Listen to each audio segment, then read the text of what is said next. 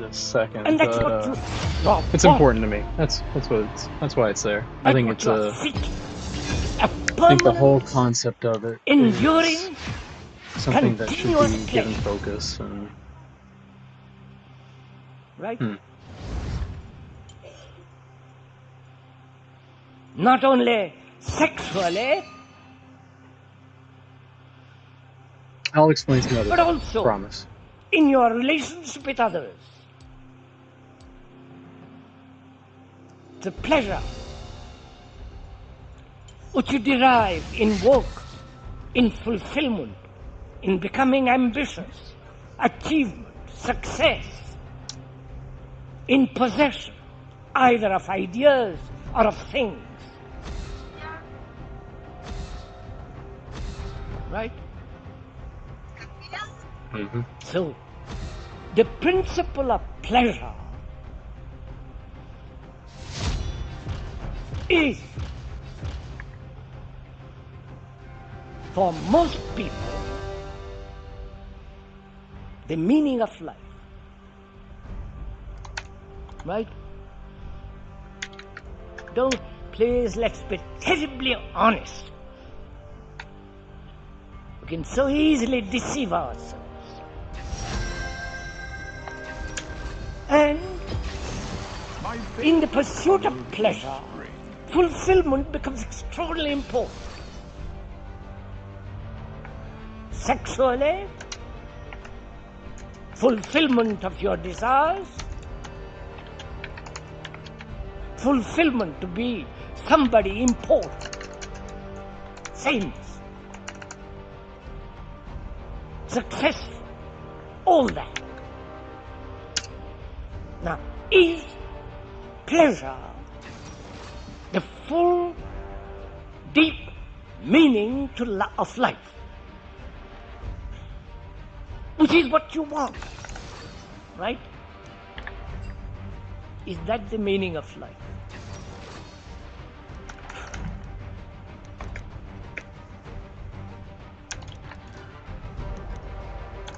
If you are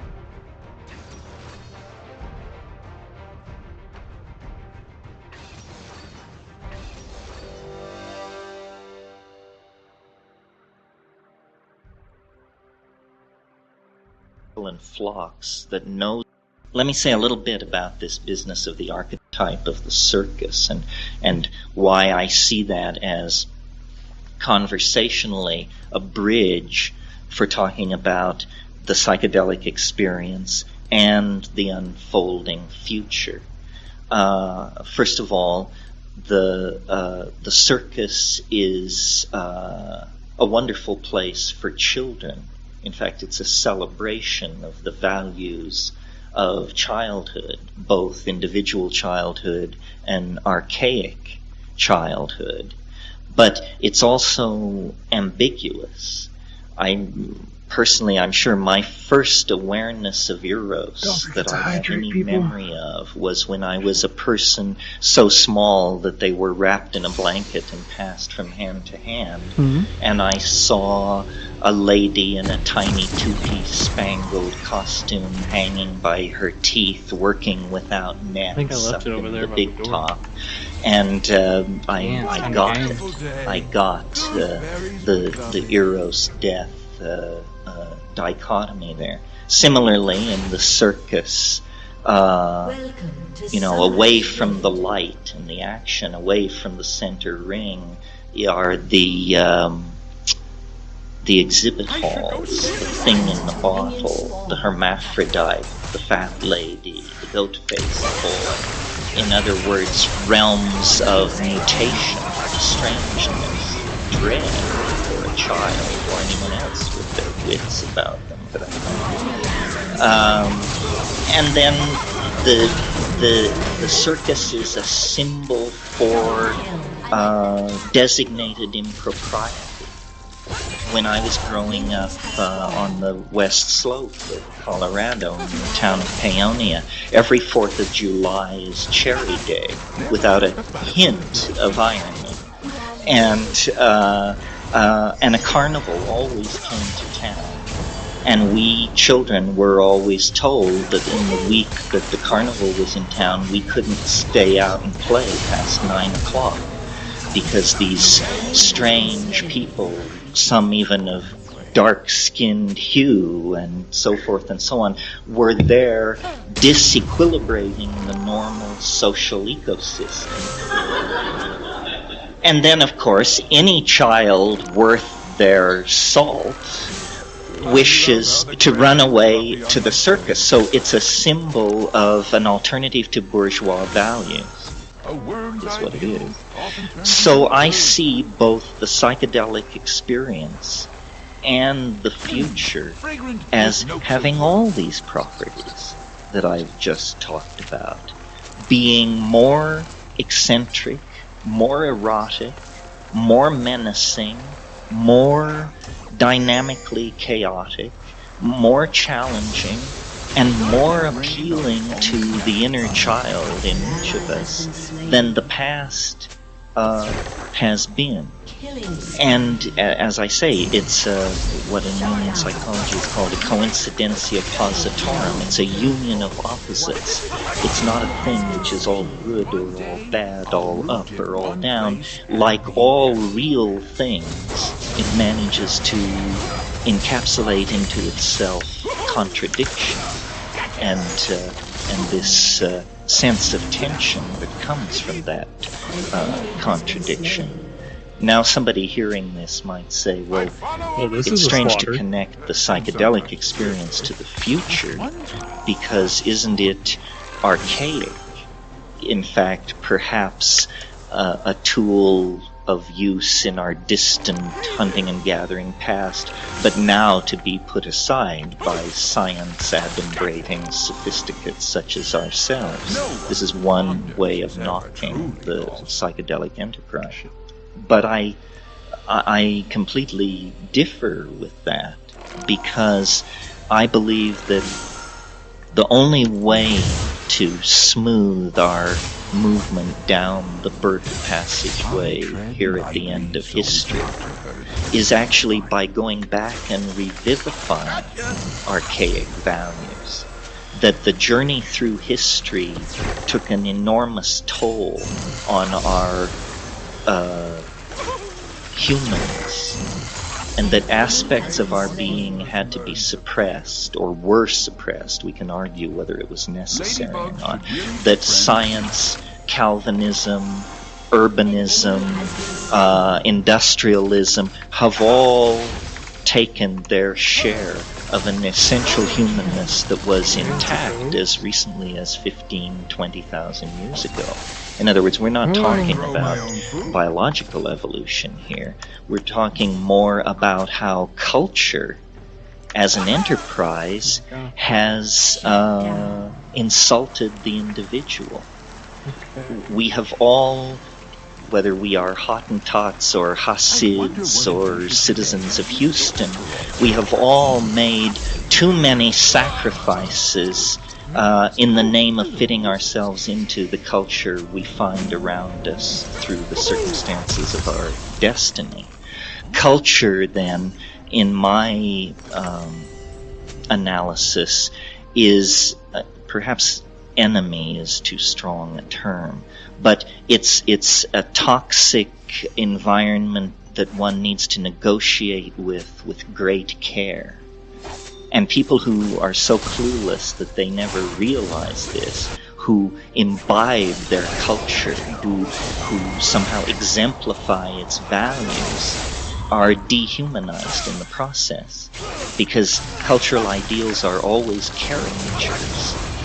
They are somehow a kind of necessary shorthand for doing the business of human organization, but they are not true to the complexity of each and every one of us, not true to what I call the felt moment of immediate experience. In fact, it's that felt moment of immediate experience, whether in orgasm or in intoxication or simply in ordinary involvement with life, that culture is always making a claim against and trying to somehow minimalize or negotiate into to a lesser position. Again, this has to do with the children wanting to run away from the village with the gypsy circus. Culture is felt to be stultifying. The archaic mode, and why I think it represents an ideal worth struggling to somehow bring back into expression, was a mode based on connectivity and reciprocity. And I have a very complicated theory of human emergence and evolution that I won't discuss here tonight. I've discussed it in the past in Boulder. But in a nutshell, I believe that our tendency to form dominance hierarchies and to operate with a high degree of brutality as social animals was actually interrupted by inclusion of psychedelic plants in the human diet. Interrupted for perhaps 100,000 years, ending 15,000 years ago. And in that 100,000 years, when by omnivorously expanding our diet, we allowed psychoactive alkaloids to become part of the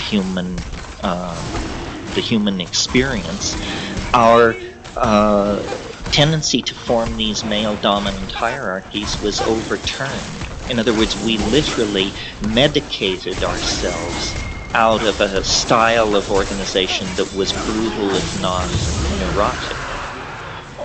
However, when this cultural involvement with hallucinogens ended, for various reasons, these tendencies in the human soma, in the human psyche, had never been eliminated, only suppressed. And they re-emerge right at the moment that we call the beginning of civilization. I'm sure that the first cities were in fact areas where one group of people kept other people in pens, like domestic animals.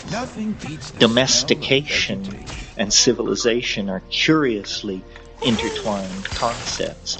And, 9 to 12,000 years ago, depending on where you look on the earth, you have a sudden efflorescence of an entirely new cultural style based on agriculture rather than hunting and gathering. It's phenomenally successful agriculture, a consequence of which is surpluses, a consequence of which is paranoia, because suddenly these surpluses have to be defended from outgroups. You have sedentary settlements, and consequently the great nomadic round and movement of people in flocks that knows no notion of place or property was interrupted.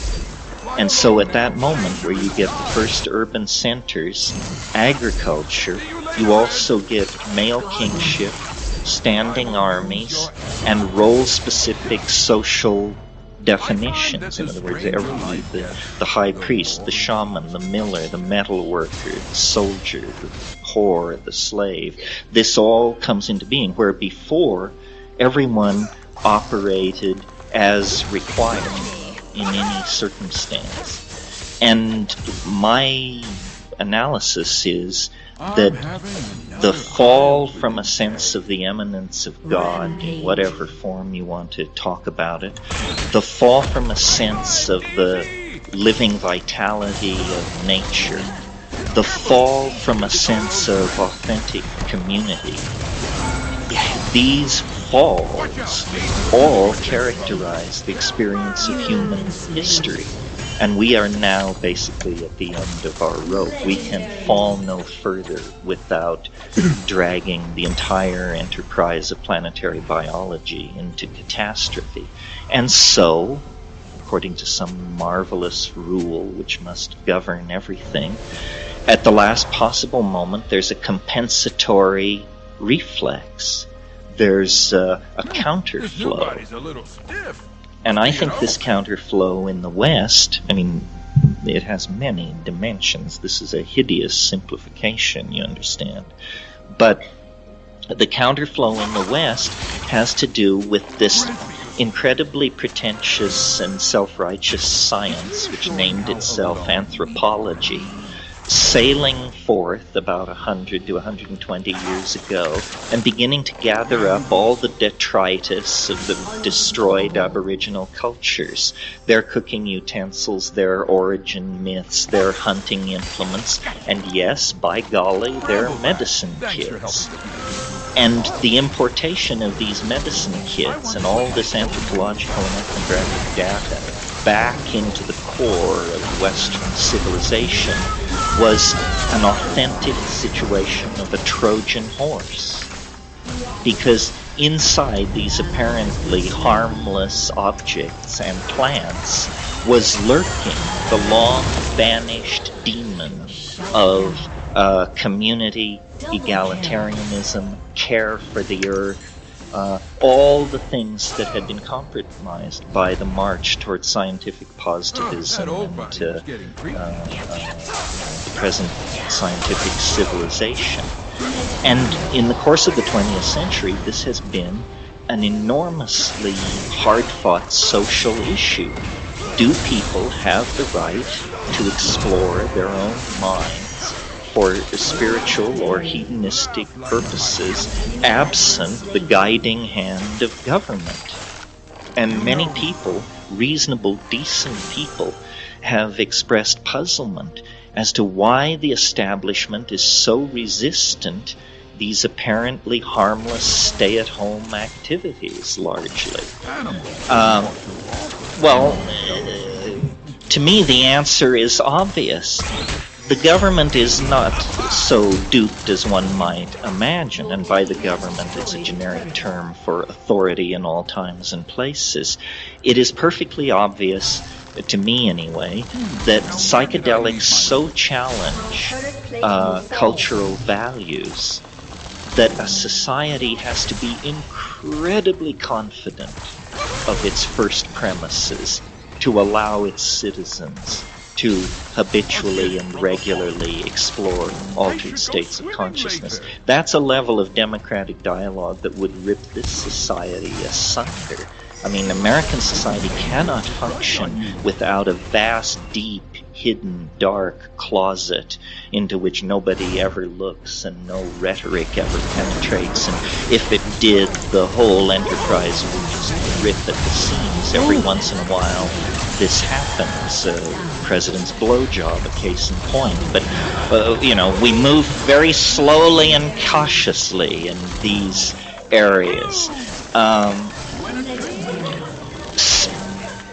But nevertheless, curious intellectual elites, feeling the existential ennui imposed by scientific materialism, have made special rules for themselves. And throughout the 20th century, we have had the phenomenon of bohemian culture, experimenting with sexual mores, experimenting with intoxicants of various sorts, experimenting with ideas. And I mean the bohemian community in a little larger sense than simply the artistic community, because there has always been a bohemian community in science as well. Renegade scientists, the Rupert Sheldrake's of the world, represent essentially the denizens of scientific bohemia. And someone could argue with this premise, but I would argue with them and win, I tell you. The enormous explosion of creativity, artistic, scientific, in popular culture, in design, in fashion, in literature, throughout the 20th century has been driven by generically social disequilibrium, movement of people and ideas, and in the background of that, psychedelics. The entire internet computer revolution rides on the backs of people who were taking LSD in the 60s. And people have expressed horror at this idea and then taken opinion polls at various professional gatherings such as SIGGRAPH and Comdeck and gatherings like that, and had this insight confirmed overwhelmingly. The entire post-1950s edifice of information transfer and replication technology was created by psychedelic people and is serving them very well as a corporate elite. And so what I see happening is the dirty and unspoken secret of the 20th century's phenomenal diversity and creativity is its relationship to artificial stimulation of the imagination by whatever means. And we're now so late in the 20th century, so late in the unfolding of modernity, that I think it's all right to talk about this. Now, the creativity loop is very short. I mean, people are inspired and they can implement through coding on the internet, through graphic tools that they have at their disposal. And so faster and faster, the imagination is vivifying itself. It is becoming more eminent. And this is what the future is. The future is a breakdown of the notion of three-dimensional, linear, Newtonian space to be replaced by a fractal landscape of a trillion private Idahos that are all reacting to each other and integrating with each other and leaping over each other in a dimension much deeper and much more variable than the social dimension that we're used to seeing societies function. And I think that if you're paying attention, or if you're semi-unemployed, as I am, you realize that you can spend all your time simply trying to understand what is happening to the world and to yourself and to technology and sexuality and medicine and spirit and mathematics and art. And this drama of being is now being waged on so many levels at such an intensity that the metaphor of saying history is like a psychedelic experience is actually giving way to the fact, the demonstrable fact of the matter. And the reason I think it's worth I'm dead for 20 seconds. I'm gonna get some water. And about these things is because this process, which is now identifiable in the terms I've laid out, is nevertheless embryonic at this point. In other words, we have a lot farther to go than the distance we've already come. And we are going to go this final distance much faster than we have ever traveled before.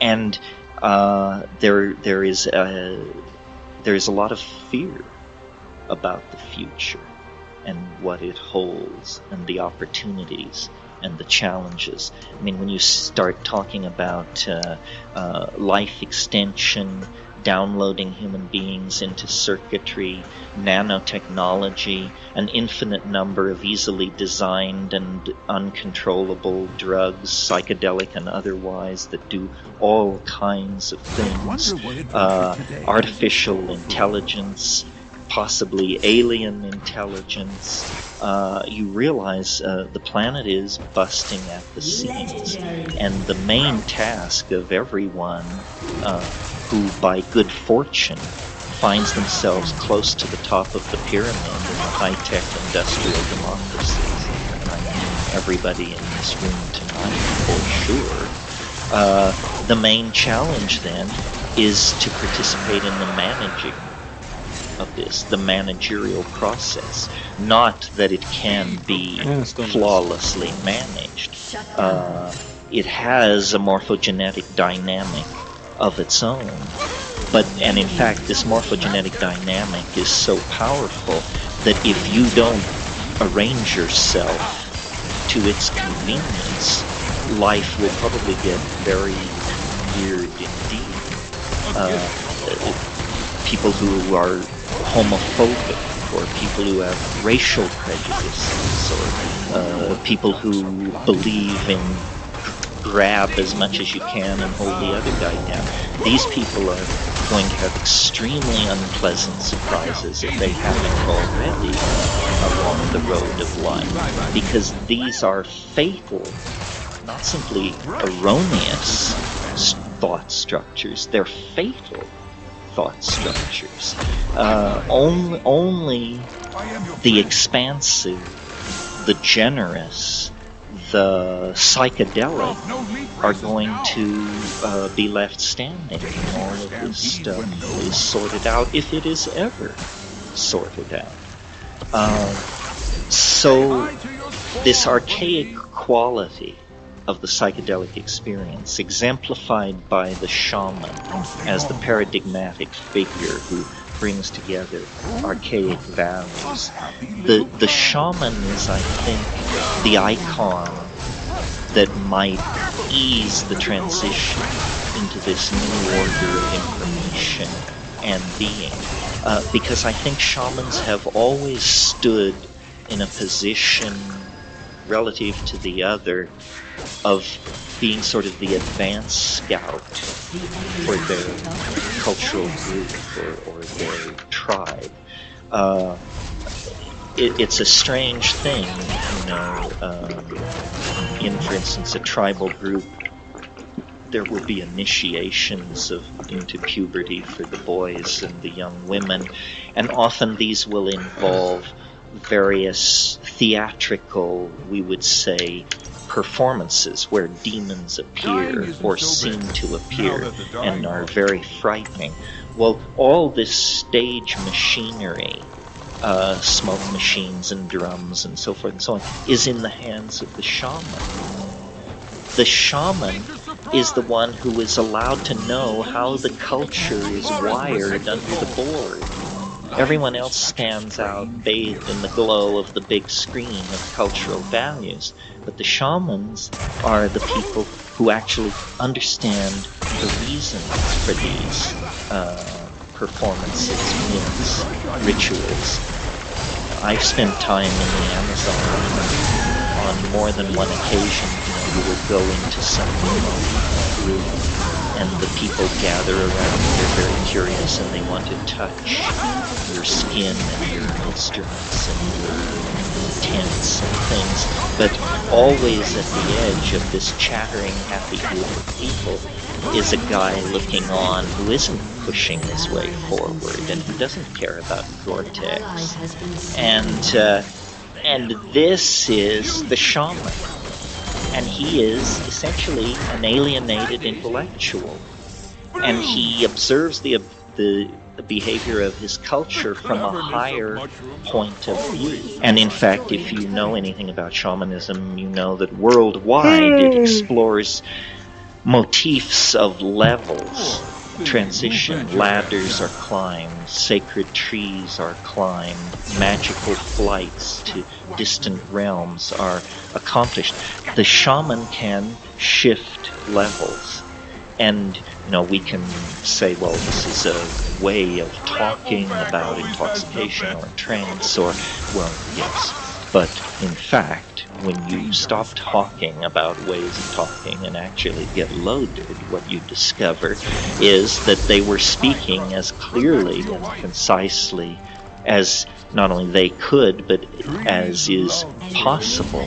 And that, in fact, under the influence of at least psychedelics, and I'm speaking here from my experience, the psyche unfolds. It's almost as though it has two conformational geometries.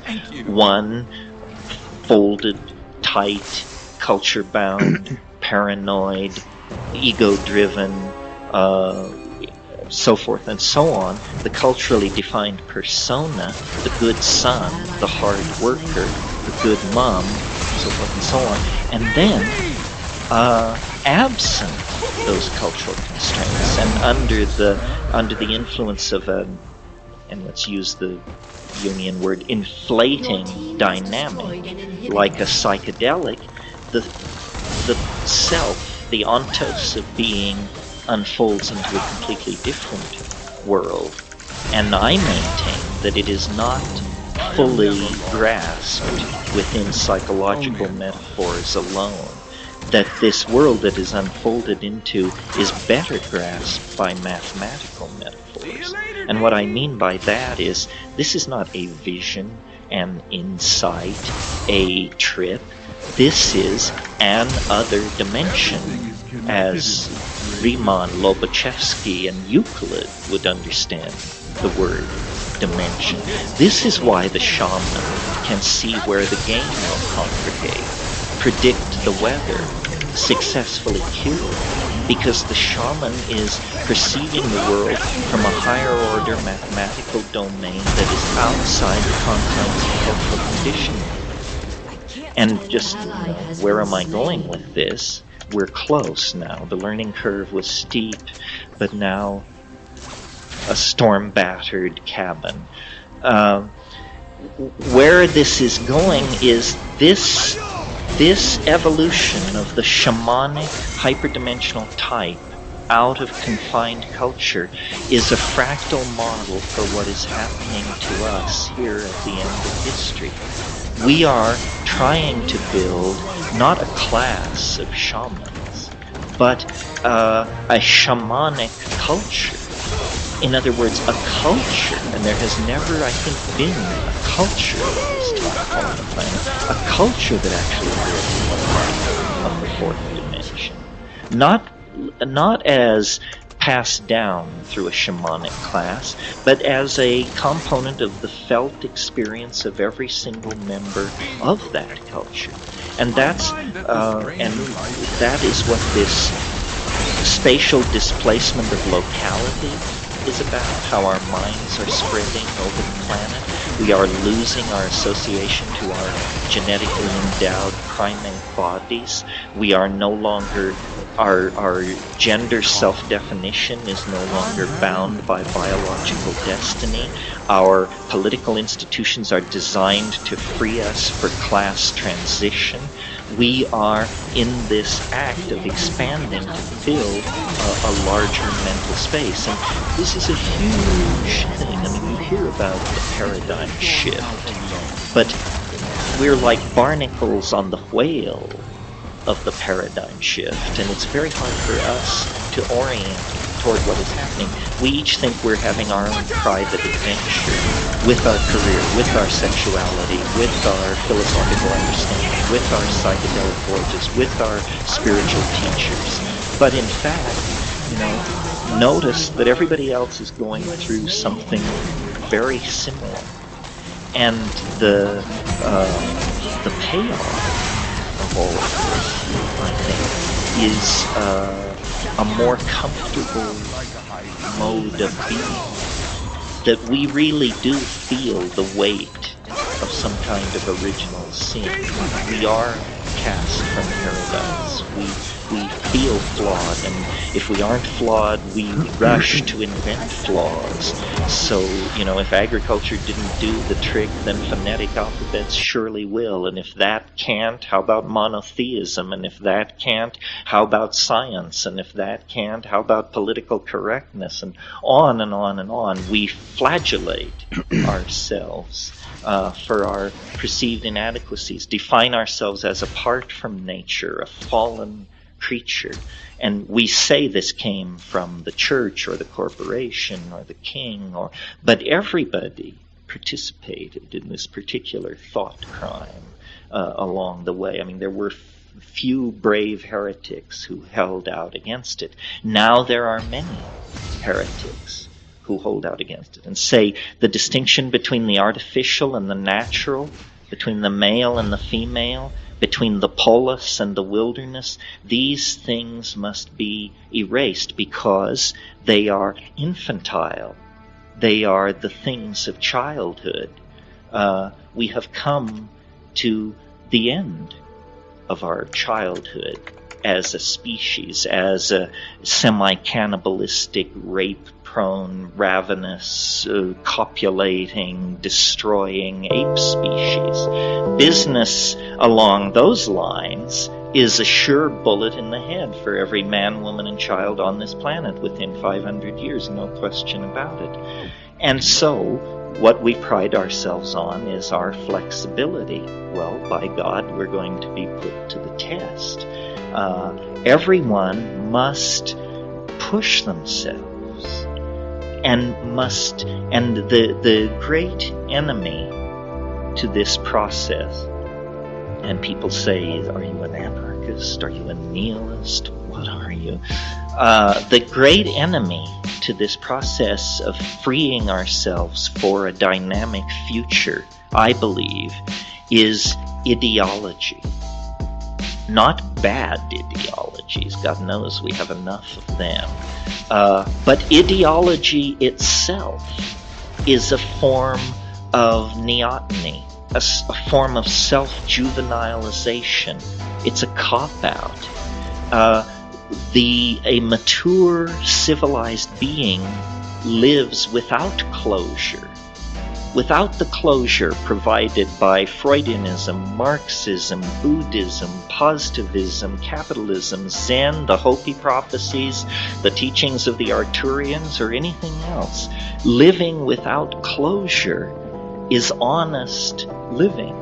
And it's uncomfortable because there's something about the anal retentive primate mind that we want to button it down, and say, well, it's this or it's that, with no sense of irony, no sense of scale, no tongue-in-cheek approach at all. I mean, if you met a termite who aspired to understand the cosmic workings of the universe, you would just roll your eyes at such a naive misunderstanding of one's own position in the cosmos. Well, do you think we stand so far from where the termite stands that our musings about how the cosmos works are carrying much force? I don't think so. Well, then people say, well, but without ideology, I mean, aren't we supposed to reject fascism and choose community? And no, I mean, at a certain stage, yes, but this is the sophomoric stage of becoming an intellectual person. Once you've reached the hoary ages that I now reside in, you see, and notice, I visited Mike as I was getting dressed. He said, in the 19th century, most people your age were dead. And I've thought of that remark on many different levels, and I realize culture is a con game designed to bewilder you for 35 to 40 years. And then if by some miracle you can outlive that span of time, a strange realization will begin to dawn as you sit at the poker table. You'll realize this is a bunch of crap. I've been had. Well, up until very recently, only a very few people in any society lived into those ages, and then that was called wisdom. He said, he just sits on his porch and rocks and occasionally chuckles. But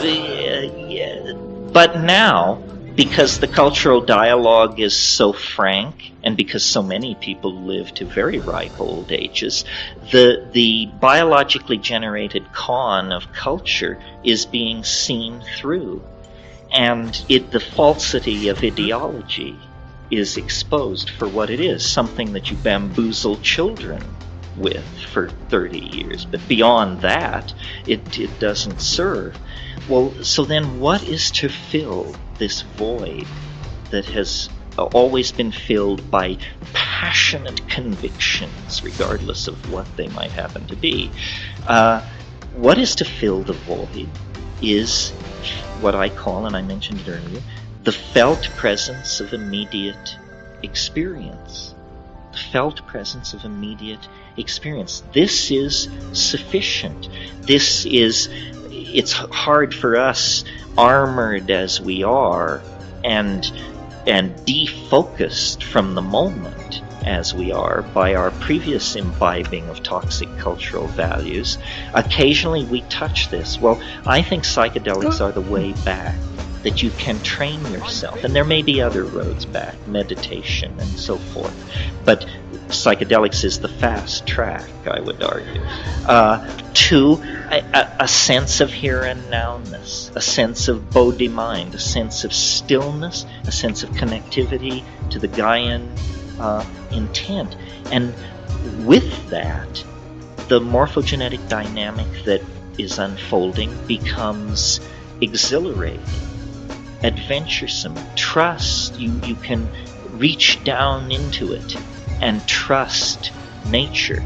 Without it, it's all paranoia, and should I stockpile food, and what should I do with my investments, and where am I going to run to given this catastrophe, that catastrophe.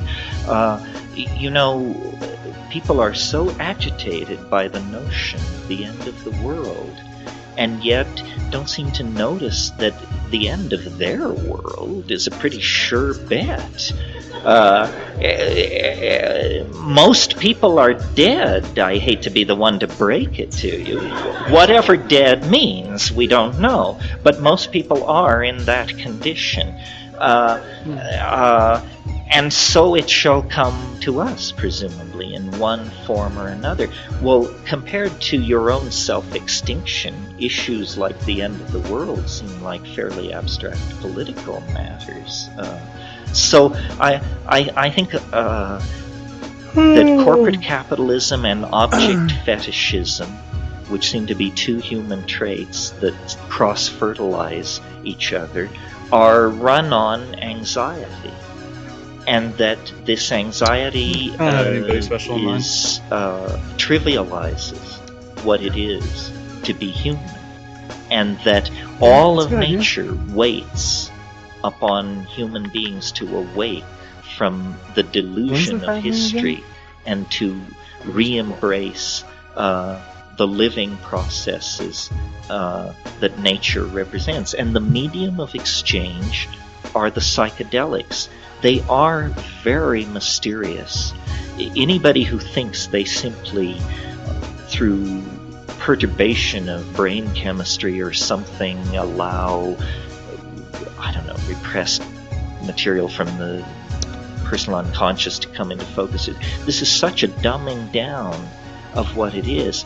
These things carry intelligence, far greater intelligence than our own. An ocean of alien intelligence moves through the vegetable world, which is ancient beyond imagining on this planet. I mean, it goes back 500, 600 million years. And an ocean of very strange intelligence, but approachable, at least approachable enough to be identifiable as intelligence, resides there. And we have wandered from this, and in our hubris built these paranoid schemes into our behaviors that I call cultural values, and they have pushed us now into very precarious places. So it's time to come back. And, this is pretty eggheady stuff. You can't shout this on the street corners. But as I said, we represent the upper 5% of the pyramid of privilege and connectivity on this planet. And if we can begin to talk this way, think about things in these terms, transcend ideologies, we will move forward, and we will assuage the anxiety of those less fortunate and further down on the social pyramid. And I'm really serious about this ideological thing. I mean, because I see that there's a kind of bifurcation which I almost said ahead, but no, we are in this bifurcation right now. And it's whether we shall fragment into cult or embrace this thing I'm talking about, which is living without closure. Cult is no answer. Cult is the old answer repackaged in smaller sizes. No human being has greater insight into your circumstance than you do. If you somehow manage to convince yourself that this is not the case, you need to seriously think it through, because our perspectives are unique. We can generalize from one person to another, but no one is in a position to claim leadership. It's unnecessary. The dynamic of the situation is larger than any single human being, and anyone who says, I understand, I know, follow me, is certainly not to be invited home to dinner or tithed to, or because no one knows. It is a mystery, and a mystery is not an unsolved problem. This is what science has led us to assume. All mysteries, you hire people, they gather data, the mystery goes away. Only the trivial edges of the mystery can be illuminated in that fashion. The core of being is pure contradiction. Life is death. Death is life. The past is the future. The present is eternity. And comprehending this is not to become some kind of ivory tower intellectual. Comprehending this is to move past intellectual concepts to actually embrace love. Love is what waits beyond abandoning the search for closure. Love is not closure. Love is challenge, emotion, being in the purest sense, not becoming. This is the realm of becoming, and it is always striving, it is always incomplete. Love is the realm of true being, and it lies beyond the prison of culture, beyond the prison of ideology, beyond the prison of self-defined limitation. Thank you.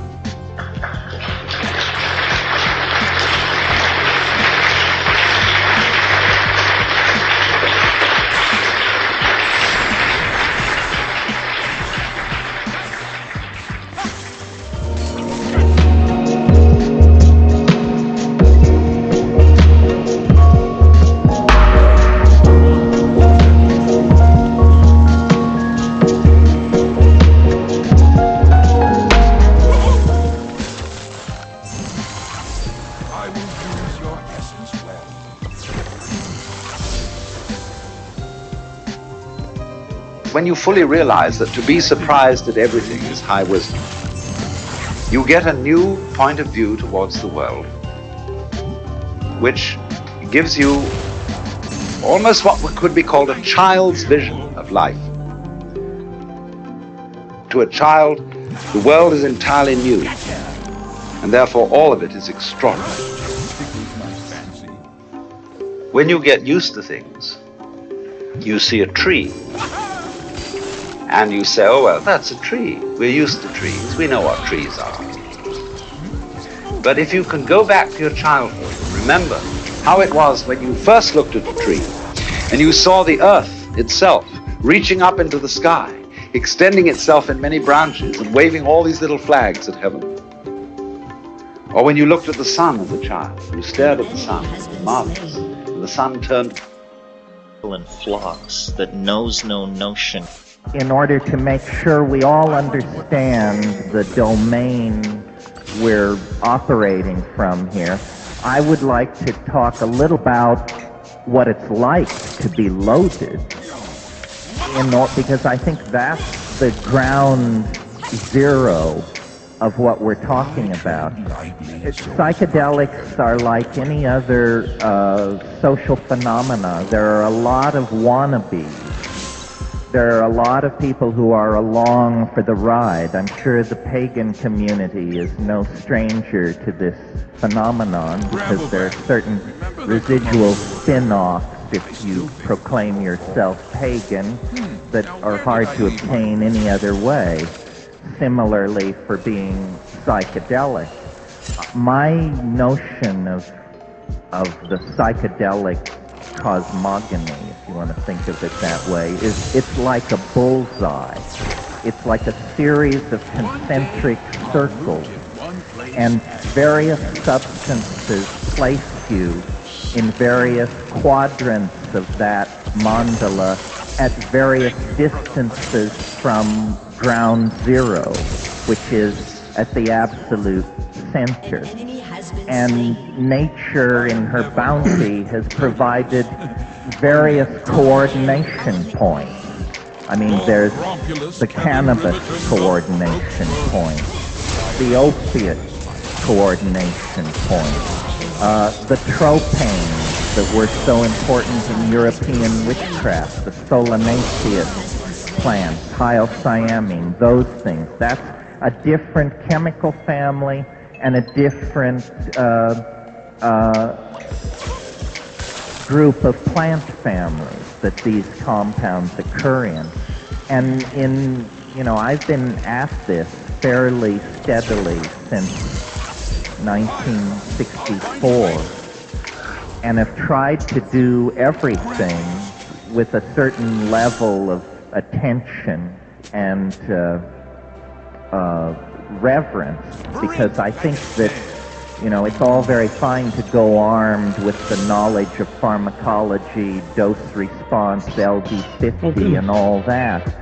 But I think as pagans and magicians, we really understand that the mind can do anything.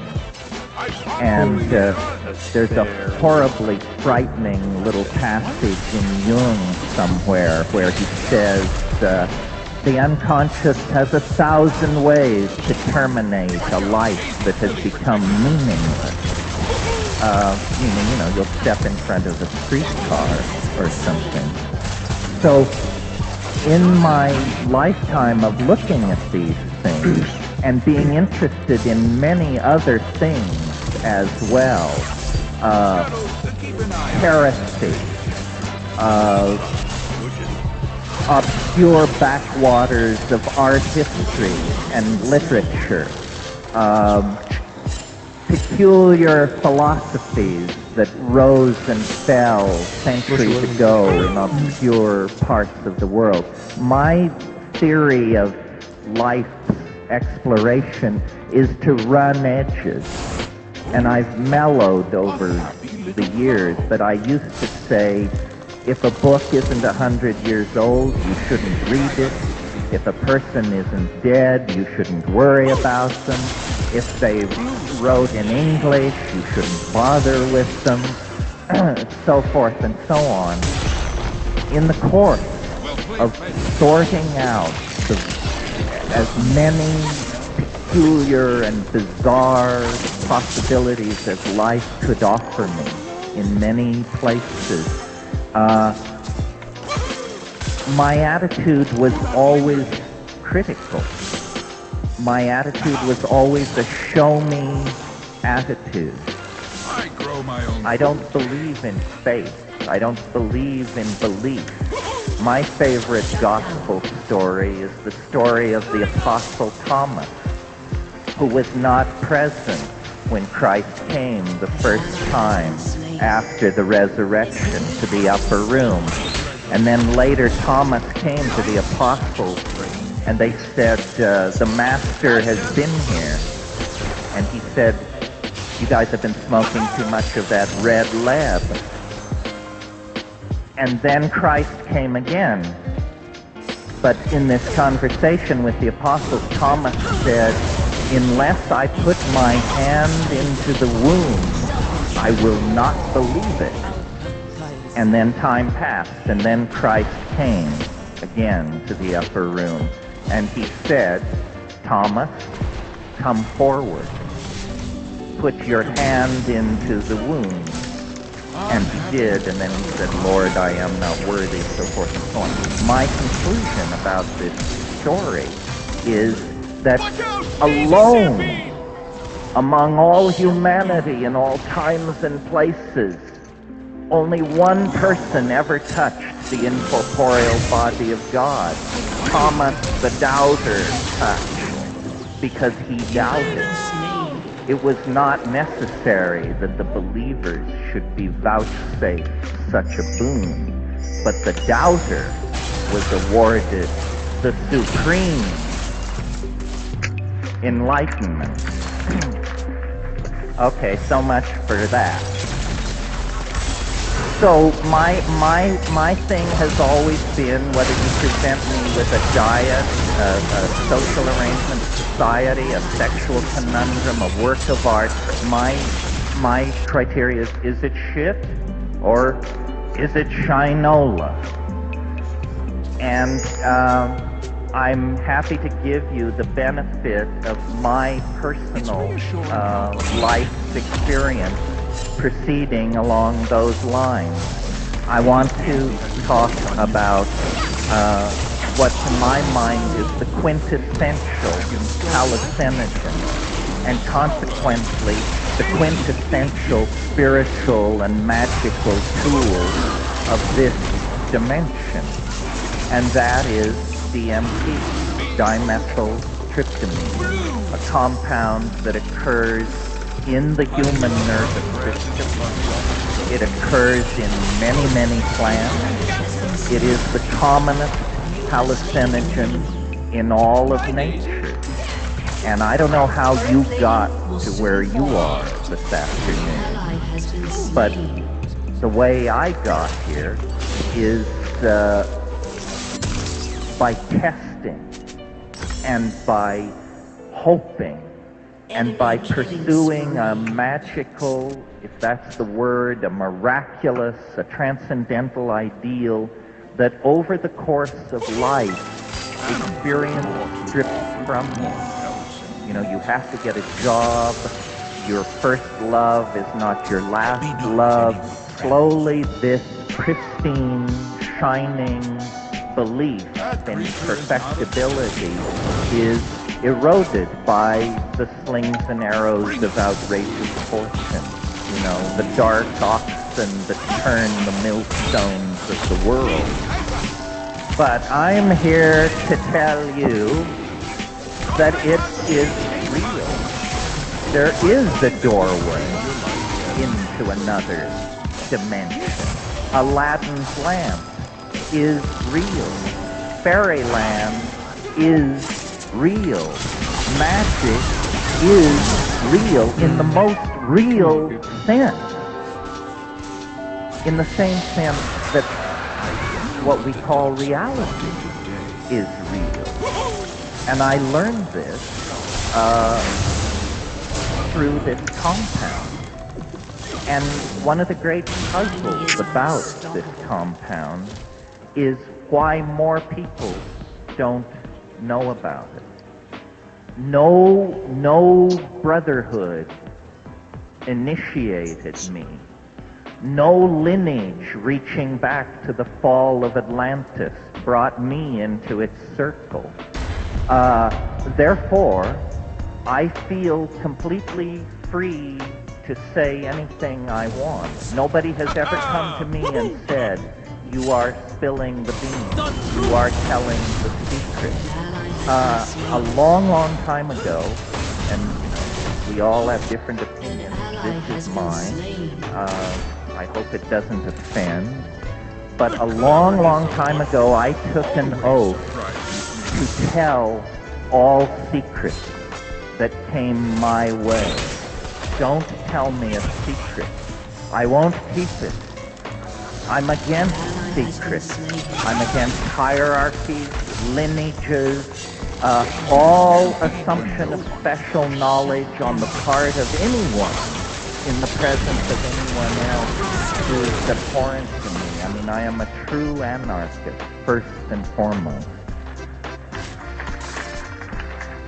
So, DMT, like all things in this world, has a physical body, a presence and a presentation. In this case, it looks rather like earwax.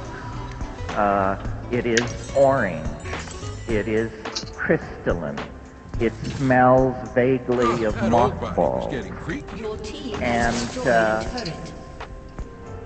for my money, it is the lapis, the quintessence, the universal panacea at the end of time has sent a reflection back through the temporal labyrinth, and wherever this touches, wherever this concresces, the mystery is fully present.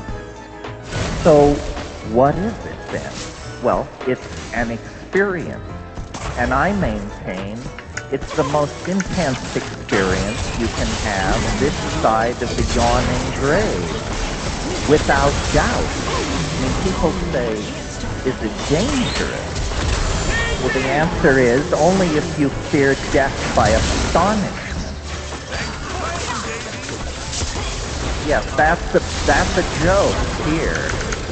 It's not a joke there, because you find yourself literally holding your heart to verify that you have not, in fact, had a coronary thrombosis induced by wonder, terror, reverence, and astonishment. So, here it is, the quintessence, the orange thing. Was it transponded in from Arcturus? Was it handed down through some ancient eldritch brotherhood that found this secret before the pyramids were built? Who can say? Whatever it is, wherever it comes from, here's what happens when you allow it to pass through the blood-brain barrier of your own alchemical vessel, which is your body. The first thing that happens is that there is a sense as though all the air in the room has been sucked out. All the colors brighten. This is that increase in visual acuity that I made so much of yesterday. All edges become sharp. Distant things stand out in their clarity. This is at one toke. At two tokes, you close your eyes, you feel a sense of anesthesia seeping through your body. You close your eyes and you see a floral pattern rotating in space, usually yellow-orange. People who do this occasionally, and nobody does it a lot, call it the chrysanthemum. It's a floral pattern, like a pattern in a Chinese brocade. This forms and stabilizes, and then you either break through it, or you require one more toke.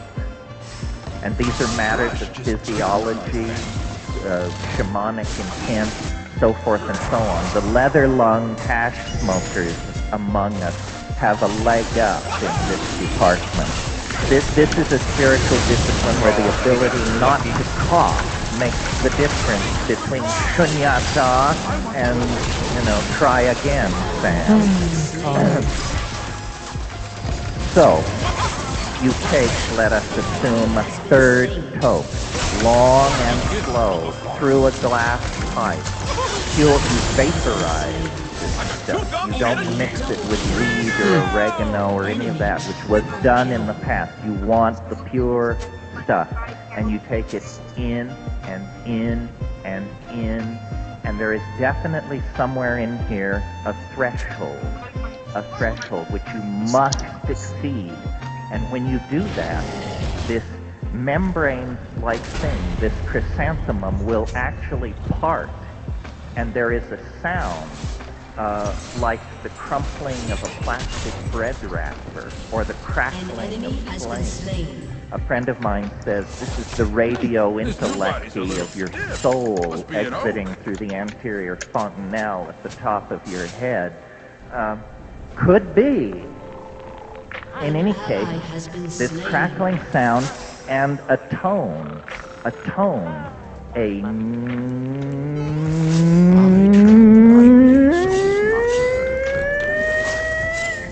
and then there's this impression of transition, and you're now 20 seconds deep into this experience.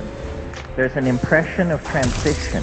It's as though there were a series of tunnels or chambers that you are tumbling down, being propelled by some kind of muscle behind you that is pushing you. I mean, yes, birth canal, yes, of course. But anyway, a tunnel, and what I've noticed about this tunnel is the walls and ceiling flux and come down to meet each other, and where they touch, they pull apart with a...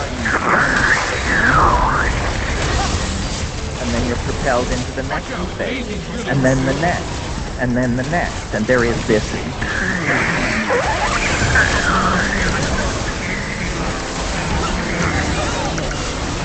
What? Right. And then you are there. And this is what I want to talk to you about, because of all communities, I hope, perhaps collectively, singly, someone can say something enlightening about this. Then you are there, and where is there? It's underground. How you know this, you cannot say, but there is an irreconcilable sense of enormous mass surrounding you. In other words, you are underground. You're at the center of a mountain or something, and you're in a room which aficionados call the dome. And people will ask each other, did you see the dome? Were you there? It's softly lit, indirectly lit, and the walls, such they be, are crawling with geometric hallucination, very brightly colored, very iridescent with deep sheens and very high reflective surfaces. Everything is machine-like and polished and throbbing with energy. But that is not what immediately arrests my attention. What arrests my attention is the fact that this space is inhabited. That the immediate impression as you break into it is there is a cheer. The gnomes have learned a new way to say hooray.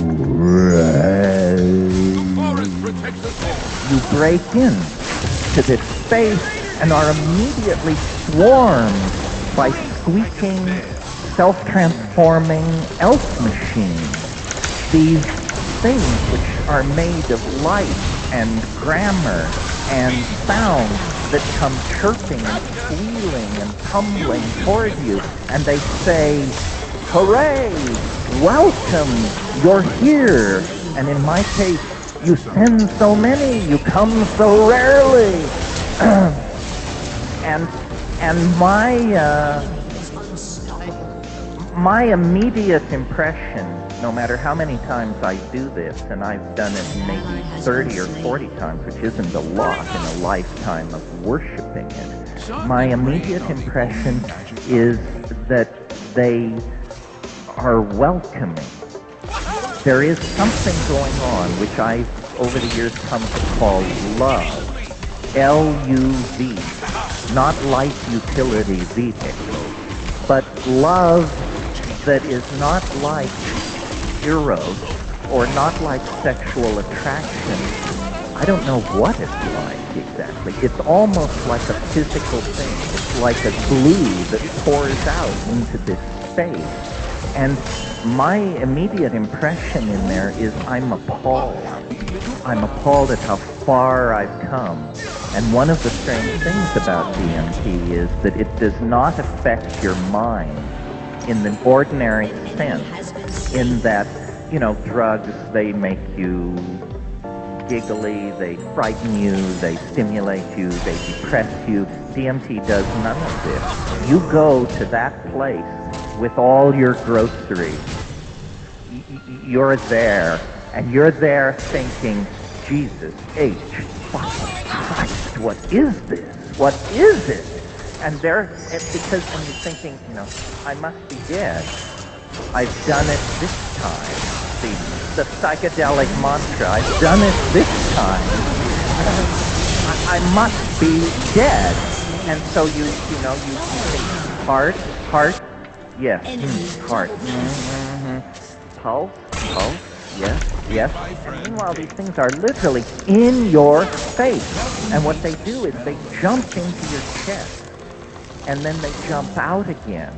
And what they're doing, and this is the point, what they're doing is they are singing, chanting, speaking in some kind of language that is very bizarre to hear. But what is far more important is that you can see it. They speak in a language which you see. And this is completely confounding, because syntax is not something you ordinarily reach out and touch. And in this space, that's what's happening. And so, like Jules' self-dribbling basketball, these things come running forward. And what they are doing with this visible language that they create is they're making gifts. They're making gifts for you. And they will say, which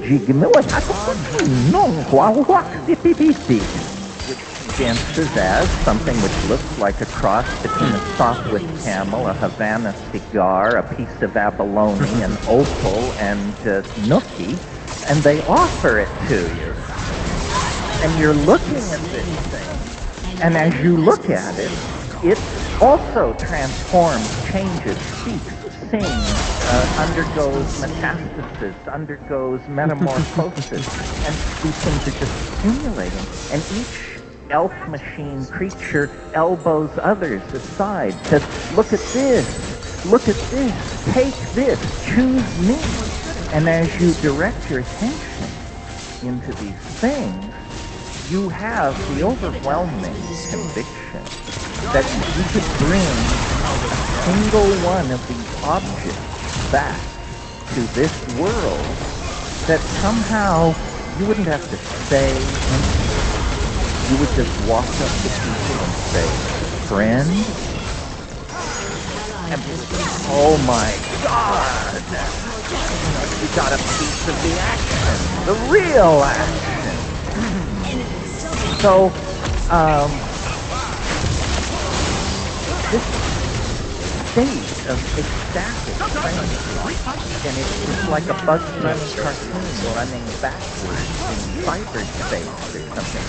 This state of incredible frenzy goes on for about 3 minutes, and all the time the elves are saying, don't give way to wonder. Do not abandon yourself to amazement. Pay attention. Pay attention. Look at what we're doing.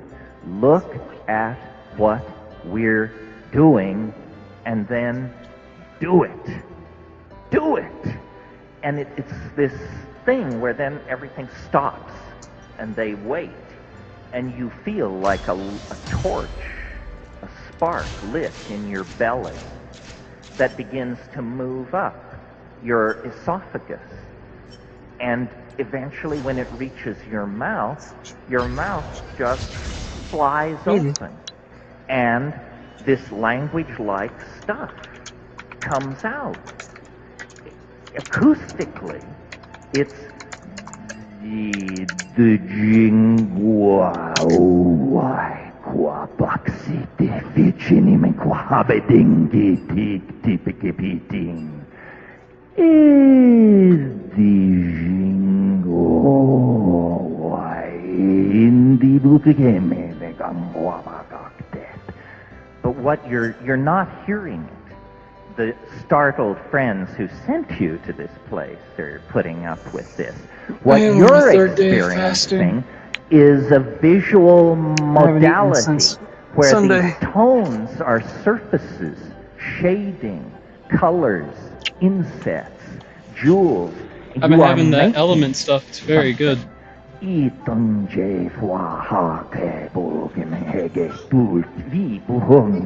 know, erase. There is some move flavored ones I haven't tried forward, yet. Add cerulean, put in stippling. It's that sort of thing. And they go mad with joy when you do this. And then, you know, this goes on for about 30 seconds, and then there is like a ripple through the system, and you realize these two continua are being pulled apart. And I had one trip where and often it's very erotic, although I'm not sure that's the word, but it's something, it's almost like sex is the surface of something of which this is the volume. And I'm a great fan of sex. I don't mean to denigrate it, I mean to raise DMT to a very high status. But it's astonishing. And one trip, as the pull-away maneuver began, all the elves turned simultaneously and looked at me and said, "Deja vu, deja vu." So, this is an experience which in some form, I mean, it will be different for each one of you, a little bit less stew. but in some form, at least what will be similar to my description is how dramatic it will be. It will hit you as hard as it hit me if you do it right. This, to me, this experience is of a fundamentally different order than any other experience this side of the yawning grave. And why religions have not been built around it, why empires have not risen and fallen around the control of its sources, why theology has not enshrined it as its central exhibit for the presence of the other in the human world, I don't know. I can tell the secret. As you notice, nothing shuts me up. But why this is not 4-inch headlines on every newspaper on the planet, I cannot understand, because I don't know what news you were waiting for, but this is the news that I was waiting for.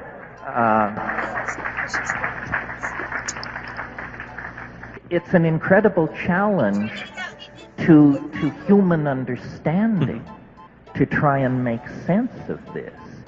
And I started out, you know, reading Jung, doing my Hindu, you know, getting up to speed with all that, studying Zen Buddhism, studying shamanism. The thing that puzzles me about DMT is how little trace there is of it in the human world.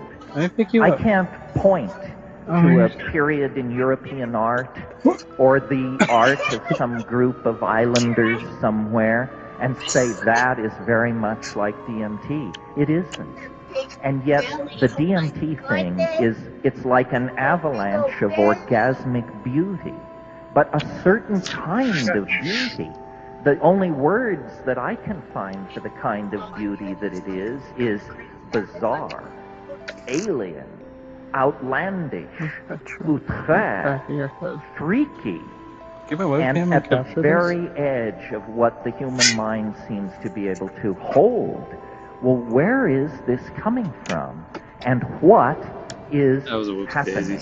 And this is what I like to discuss with people such as yourselves who have wide experience in the world and in the realm Was that a Lain? of the unseen. It was, really? This has to be taken seriously. In other words, it's only a hallucination thing. That horseshit is just passé. I mean, reality is only a hallucination, for crying out loud. Haven't you heard? So that takes care of that. It's only a hallucination. What we've got here, folks, is an intelligent entelechy of some sort that is frantic to communicate with human beings for some reason. And the possibilities can be logically enumerated. And what we've got here is either this is an extraterrestrial, evolved around a different star, possibly with a different biology, may not even be made of matter, came across an enormous distance sometime, maybe long ago, has some agenda which we may or may not be able to conceive of. This is it, the real thing. As the little girl said in Poltergeist, they're here. Right. So that's one possibility. That's just one possibility. And I present these without judgment because I'm not sure. If an extraterrestrial wanted to interact with a human society and it had ethics that forbade it from landing trillion-ton beryllium ships on the United Nations Plaza, in other words, if it were subtle, I can see hiding yourself inside a shamanic intoxication. You would say, let's analyze these people. Okay, they're kind of hard-headed rationalists, except they have this phenomenon called getting loaded. And when they get loaded, they accept whatever happens to them. So let's hide inside the load, and we'll talk to them from there, and they'll never realize that we're of a different status than pink elephants. Okay, that's one possibility. Now, another possibility is that this is not about extraterrestrials' flight and enormous technologies and distant homelands, that, and this is maybe closer to, friendlier to pagan notions, that there is a parallel continuum nearby, essentially right here. Call it fairyland, call it the Western realm, whatever you like, but you don't go there in starships. You go there through magical doorways, which are opened via ritual and things like that. That is a possibility as well. Certainly human folklore in all times and places except Western Europe for the last 300 years has insisted that these parallel domains of intelligence and organization exist. There is a third possibility, which I leave it to you to decide whether this is the more conservative position or the more radical position. And I reached this reluctantly, and I'm not sure this is my position, but these things have a weird, these tykes, as I call them, these self-transforming machine elves, these syntactical homunculi, have a very weird relationship to human beings. First of all, they love us. They care for some reason. Whoever and whatever they are, they're far more aware of us than we are aware of them. I mean, witness the fact that they welcome me. So is it possible that at the end of the 20th century, at the end of 500 years of materialism, reductionism, positivism, what we're about to discover is probably the least likely denouement any of us expected out of our dilemma. What we're about to discover is that death has no sting. That what you penetrate on DMT is an ecology of human souls in another dimension of some sort. I mean, this is hair-raising to me, and I spent my whole adolescence and early adulthood getting free from Catholicism and its assumptions, and I never imagined that a thorough exploration of life's mysteries would lead to the conclusion that, in fact, this is but a prelude. We are in a very tiny womb of some sort.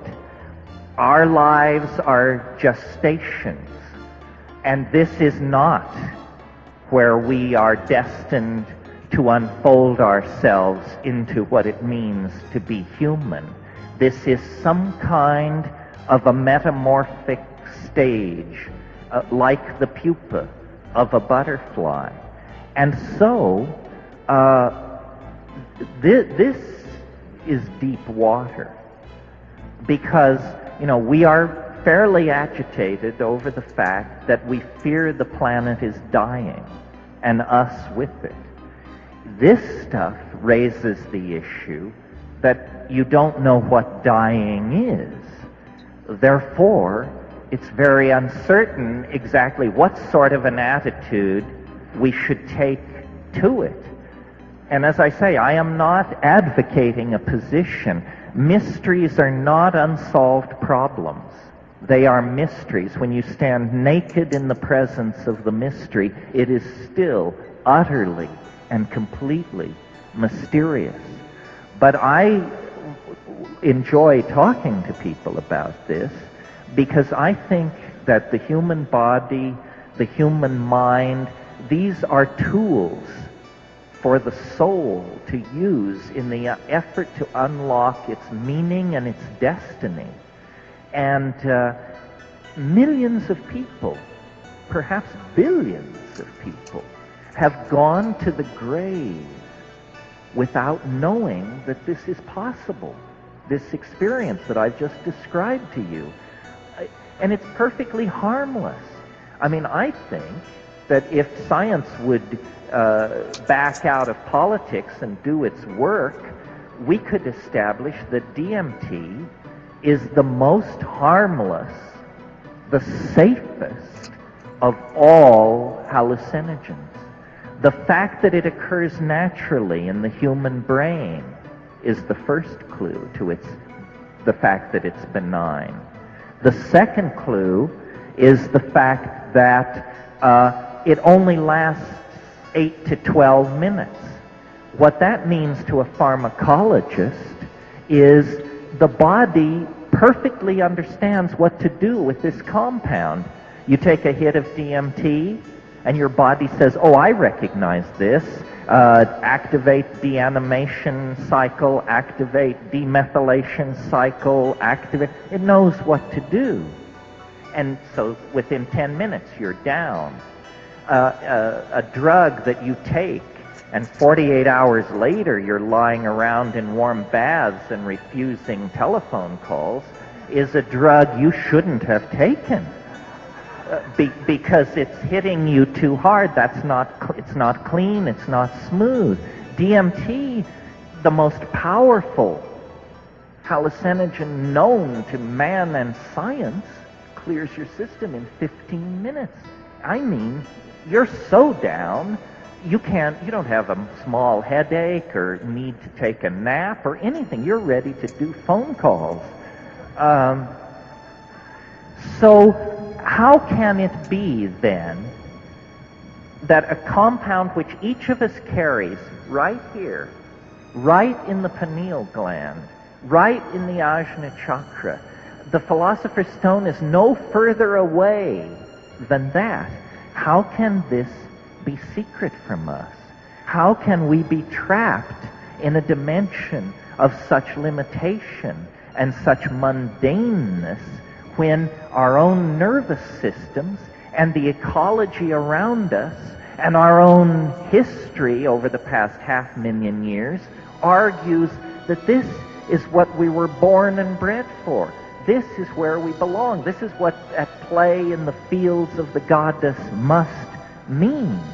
And somehow history has made us dysfunctional, buried the mystery, made it, if at best, a piece of secret knowledge jealously guarded by somebody. I mean, I don't know. There are lots of mystery cults and secret societies in the world. I don't know if any of them are guarding DMT as a secret. It may be so. No one told me to keep my mouth shut. If a very suggestive short story. I'm sure many of you know and love the Argentine surrealist writer Jorge Luis Borges. Well, Borges has a book, I believe it's called Labyrinths, and in Labyrinths there is a short story called The Sect of the Phoenix, and it says, there is a sacrament older than mankind. The sectarians have been the victims of every persecution in human history, and the sectarians have been the purveyors of every persecution in history. These sectarians are not identifiable by race or place or language or time. To the adept, the mystery appears ridiculous, yet they do not speak of it. One child can initiate another. It is orange. Ruins are propitious places. Do it in the moonlight, in the at the thresholds of buildings. And that's all it said. It's a page and a half. And it suggests, and see, here's the thing. I mean, I am not as articulate on this subject as I wish I could be. If this is not the secret that these lineages are guarding, then they're guarding an empty house. This is the secret. It is. It is. It cannot be anything else. It is the Neoplatonic one. It is the transubstantiant object, the panis supersubstantialis of the alchemist. And I'm not saying that people have known about this for a long time. DMT is in many plants, as I said, but spread very thinly. And we don't have historical records of anyone ever concentrating it. I've done the DMT plant preparations of the Amazon, the snuffs, and the ayahuasca. And on ayahuasca, if it is heavily laced with the DMT-containing plant, after hours of breath work and drumming alone in the jungle, you can begin to open it up to the place the DMT will carry you to in 45 seconds in an Upper East Side apartment, whether you like it or not. Some of you may have seen, I know years and years ago, this B movie about a guy who has a big ranch in Mexico, and one of the campesinos comes rushing back from having encountered a brontosaur in the forest, and he can only point inarticulately at the woods and say, something, something, something, something. And that's what I am. I'm a monkey. And I've come back to the truth. And I'm telling you, there's something over the next hill that is off the scale. Off the scale. And I have made it my business to, delve. I'm a delver. I'm a noetic archaeologist. The obscure heresies and strange rites and all of this stuff. Been there, done that. It's all pale soup compared to this. And so I hype it to you simply to try and inspire you to explore it. We are at the present state in the position of explorers of the New World 50 years after Columbus. We have notebook entries. We have partial maps, but we don't have a complete map of what this thing is. It's another dimension. It is literally another dimension. I took DMT to a lama of great accomplishment, not one of the grab-ass can of Budweiser welded to the good right hand lamas, but a real lama. This guy was over 90 when he smoked DMT, and he since his wheel has turned. And he said to me, it's the lesser lights. He said, you can't go further into the bardo and return. And so I think that we stand at the brink of an enormous frontier. Call it incorporeality, call it non-material existence, or, bite the bullet. Call it death. But this is the frontier that we stand on the edge of. This is what history has been about. History has been some kind of suicide plot for 15,000 years. Not a moment passed that the plot was not advanced closer and closer and closer and closer to completion. And now in the 20th century, we see that this thing, this transcendental object at the end of time, this attractor that chose us out of the animal kingdom and sculpted the neocortex, opposed the thumb, stood us on our hind legs, gave us binocular vision. This thing is calling us toward itself across eons of cosmic time. We are asked to mirror it, and as we mirror it, we become more of its essence.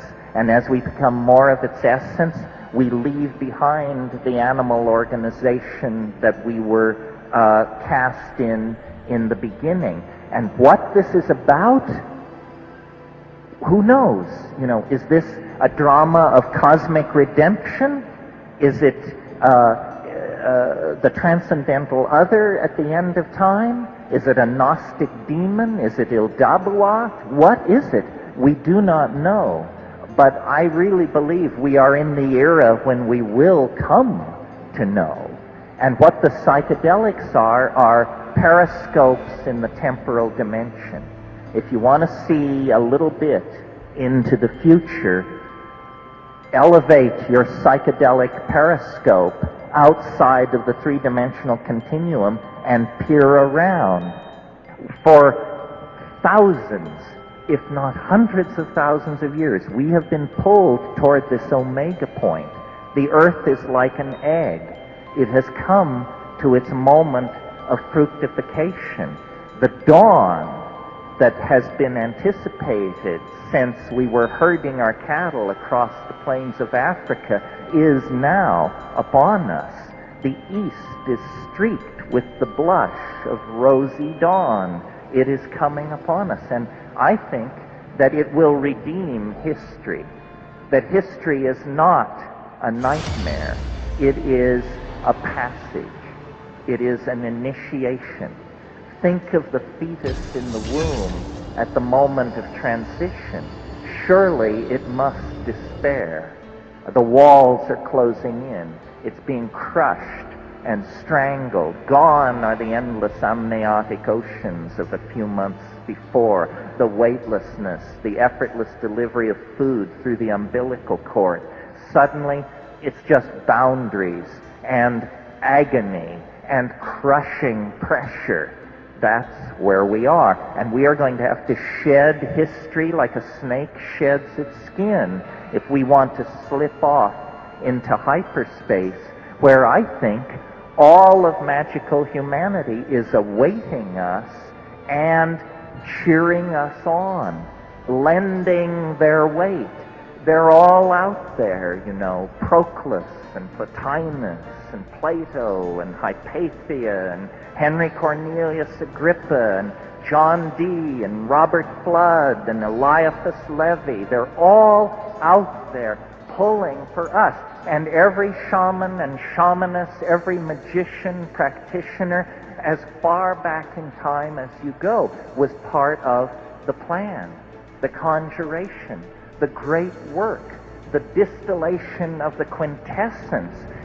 History is a magical invocation, and at the end of that invocation, if it is correctly done, all boundaries will dissolve into the stone, the lapis, a transdimensional vehicle that can move through space and time, that is the collectivity of all human souls, free at last in what William Blake called the divine imagination.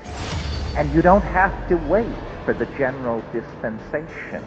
You can join up anytime by hyperspatializing your metaphors and your point of view through psychedelic symbiosis with the plants that are pouring this hyperdimensional Gaian vision into the minds of anyone who will detoxify themselves from history and linear thinking and but open themselves to the presence of the transformative mystery that is going to leave this planet unrecognizable to us within our lifetimes.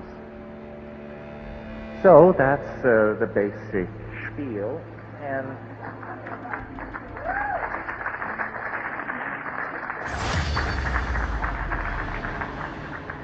I think it raises a lot of questions, and yours is first. The answer is yes, yes. The question is, are there herbs in the temperate zone that contain DMT? And yes. There are certain grasses, Phalaris arundinacea, Phalaris tuberosa. These can be ordered from plant dealers or gotten, ironically enough, from agricultural experiment stations, because these are pasturage grasses. A lot of people are doing wonderful work right now learning how to make DMT preparations out of native plants. The mature Phalaris grass, it's very diffuse, the DMT. So what people are doing is they're getting the seeds and they're sprouting them in a sprouter. And then they're taking the sprouted seeds and air drying them. Well, you can imagine how powdery sprouts become if you air dry them. Well, then you can powder up a handful of these sprouts and twist that into a bomber and come very, very close to the flash point. The other thing, I mean, since I'm talking to recipe-oriented magicians, the other thing you need to understand if you want to work in this area is that the DMT can ordinarily not be taken orally because there is an enzyme system in your intestines called the monoamine oxidase system. Then it will destroy the DMT. But the good news is there are certain compounds called monoamine oxidase inhibitors. Didn't you know it? If you take a monoamine oxidase inhibitor and then you take DMT, the DMT will survive the gut and pass into the bloodstream and pass the blood-brain barrier. So here is a very important piece of practical information I'm about to give you. If you want to inhibit your monoamine oxidase in order to make DMT trips longer or mushroom trips longer and more intense, or to activate DMT if you only have a little bit of it, then what you should get are the seeds of Pergamum harmala. P-E-R-G-A-M-U-M, Pergamum harmala, H-A-R-M-A-L-A. You can either order it under that name from seed dealers or go to an Iranian market and buy what is called Hurmal, H-U-R-M-A-L. This is simply Pergamum harmala seeds. They use it as an incense to fumigate rooms. But 2 grams, don't take more. 2 grams of this, macerated in a mortar and pestle with spring water taken from a spring at the new moon near a crossroads, will inhibit your MAO. It will inhibit your MAO. Consequently, then when you smoke the bomber of Phalaris dust, it will grab on. Or you can even smoke mushrooms then, and they will grab on. So knowing how to inhibit MAO is one of the key techniques in this kind of herbal shamanic magic. Other plants that contain DMT, and here's one you all should be aware of because it's probably right around here, is Desmanthus illinoisensis, Illinois bundleweed.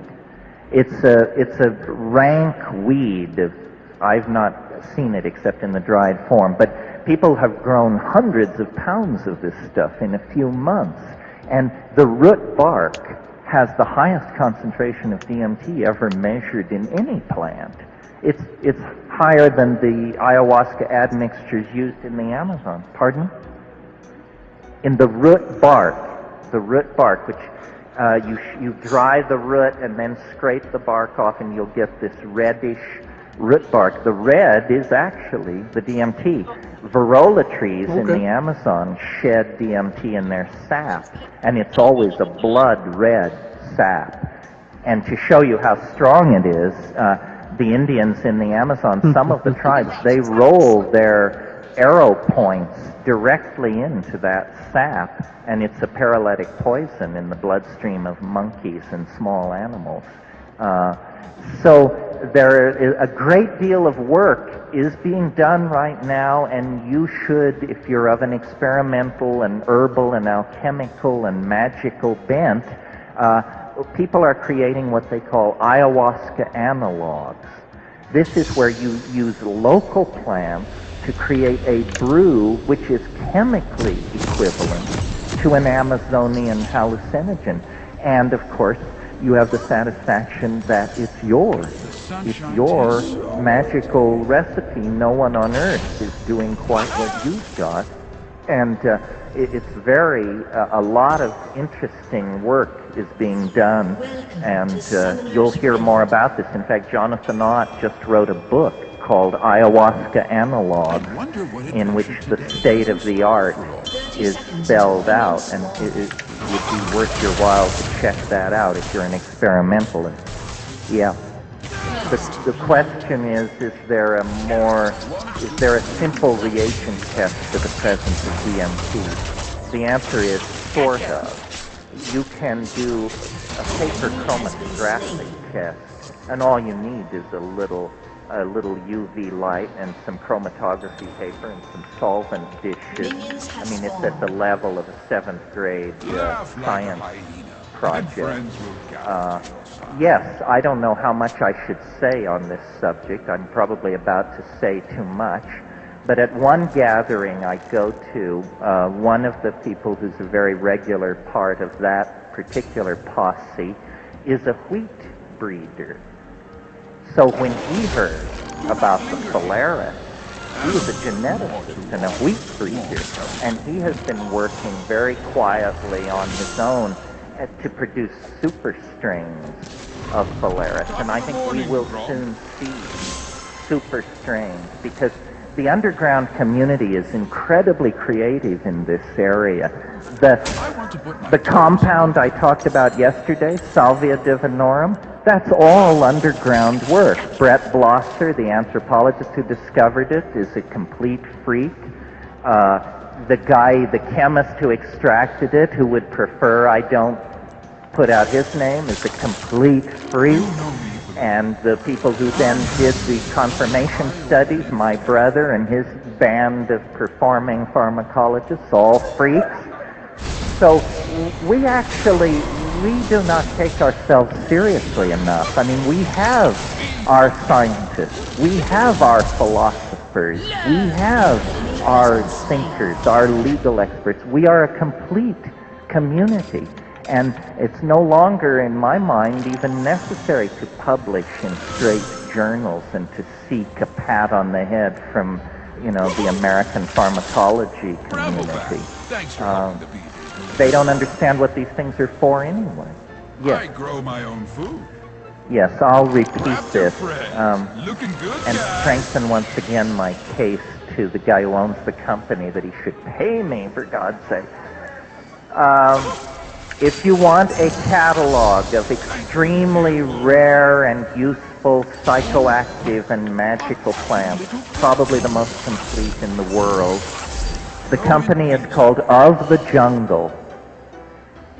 P.O. Box 1801, Sebastopol, Sebastopol, California, 95472. Write and ask for a catalog, and tell them George Bush sent you. No, I'm teasing. Don't tell them that. They won't send you the catalog. Live to finish your tale. I should go Well, I didn't mean to diss Castaneda as a metaphor maker. No, I think The Teachings of Don Juan is a tremendous book. I'm very suspicious of some of his later stuff. It's interesting what you said, because you know the famous crow transformation in The Teachings of Don Juan has been traced, and I'm sure many of you know this book, has been traced to George MacDonald's book, Through the Gates of the Silver Sea. And George MacDonald was a friend of Evans Vance. So I think what we're getting here is a mining of late 19th century English folklore by Castaneda. Nevertheless, the presence of these small entities has been a part of folklore for a long, long time. Elementals, tykes. What puzzles me, I guess, is I've spent a lot of time in this magical literature and art historical area, and the descriptions don't quite match. I can't quite convince myself that the sprites, the afrits, the nixies, the jinns, these creatures of the woodland fae are the same thing. Or I don't know whether I am contaminated by an early love of science fiction and, well, again, close but no banana. All these popular aliens that are running around, you know, the Whitley Strieboids and all these things, are much more mundane than what I encountered. I mean, what I encountered was terrifyingly not human, terrifyingly alien, and I do not quite get. And Madame Blavatsky was into it, and they're always saying, you know, I don't know, they're very sort of cut and dried about it. And when I encounter an extraterrestrial alien or a creature from another dimension, the main thing that's happening for me is the implications are blowing my mind. They seem totally immune to the implications. Yeah. Well, a sufficient amount of DMT is smoked west of the Pacific Coast Highway that it wouldn't surprise me if the writers of Star Trek, were on to this. Yes, what is not much talked about, the part of the experience which is anomalous, and maybe people who know more about magical literature than I do can correct me, but what the elves are really interested in is this stuff which I call visible language. That's the whole point of the encounter, is to exhibit it and to get you to do it.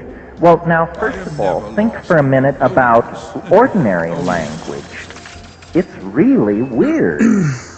It's the weirdest thing we do.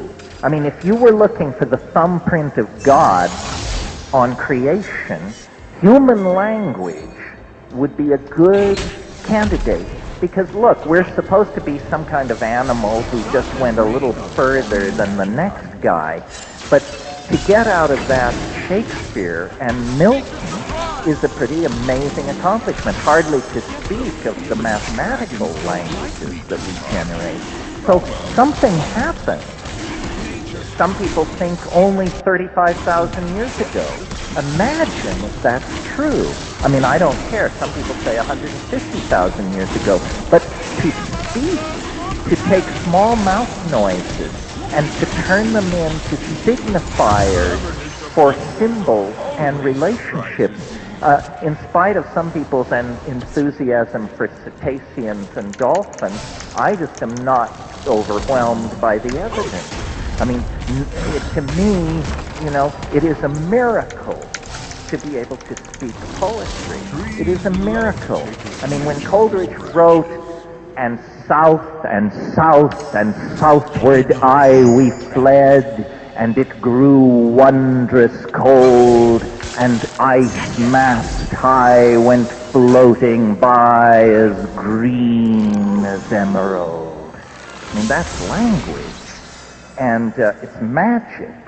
And we have a fascination, then we also paint, then we sculpt, then we write, then we create electronic databases, then film, television. Clearly, what we want to do is we want to communicate visually. And these things are saying there's a way to do it. Do it! And I don't understand. Do we all have to be loaded on DMT all the time? Can you learn to do this? The gentleman who asked about dreams, here's a piece of information that is critical in this jigsaw puzzle. If you have smoked DMT at any time in the past, it is possible to have a dream in which people are running around and you're checked into the Mars Hotel and the luggage is lost and this and that, and in the middle of all that, someone drags out a little glass pipe and hands it to you. It will happen. It will happen in the dream. Not a memory, not a simulacrum. It will really happen. Well, now, to me, that's an amazing piece of data, because what it's saying is you can do it on the natch. You may have to be dead asleep, but still, on the natch, this can be done. And the lucid dreamers, the biofeedback people, the people who claim these wonderful things that you can do with sleep and dream and programming, I challenge them. Teach people to have DMT dreams in their sleep. And then let's figure out how to drag that puppy into the light so that we can do it at will on the natch. Just one second. And one thing that I have come to believe is that we remember no more than 5% of our dreams, and it's the most mundane 5%. I think, and there's scientific evidence to support this. Remember I said DMT is in the human brain? Well, it concentrates in the human cerebrospinal fluid on a 24-hour cycle, and it reaches its peak of concentration between 3 and 4 a.m. in most people. That's when the deep REM sleep is happening. When you give somebody DMT, they lay back, they close their eyes, and the way you, the guide, the sitter, I don't like the word guide, you, the sitter, the way you can tell that they're getting off is their eyes dart wildly behind their closed eyelids. It means they're in REM. They're in REM sleep. They've been immediately shoved into deep dreaming. So I believe that what DMT is doing in normal human metabolism is it mediates the descent, the spiral descent into dream, and that every single night we are reunited with the boundaryless oceanic mystery of being that we are so frantic about in waking life and so distant from.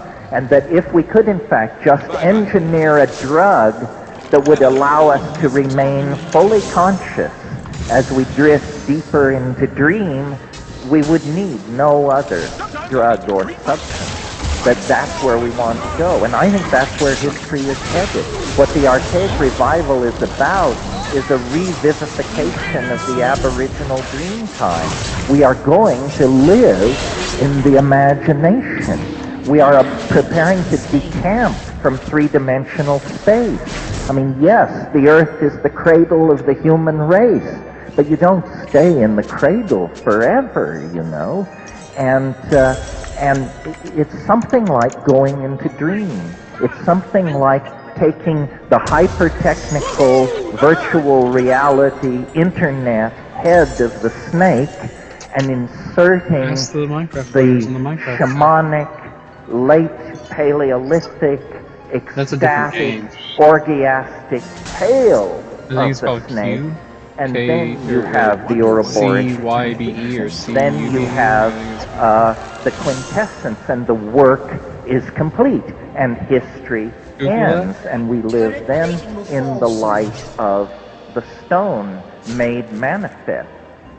Well, it definitely has something, this mystery that we're talking about, it definitely has something to do with sound and the magical role of sound.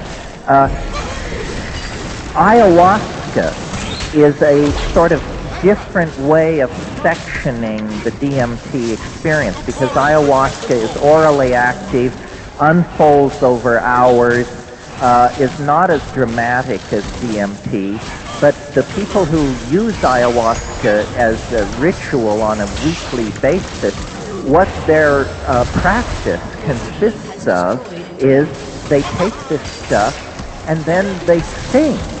They sing like crazy, and then when they stop singing and people light a cigarette and take a leaf and so forth, and you're listening to these conversations, you hear people say stuff about the shaman like, I liked the part with the olive drab and the silver, but when it became magenta and moved toward orange, I thought he was over the top. What kind of a criticism of a song is that? And the answer is, sound has become a visually beheld medium. Yes, so the reason I'm interested in something as techno-nerdy as virtual reality is because you could program a virtual reality so that when you went, an iridescent blue line would be fused to that to descend into the space. And I'm very interested in environmental and electronic simulations of psychedelic states. But we're not going to do better than the psychedelics. If we can do as well, it will be a miracle. I mean, you see more beauty in a first wave of psilocybin than the human race has produced in the past 5,000 years. And who are you, you know? Yes. No, I promised this guy, send me. And I felt his flash of loathing. I hadn't considered that sounds possible. I mean, we're definitely coming to some enormous cusp, and whether you think it's the cusp of cusps or just a big cusp, it's hard to say. Somebody faxed me. I got a fax right before I came here. I don't know who sent it to me. It was just an anonymous fax, but in huge letters it said, when you strip away the hype, it's just another concrescence. Yes. It's interesting, and that's a good question. The answer is yes and no. Obviously, there is hardly anything more personal than a psychedelic experience. It is a kind of summation of who you are, and it's viewed through the filters of your personality. Nevertheless, when you put a whole bunch of DMT trips together, certain things seem to emerge.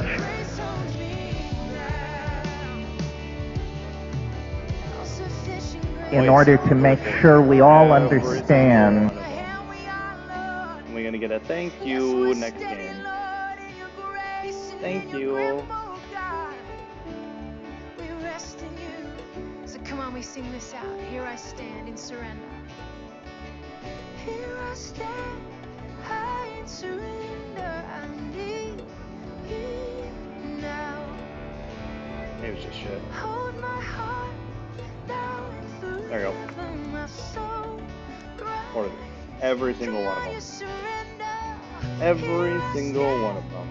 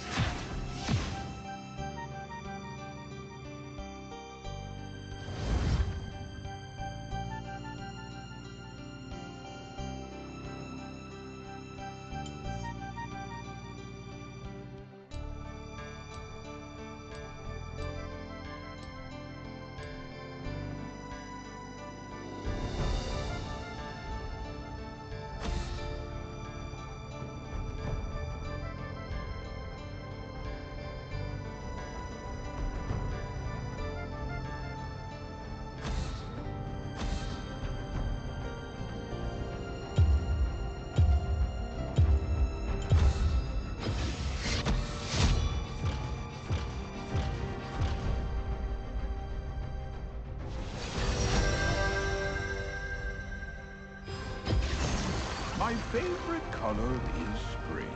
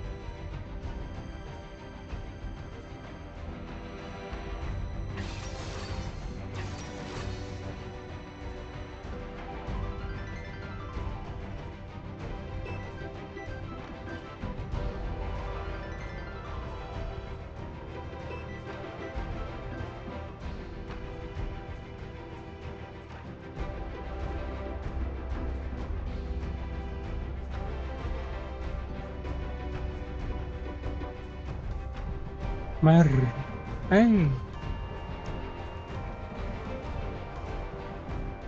Penny's back.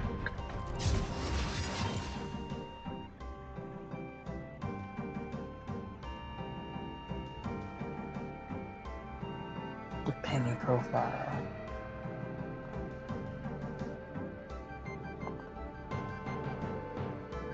Oh, so sweet.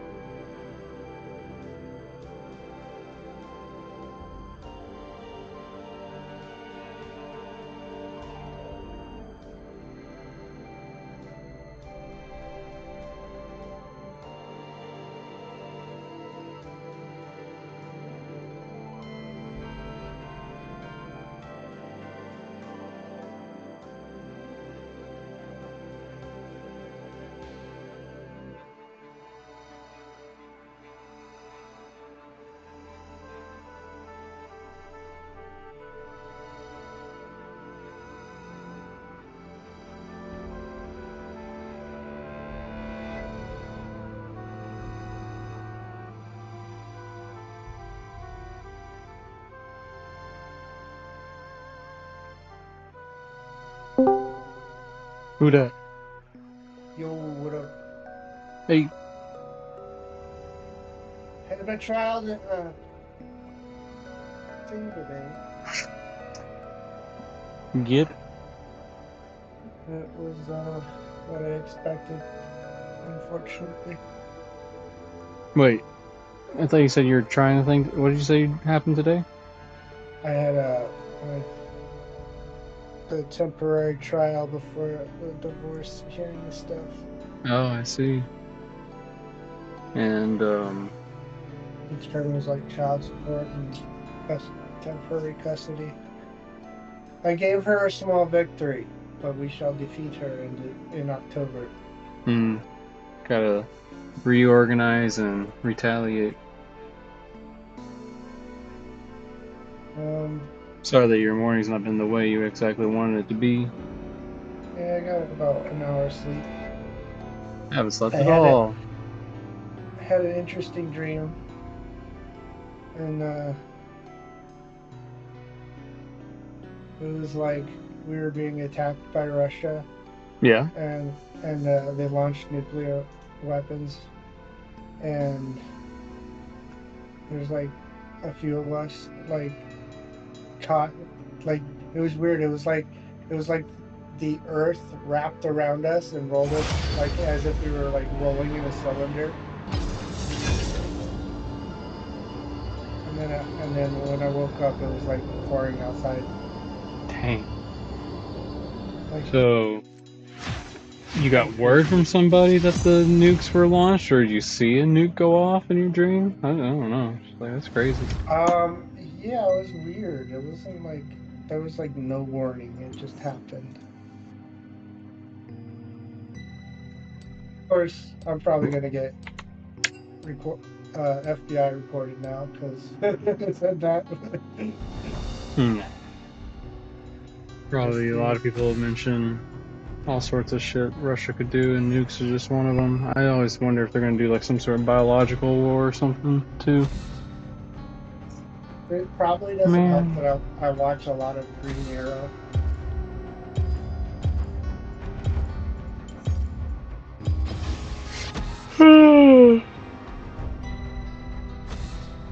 The symbolism is feeling like my body's being burned alive by my ex. So yeah, that child support's $2,050 My favorite color is a spring. month.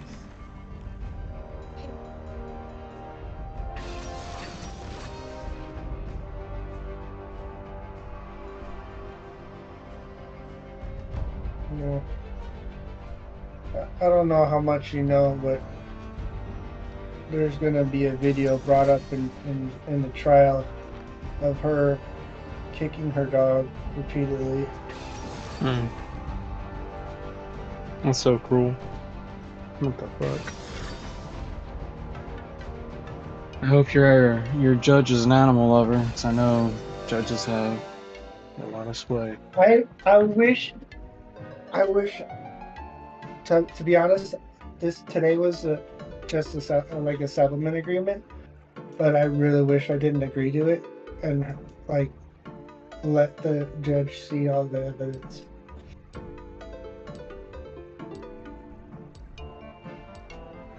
I felt like I gave in. Yeah, being stubborn sometimes has its benefits. I don't know.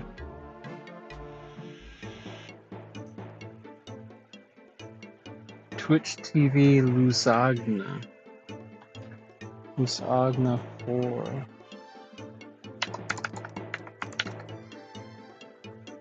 Lasagna? It's offline. Oh, I no, the forgot. history you have.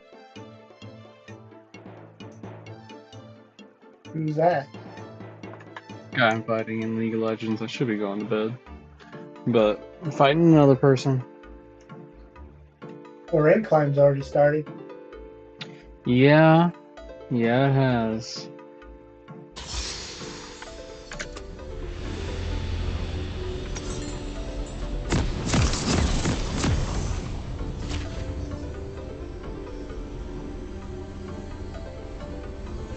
This looks like it's going to grow on me.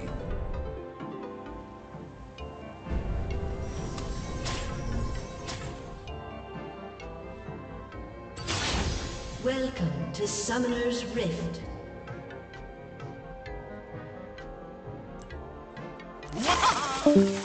No one who wanders. 30 seconds until minions spawn.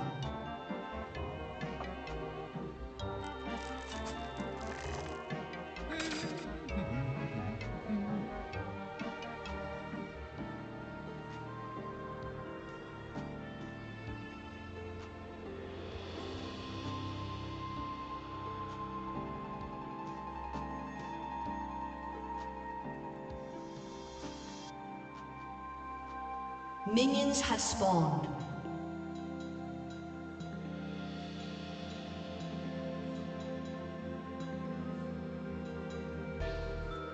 It's reassuring how alone we aren't.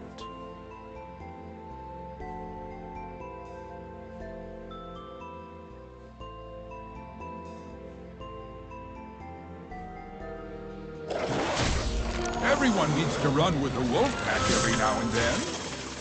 Gotcha! Every river reaches the ocean in its own way. Lord Grompulus Kevin Riverton of Croaksworth, I am at your service, my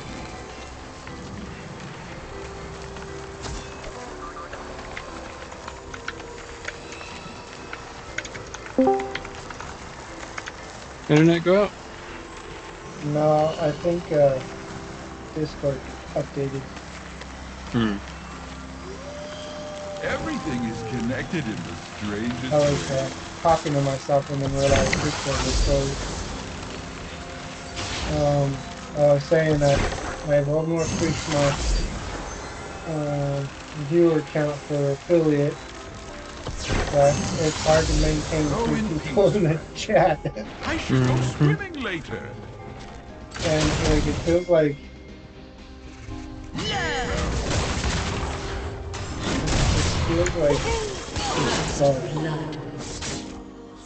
like is it, how does it determine the average Animals of have more reviewers, to and offer than how, warm what's the pelts time and meat. requirement for that?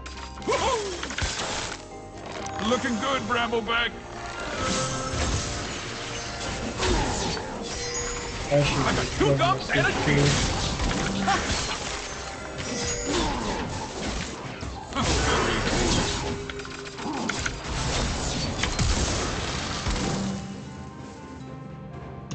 Nico? You okay? You know me, wolves. That's cringe. Nico. I want to put my toe. Nico fucking asleep, more like. I'm telling you, Blue, you and Daisy are a cute couple.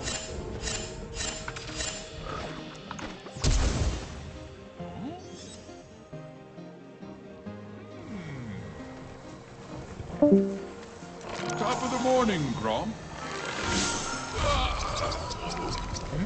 Oh, hello.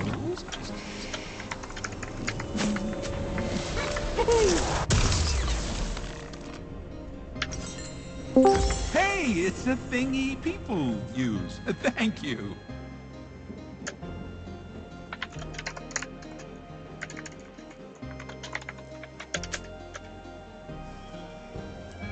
Hello?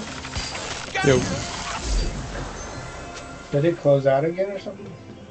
One day, I'll loot in one place. What happened during the main video graphics update?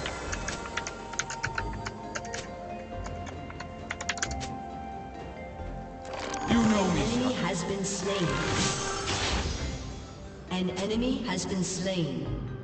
An ally has been slain. I tread lightly so as not to hurt the dandelion. You know me, Raptors.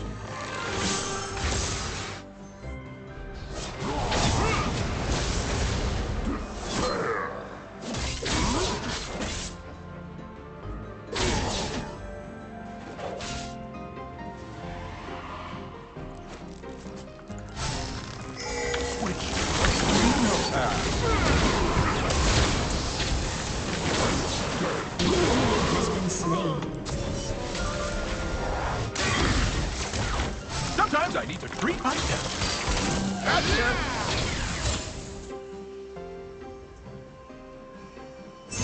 You ever watching the World of Warcraft stuff? Trees love tickling each other's branches. Was it like some sort of passions or something? No, like When's the last time you had your the topic I was going to bring up was this guy that intentionally caused a bunch of hardcore players, classic WoW hardcore players, like a hyena. die And friends in the will middle of gallop about like 25 hardcore accounts get killed. Oh, killed the whole raid and all that shit. Yeah, I heard of it.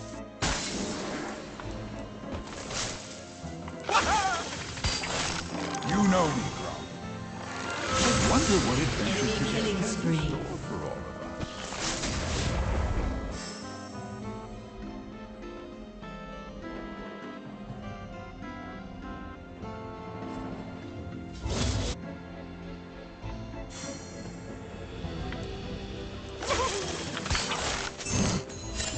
Thank you, Krubs. An enemy has been slain. An ally has been slain.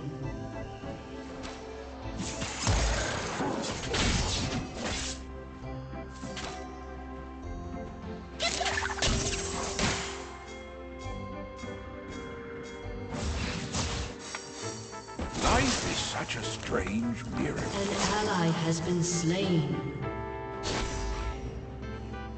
Have some burnt seed. Shut down.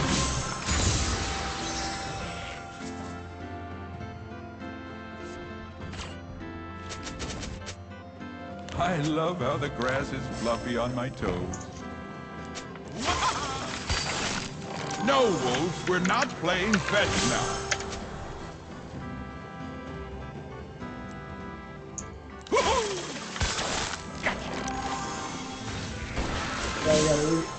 I am never lost. Run the numbers and figure out Only in conversation. how much a month I have to live on. It's about to be like $250 a month.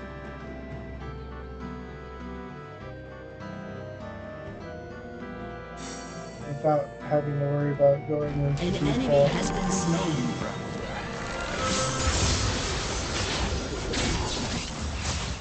An ally has been slain.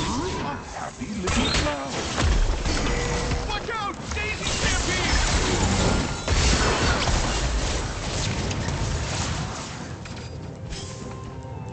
An enemy has been slain.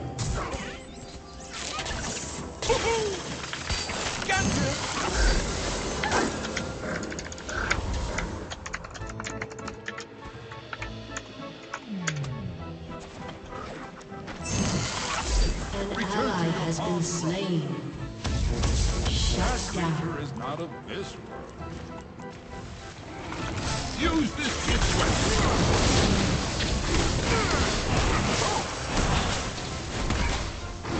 Keep an eye out for new friends.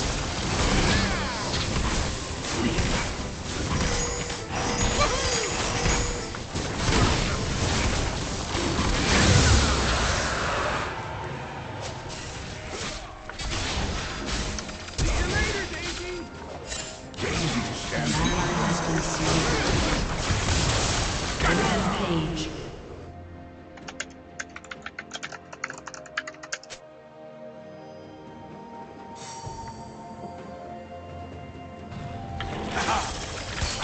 Grant me your strength. I'm having another eye-opening day. Enemy killing spree.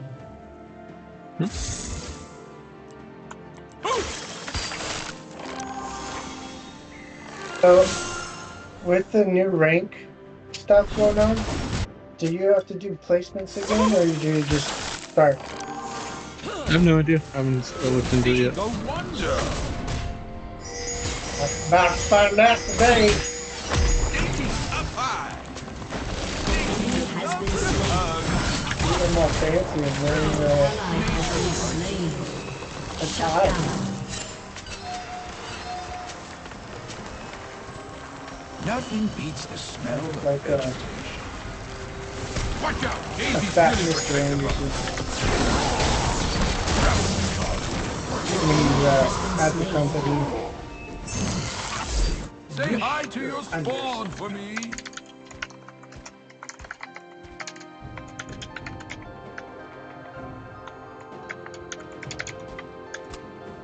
Sprint like a snail, and you will never An enemy has been slain. always replace whatever you take. Bye-bye, Daisy. Gotcha! Brush just tickles my fancy. An ally has been slain.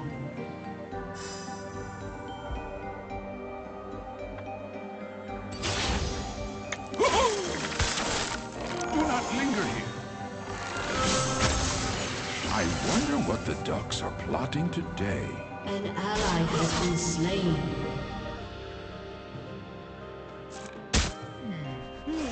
Smaller than the diet. Too close, buddy. You got too close. That's a really weird thing. I set up virtual machines, and on them I have more VPN running to change my location. So when I restart the machine, I have to uninstall NordVPN and reinstall it so I can have an internet connection. Lord.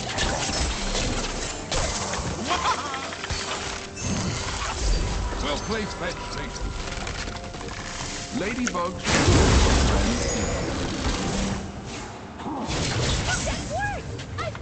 Major surprise!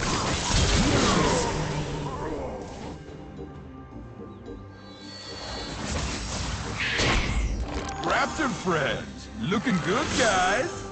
I follow only the sun, and sometimes a river. This one time, a scorpion. Sometimes I just treat myself.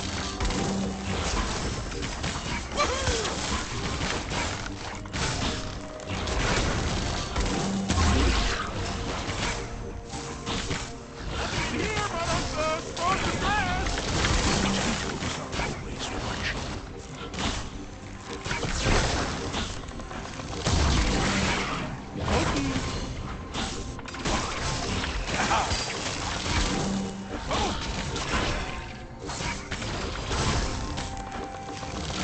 I find that the stranger life gets, the more it's... Give me some weed! Has been destroyed. Turret plating will soon fall.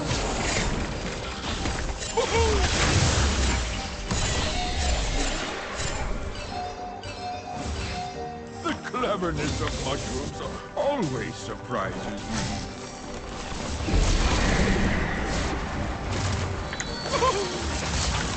Careful! Daisy doesn't know her own strength. Thanks for playing, Daisy! Sun and rain are the only magic I need. Rampage.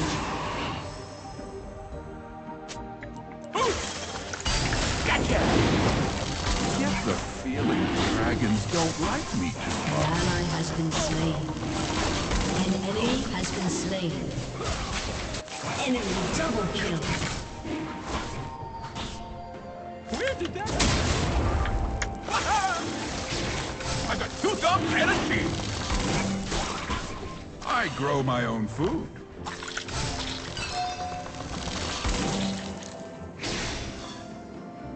Romp, no leaf races now! Your team has destroyed a turret. An ally has been slain. Take all the gold. I really don't need it.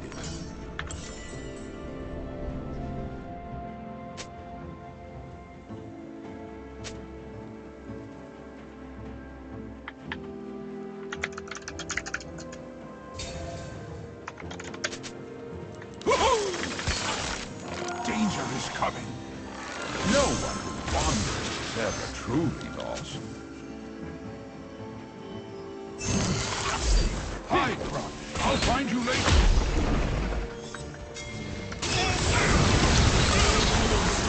Forest protect the gold. Fighting. It's really Enemies double kill.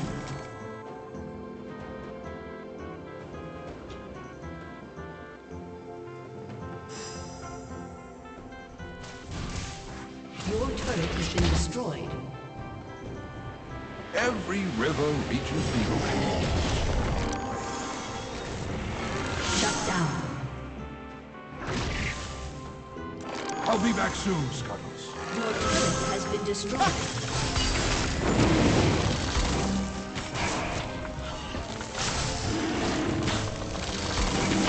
An ally has been slain.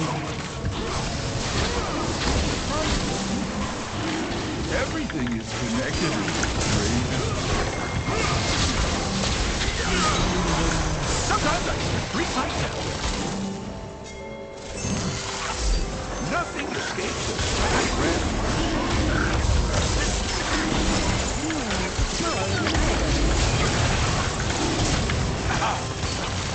Shut down. The third. The community.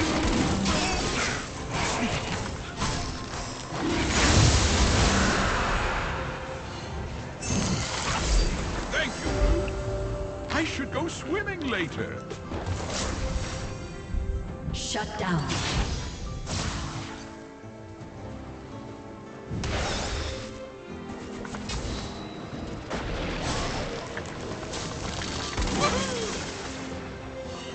Animals have more to offer than one.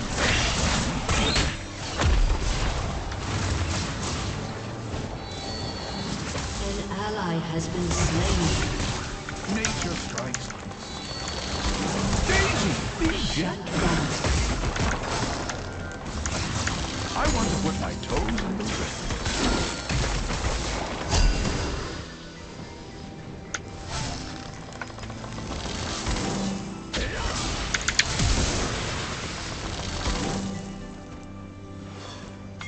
A gift from the Father. One day, I'll Your root in team one has place destroyed a and turret.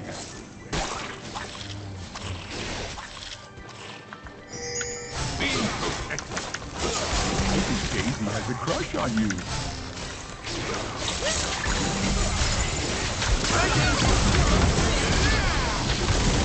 I tread lightly so as not to hurt them. Killing spree. Oh, hello.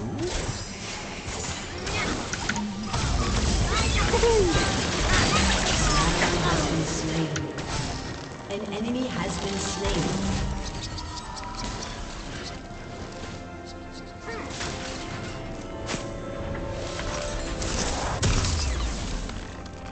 This looks like it's going to grow on me.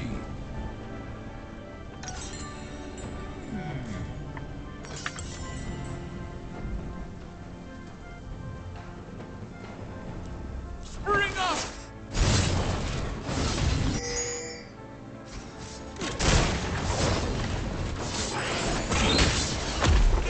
Break up the fight! Trees love tickling on his branches.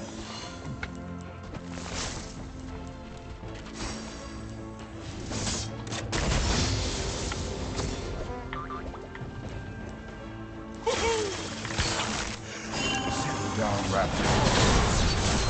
Loud like an ice. And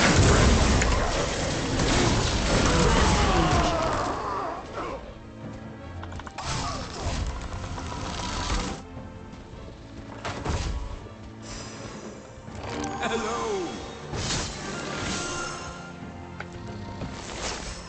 I wonder what adventure today has in store for all of us. Gotcha! Don't play possum, Daisy hates possum!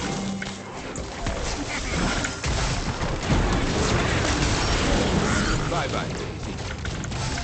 Once in a blue moon, the earthworm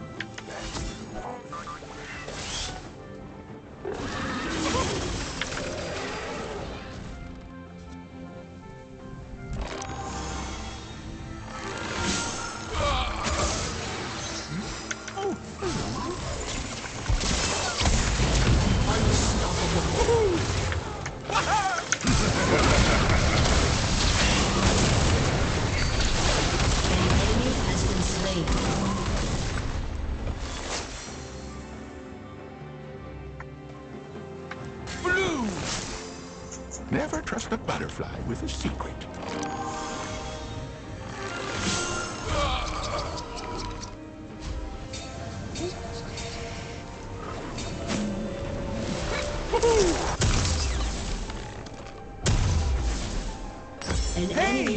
slain. People use. Thank you. Make a surprise. Blue.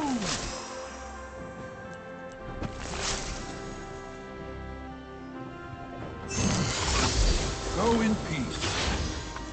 Life is such a strange miracle.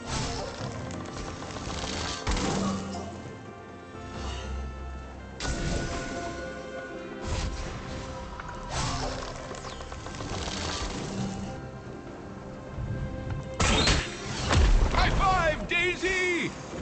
I love how the grass is fluffy on my toes. Use this.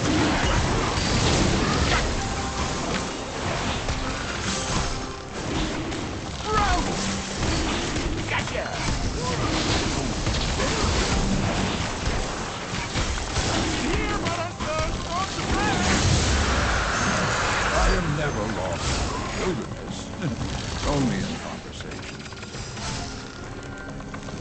Bring it!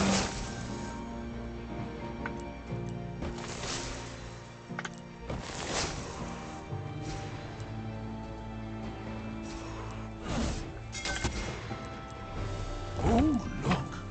Dominating. An ally has been slain.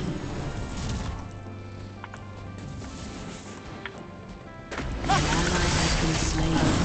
Thanks for playing, Daisy! Out of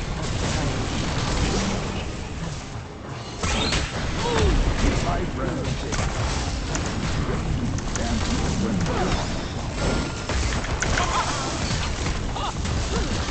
Watch out! Daisy Stampede!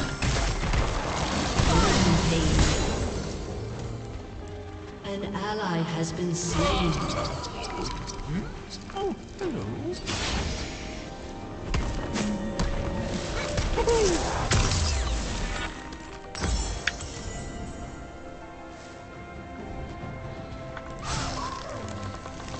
Bring up! The forest protects us all. I'm having another eye-opening day.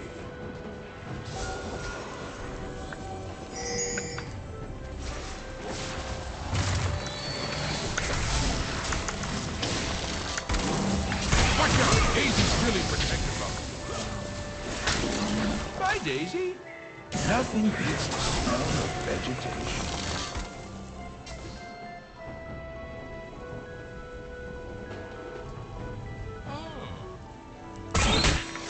High five!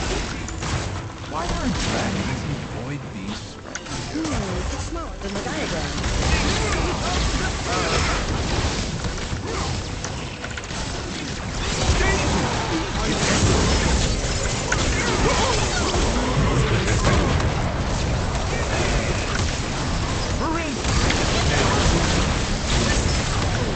An enemy has been slain.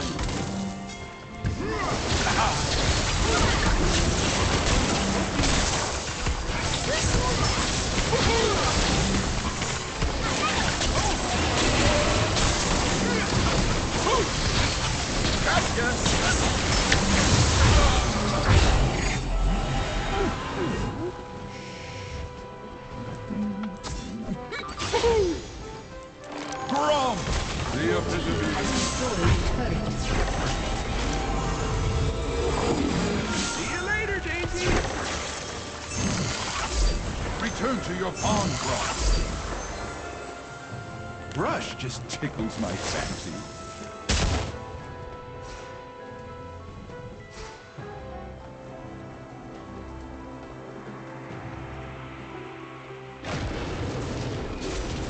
We are on. Oh, hello.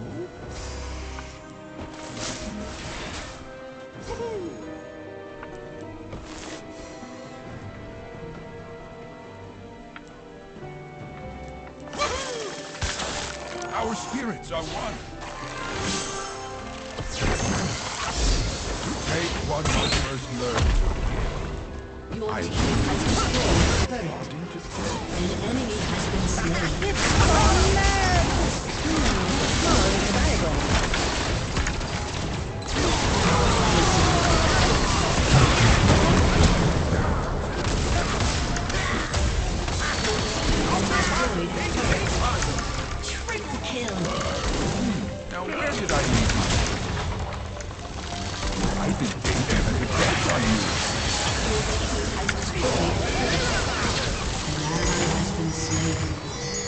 Your team has destroyed an Two gums and a shield.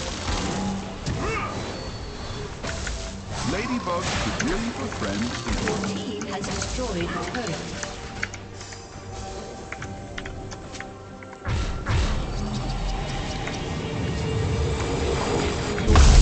Destroyed a turret. Your team has destroyed a turret. Looks like a Jehovah's Witness.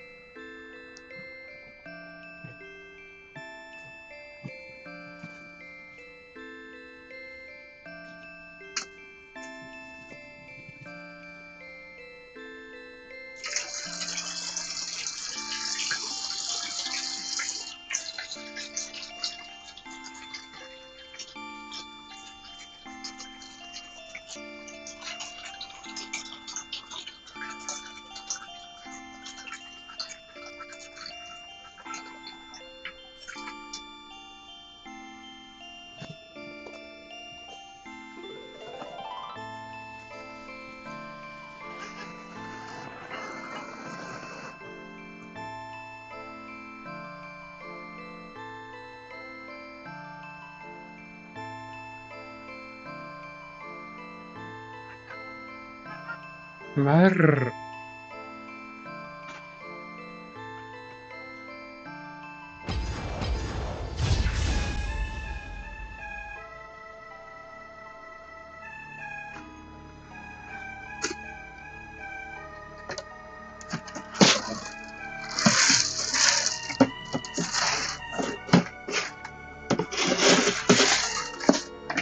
What is that?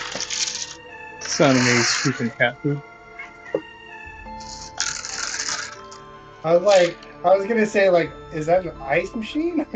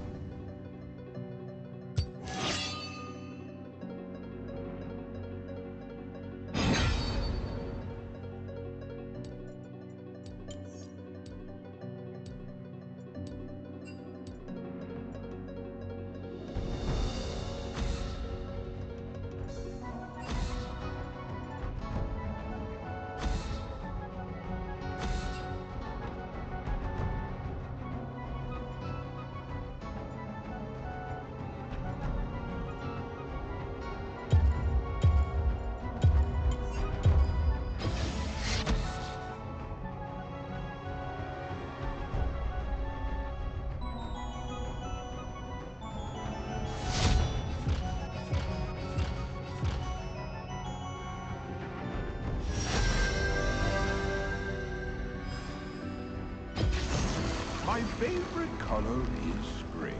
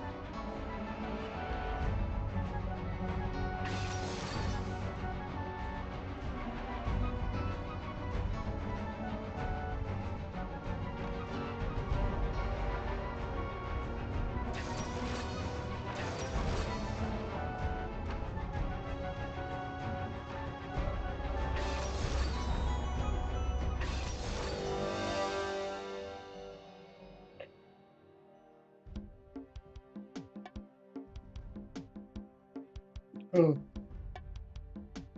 What happened? Oh, thanks. Yeah, I could have dodged it, but I misclicked.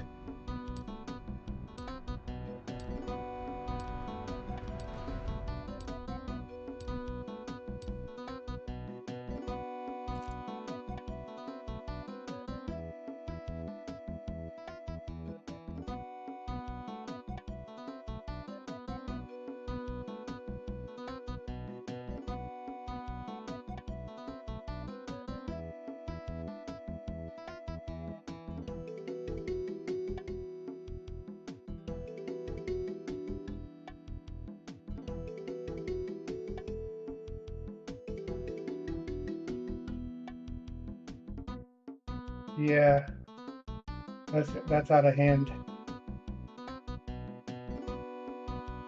Fucking wasted. A waste of Rift Herald.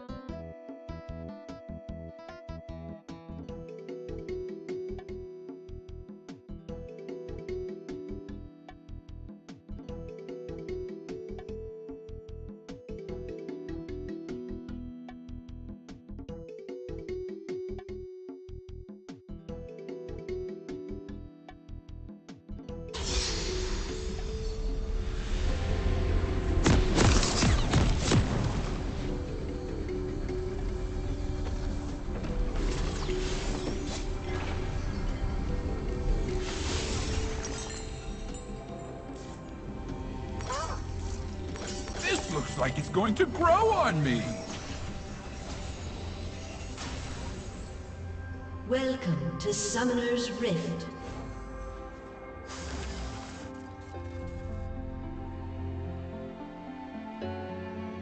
"30 seconds until minions spawn." Don't bring me into this.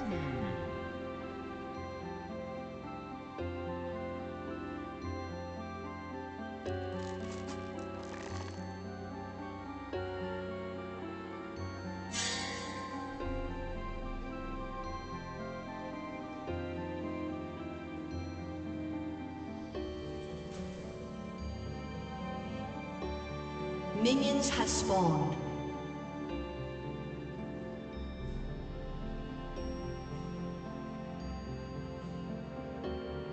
I follow only the sun, and sometimes a river. This one time, a scorpion.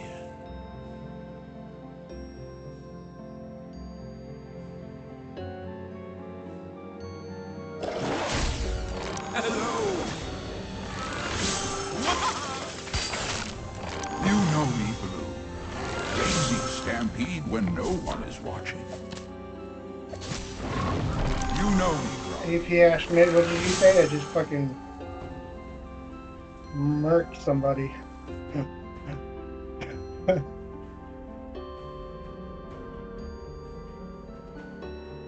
I want to put my toes in the river.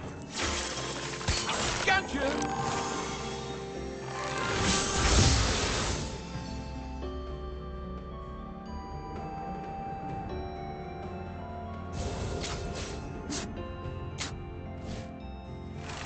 I tread lightly so as not to hurt the dandelion.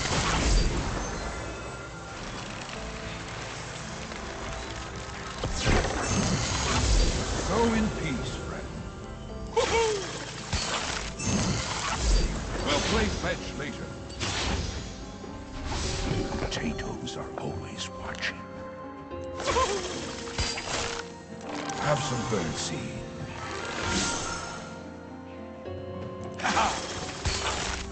You know me, Brambleback. Everything is connected in the strangest way. First,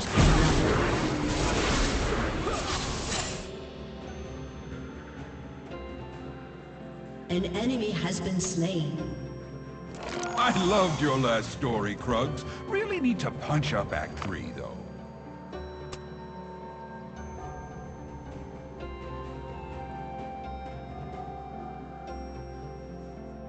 Oh, look! A happy little cloud!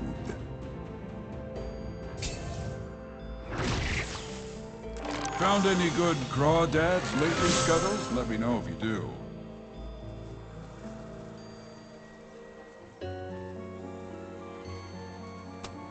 Never trust a butterfly with a secret. Red! It's the Kamungu affair all over again!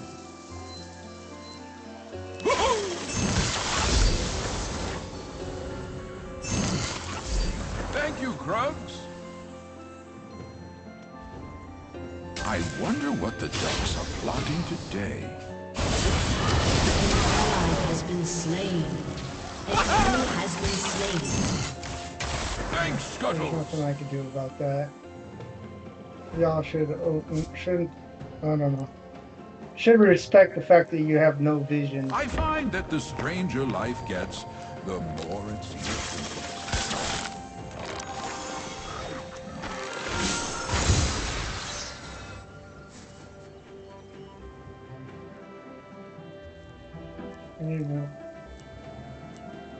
Let me know if anyone tramples you.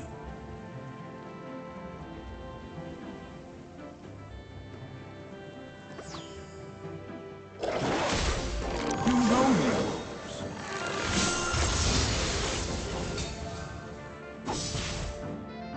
Now where did I leave my roots?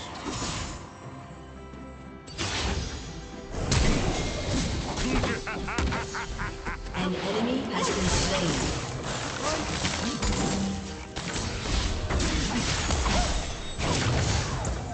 An enemy has been slain. Brush just tickles my fancy.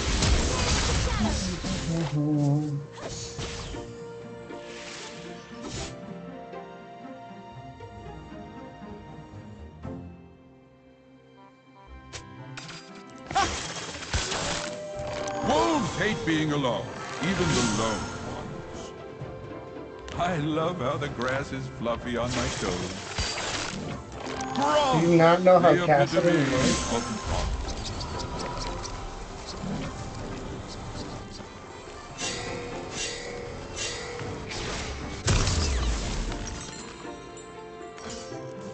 Take all the gold. I really don't need it.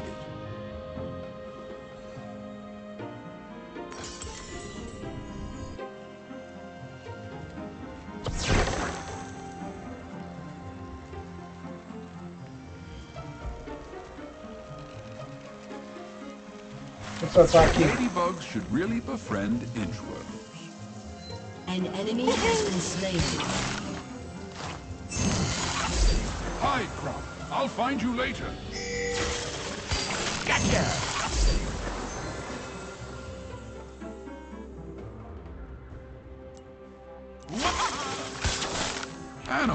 more to offer than warm pelts and meat.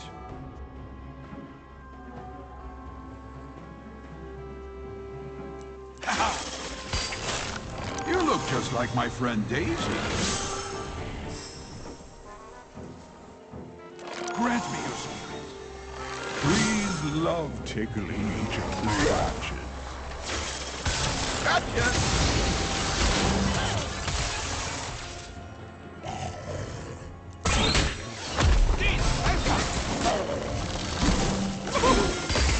Bring it! Watch out! Daisy Stampede! One day, I'll know one place and everything.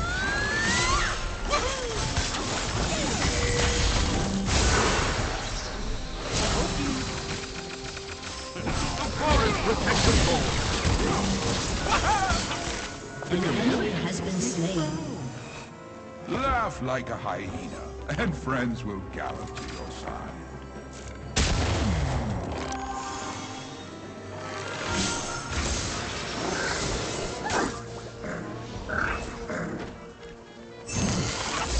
Return to your pond, Grump.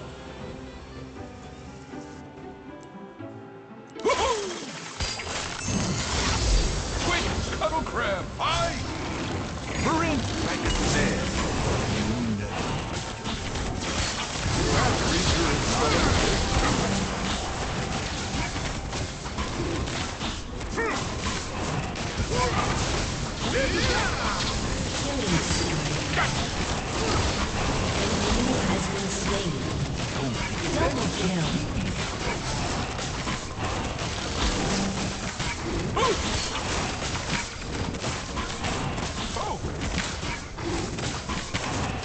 I'm having another eye-opening day.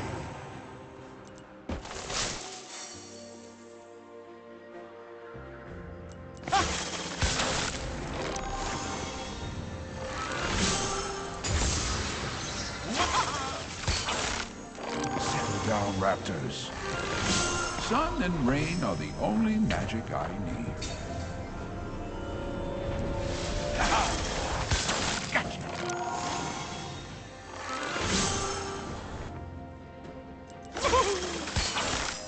Malice is afoot.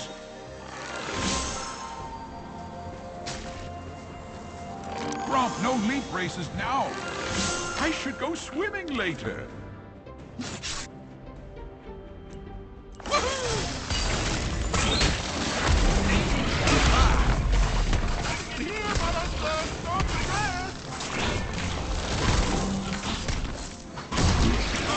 The third. Unstoppable. Gotcha.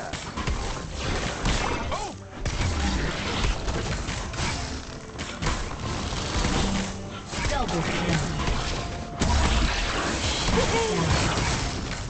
Life is such a strange riddle.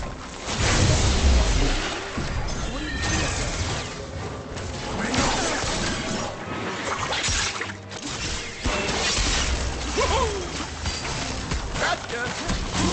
Has been slain. I grow my own food.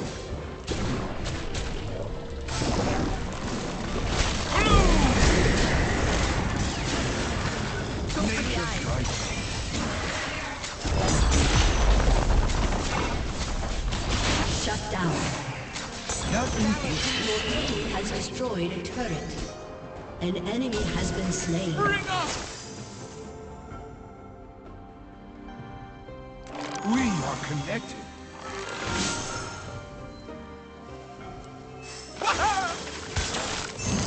An enemy has been slain. Lord Grump. I am never Double lost kill. in the wilderness. Only in the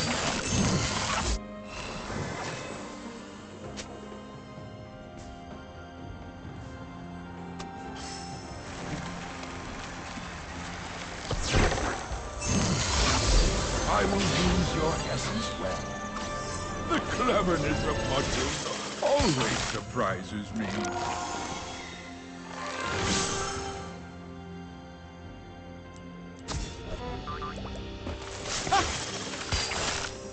You understand the true spirit of the local crowd. Daisy just loves to hug. I wonder what else we should do. Your team has destroyed a turret. An enemy has been slain. Rampage. You have slain an enemy. Where did you raptors get all this gold? It's reassuring how alone we are. Oh, hello. Killing spree. Shut down.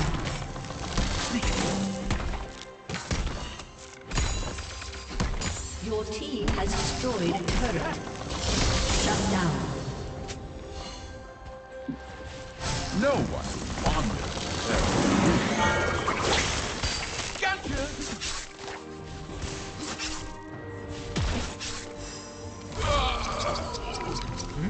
Oh, hello.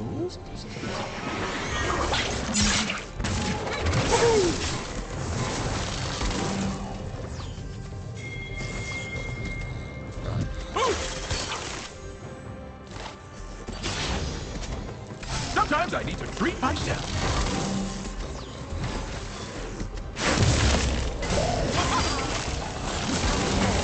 You have slain an enemy. Double kill.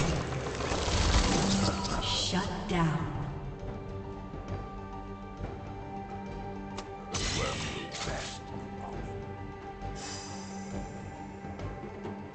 Turret plating will soon fall.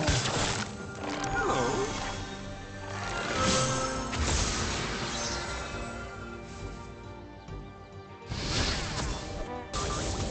Every river reaches the ocean in its own way.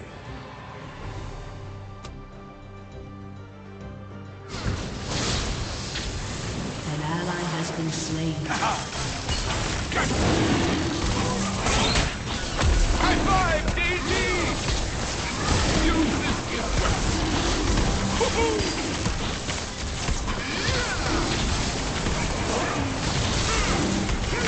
The chameleon. I follow only the sun. And sometimes a river. Just one time. I gift my squire.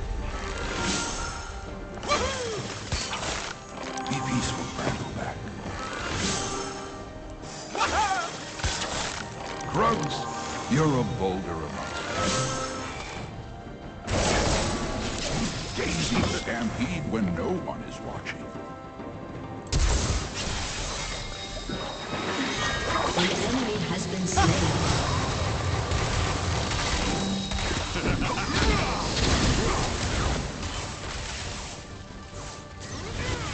An enemy has been slain.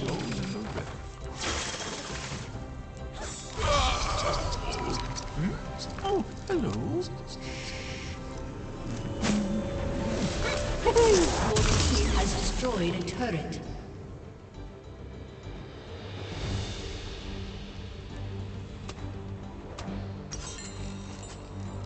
Hey, it's a thingy people use. Thank you.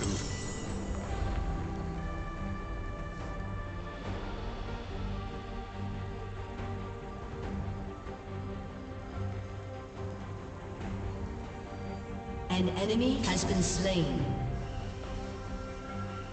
I tread lightly, so as not to Your team has destroyed a turret. Fly along now. Danger is nigh. $10,000 cash toward closing from Rocket Mortgage. We know it's a pretty big deal. Has been slain. Only with Rocket Killing Mortgage. spree.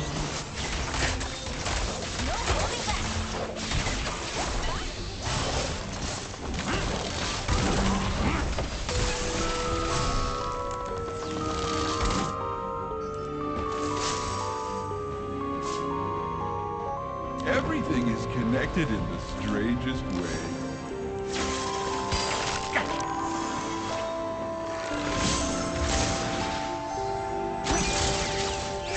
Major surprise! Gotcha! Jeez, break up the fight!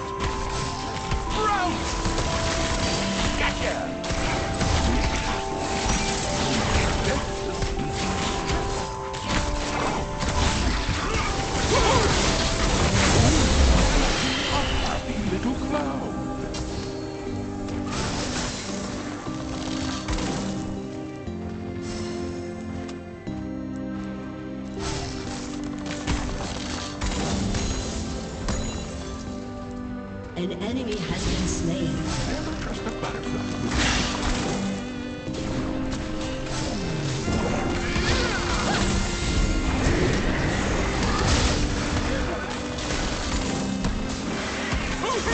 Your team has destroyed a turret.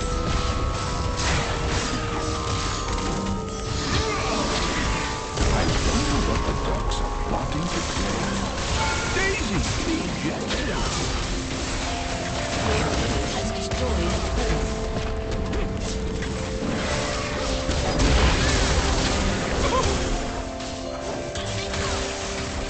Your team has destroyed an inhibitor.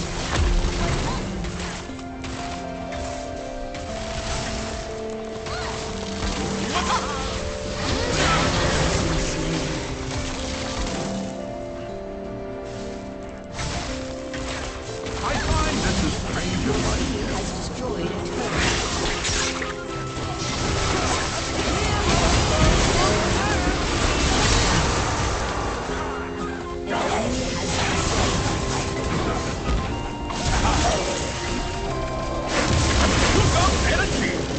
An enemy has been slain. An enemy has been slain. Now where did I leave my... Double A kill. gift from the forest.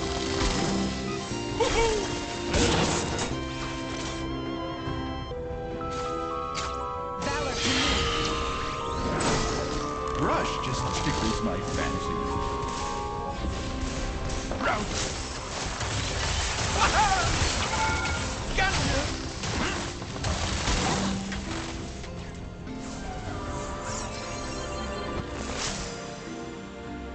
Your team has destroyed an inhibitor. Now the grass is fluffy on my toes. Meet my friend Daisy.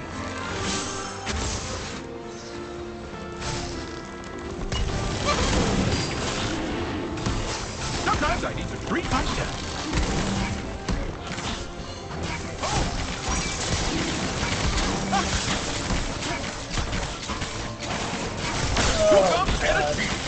Only the friend would care about his gameplay over somebody else's.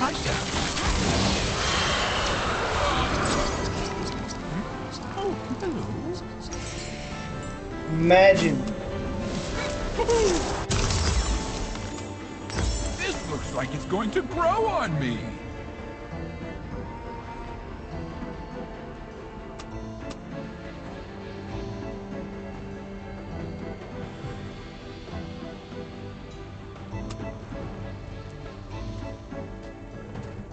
I got 2 thumbs and a shield. Really for friends. An enemy has been slain. Give me some lead. The third sit. Rampage. Double kill. Your team has destroyed a turret. Your team has destroyed a turret.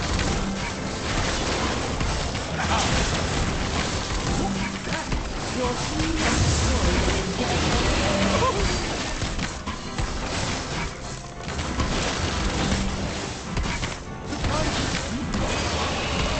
An ally has been slain.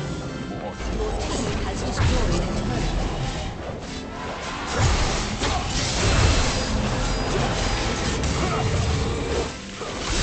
Killing spree. Victory!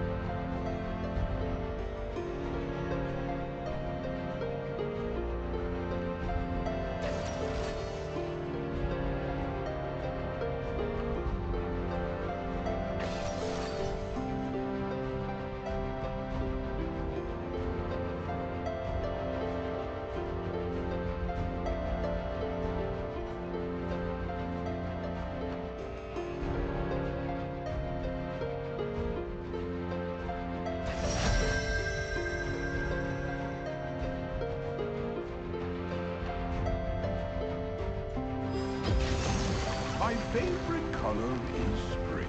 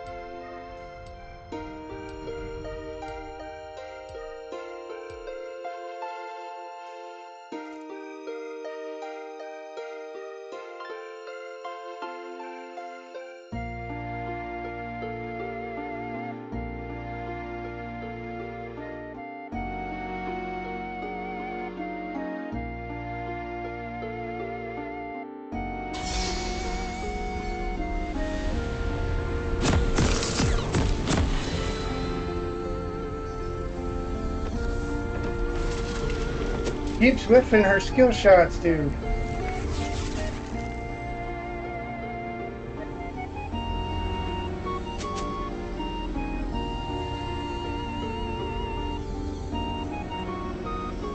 Welcome to Summoner's Rift. Hey, it's Of the course, I did the thingy Yasuo people and you can dance around the use. minions Thank pretty you. quick.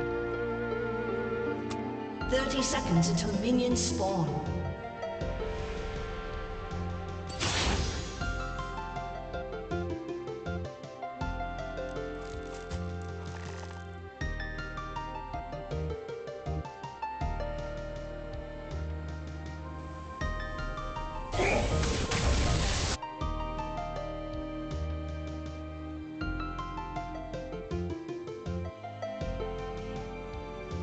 Minions has spawned.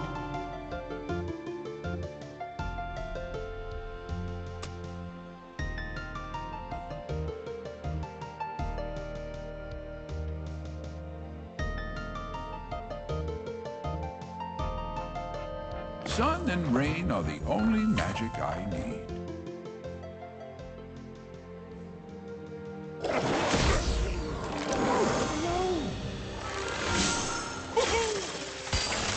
Hunters overrun the forest.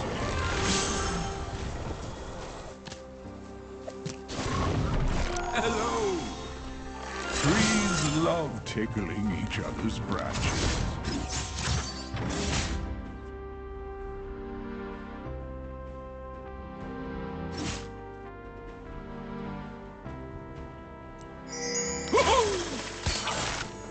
You know me, Brambleback. No one is fonder than truly lost.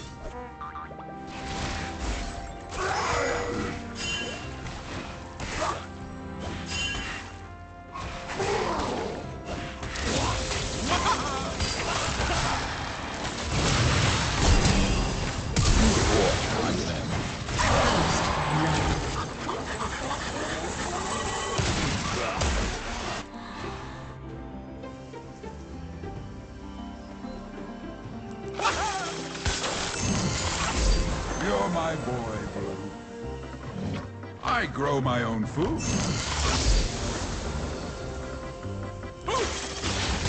Gotcha!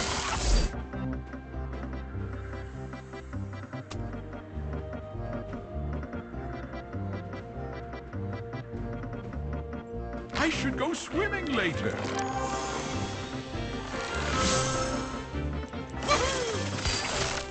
Don't start fights, Brambleback.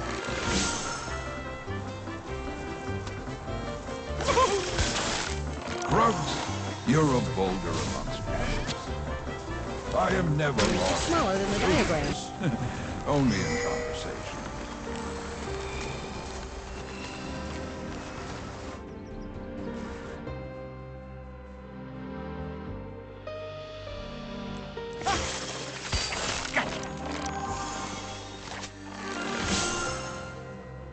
I want to put my toes in the river.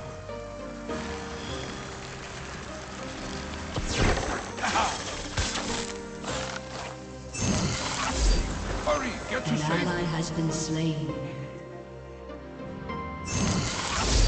Where did you raptors get all this gold? Every river reaches the ocean.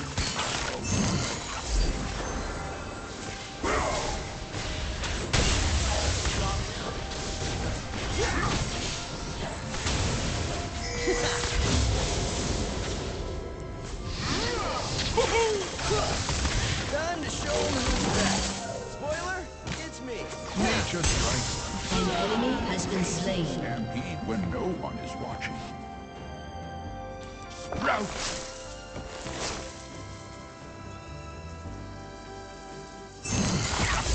Quick, scuttle crab, hide! Gromp ribbit, bro. Ladybug is really a friend in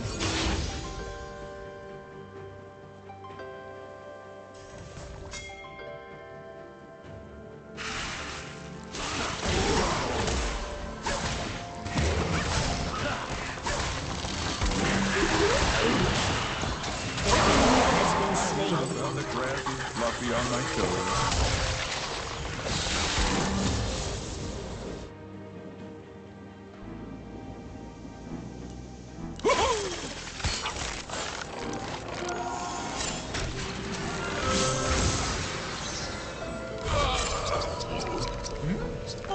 Hello.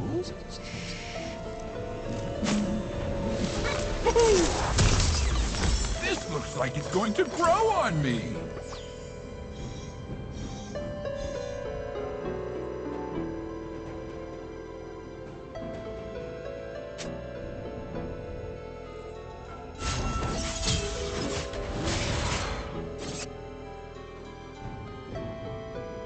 I tread lightly so as not to hurt the dandelion.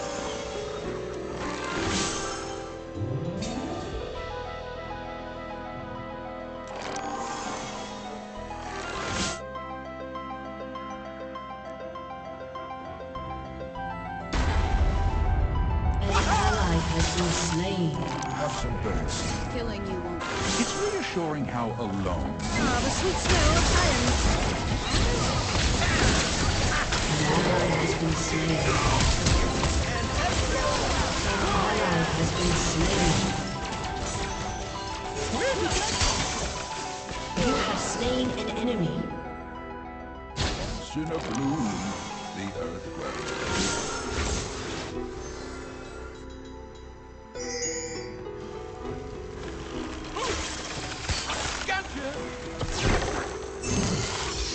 Fly along now. Danger is nigh.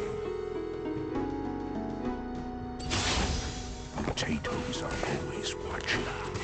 Oh!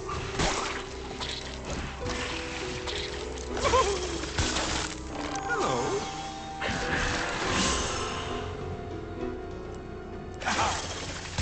Gotcha! I find that the stranger life gets, the more it seems to It's smaller than the diagram. Watch out! Daisy's really protective of me. Killing spree.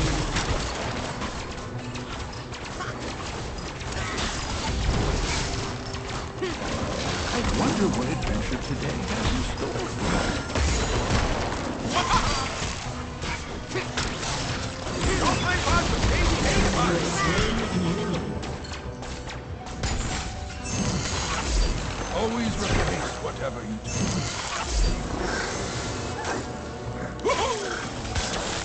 No, Wolves, we're not playing fetch now. Laugh like a hyena, and friends will count.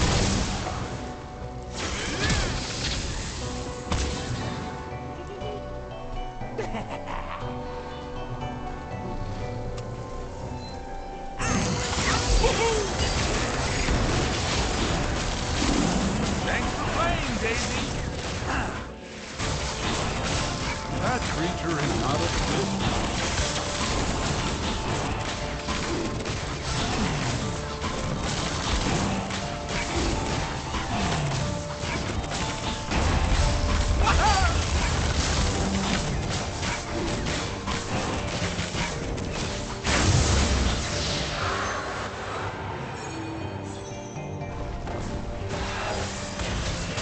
The cleverness of mushrooms always surprises me.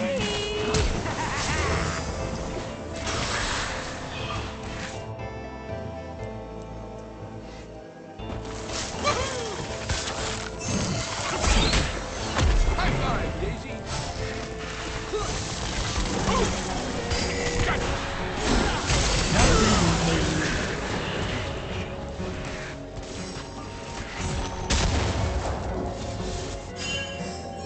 An ally has been slain.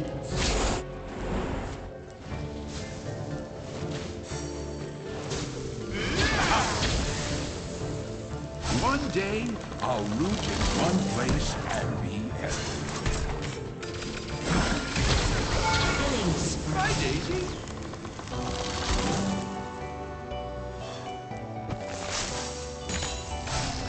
Nothing in here but a grass. I'm having another eye-opening day.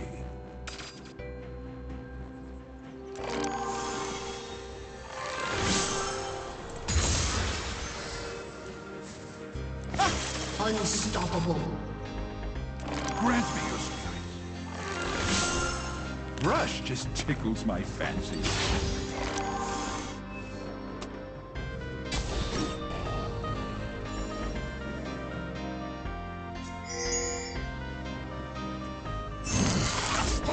Well played, mate. Never trust a An enemy has been slain. Blue stunning as always.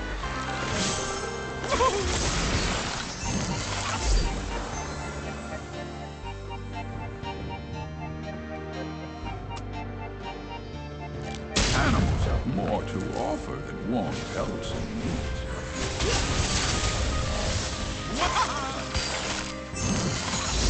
I treasure this essence.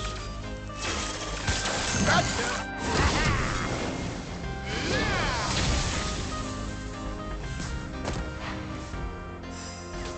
Everything is connected in the strangest way.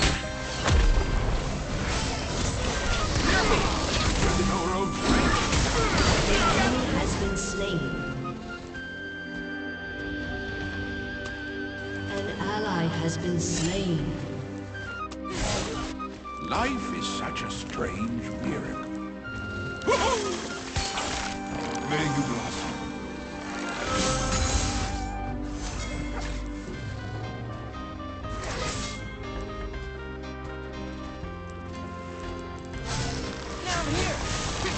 I follow only the sun!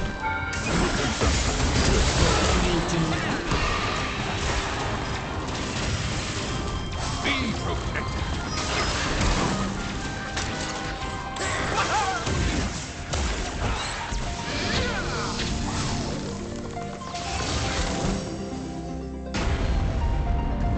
Oh, look!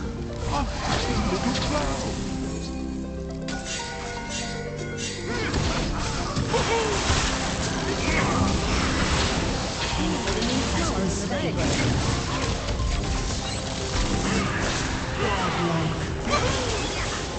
Shut down. There, you will never twist your ankle.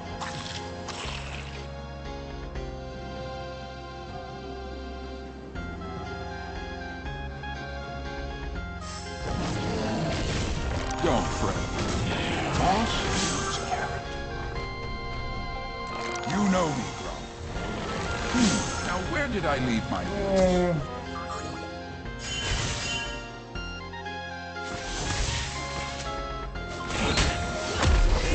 Maybe these aren't the lobby to be playing this.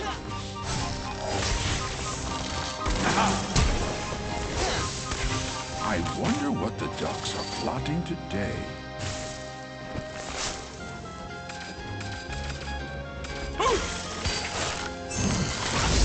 Turret plating will fall soon.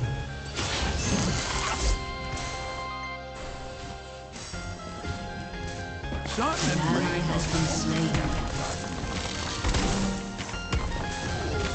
See you later, Daisy! Who did that?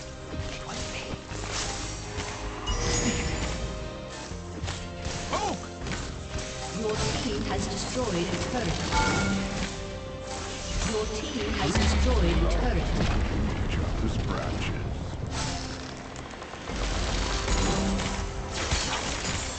Don't expect the sneaky. I was hiding!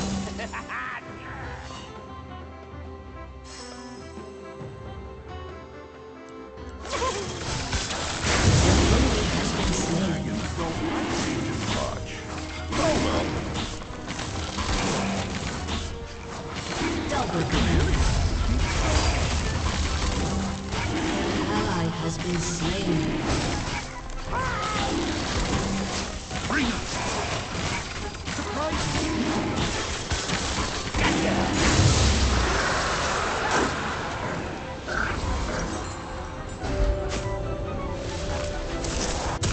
Take all the gold. I really don't know.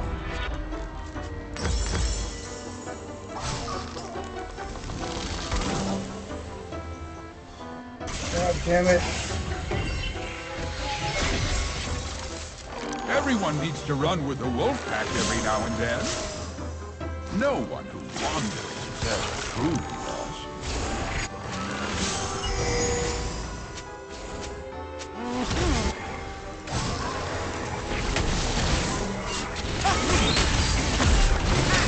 Watch out! Daisy Stampede! Smaller than the diagram. An enemy has I been grow slain. my own food.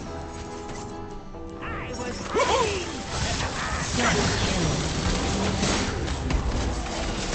The forest protects us all.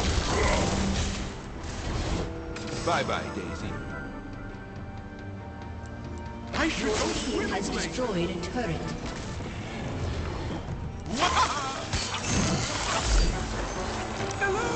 Killing spree.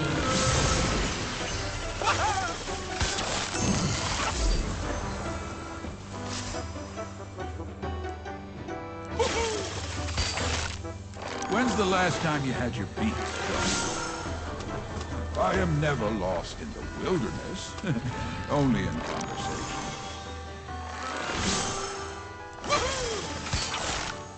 Hello.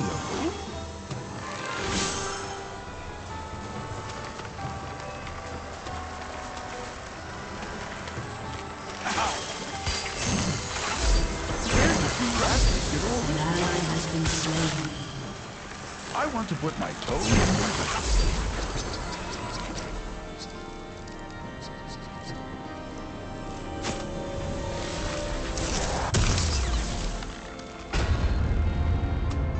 An enemy has been slain. Your team has destroyed a turret. Every river reaches the ocean in its own way.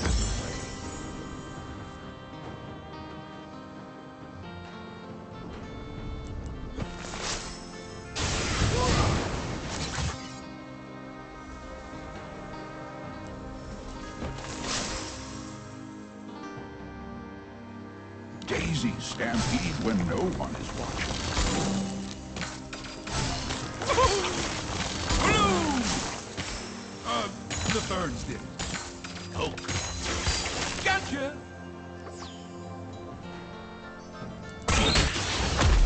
High five!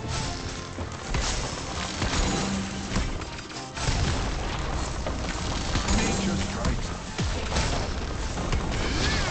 Ladybugs should really befriend. Your team has destroyed a turret. I think Daisy has a crush on her. Sometimes I consider it my chance. Daisy just loves to You know, there's an in-game feature where you can type in /note to save notes of gameplay while in game. Notes, you can type in /note to keep notes of keep notes of your gameplay, and it stores it to your league folder. Destroyed an inhibitor. Your team has destroyed a turret. I'm not sure what it's useful for.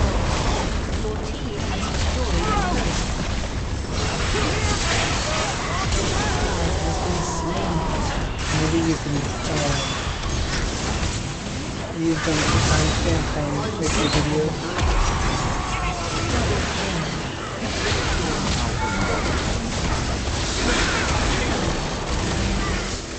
/note pentakill. Your team has destroyed a turret. Your team has destroyed a turret. Executed. I will win.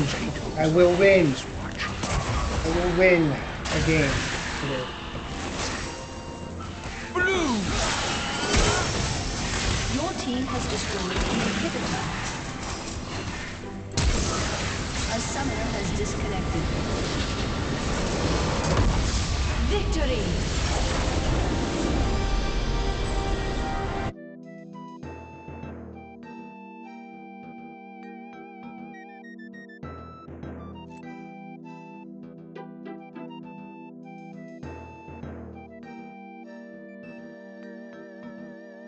Oh my gosh.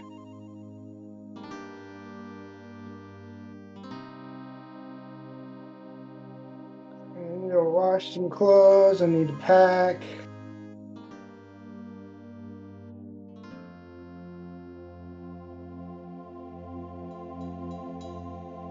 I have a whole day.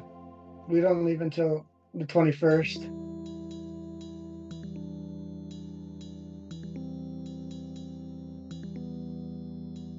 It's gonna be the super long flight. Hope my seat gets upgraded.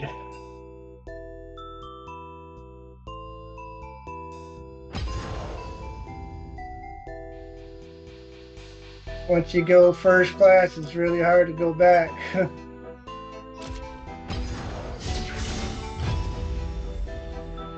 I have 297,000 miles. For mere 1K, bro.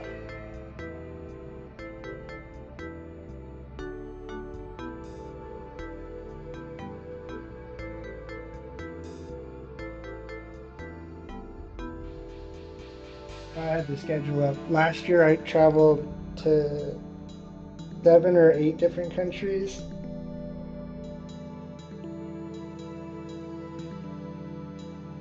No, active duty. For my job.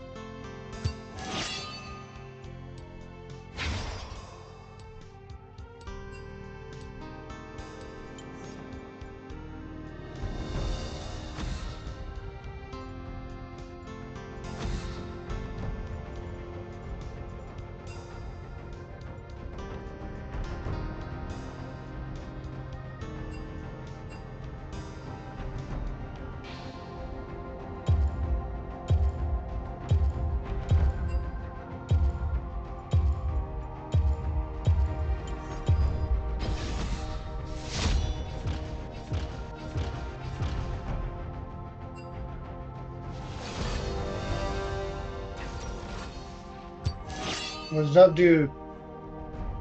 What's up? What's up? I dropped you a sub, dude.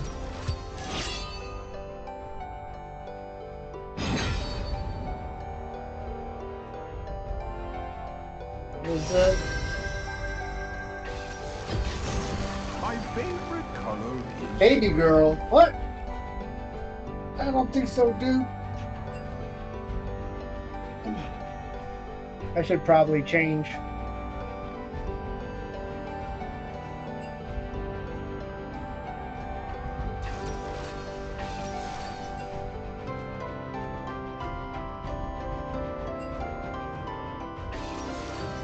Yeah, buddy, let's get that Bruiser Jungle Leona. OP, OP.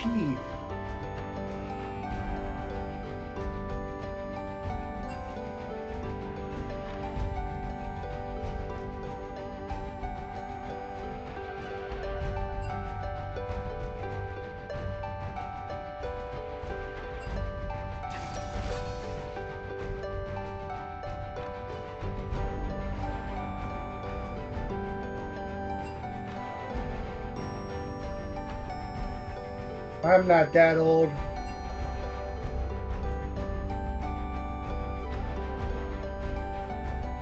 Okay, I turned 40 this year.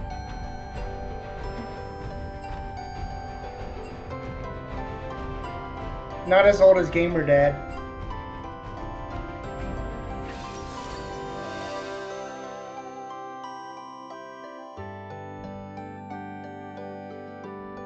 You got some like porn music going on in the background.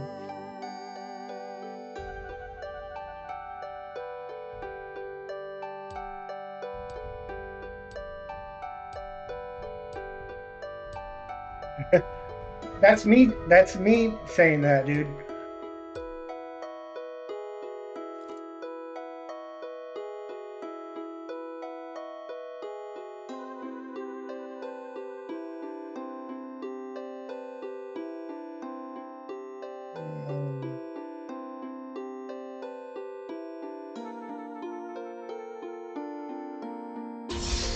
Off to a great start.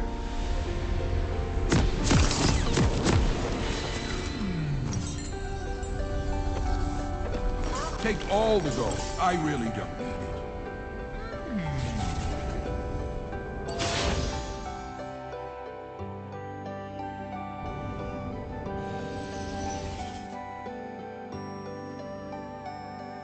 Welcome to Summoner's Rift. No one who wanders is ever truly lost. 30 seconds until minions spawn.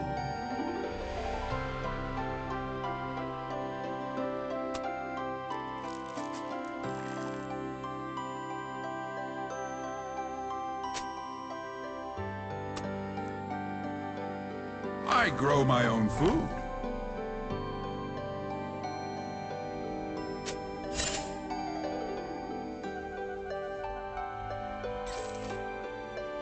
Minions you got stunned?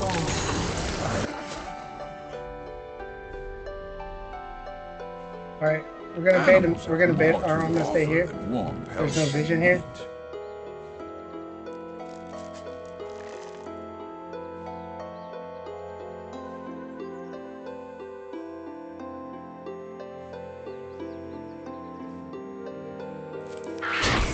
I am your friend. Brambleback, remember the Kamungu affair? I still think it was your fault. Gotcha!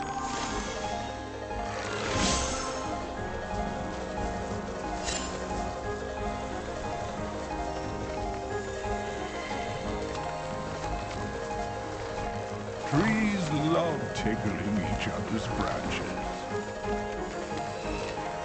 I don't know what you want me to do. We're just gonna keep him busy. Keep an eye out for new friends. Yeah.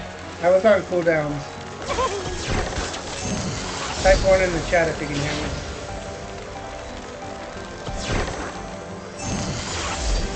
Red! It's the Kamungu affair all over again. Hide, Krugs. Run back to your wife. I want to put my toes in the river.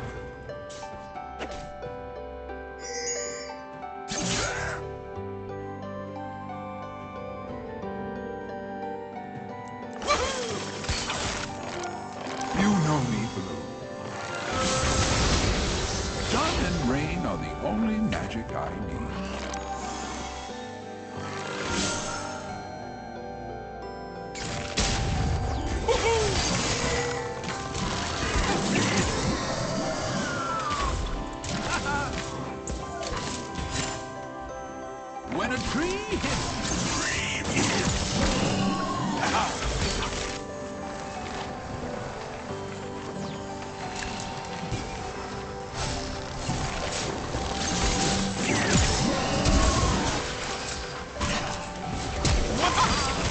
First blood.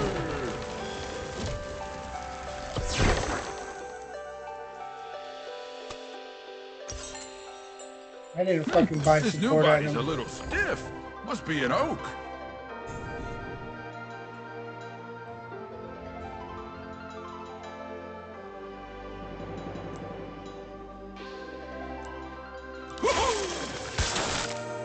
I told you to get that second head looked at, Wolfie. Ladybugs should really befriend inchworms.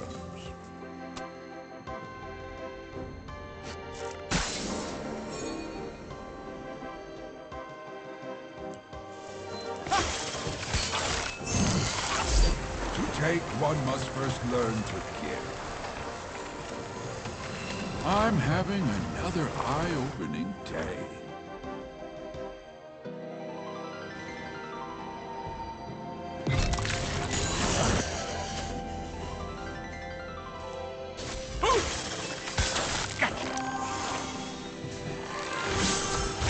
The cleverness of mushrooms An ally has been slain. surprises me. Hey, Krugs, how's the wife?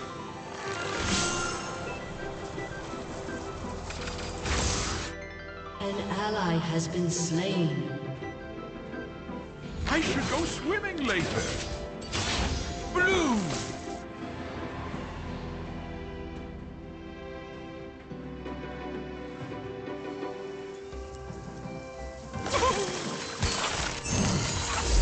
Say hi to your spawn for me. Life is such a strange miracle. Gotcha!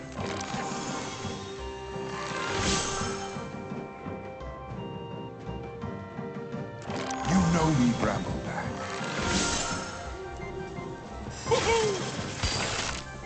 May you blossom. Sprint like a snail, and you will never twist your ankle.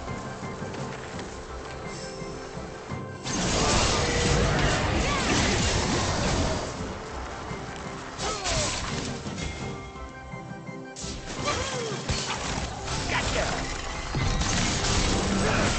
Nature isn't all rage.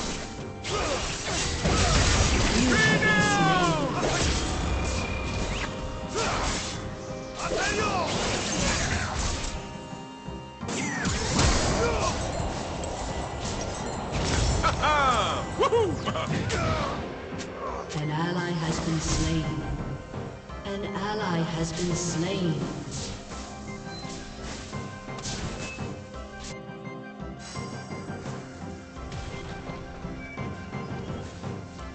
One day, I'll root in one place.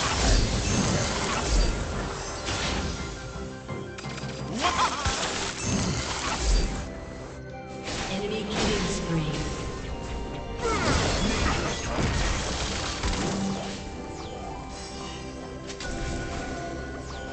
I follow only the sun, and sometimes a river. This one time, a sword. Right.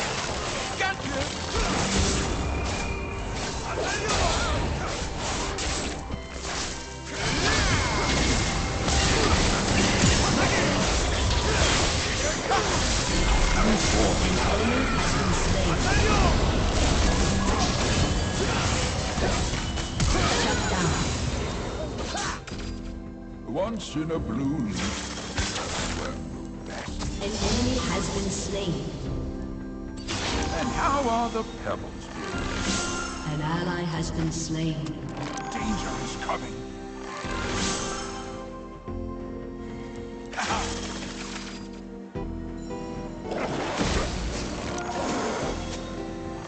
Never trust a butterfly with your secret.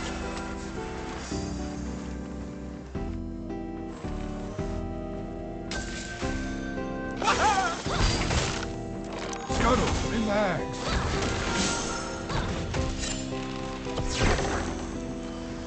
Now where did I leave my things? Return to your pond crop.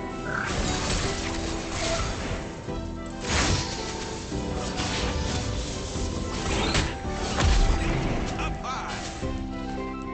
Laugh like a hyena and friends will shout. Careful! Daisy doesn't know her own strength.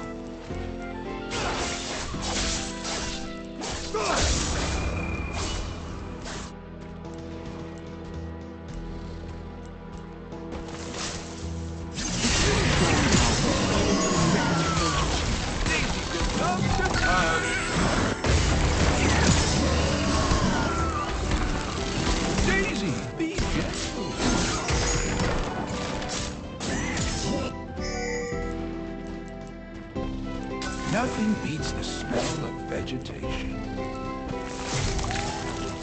Sprout! No one expects the seed. An enemy is unstoppable. Gotcha! Brush just tickles my fancy.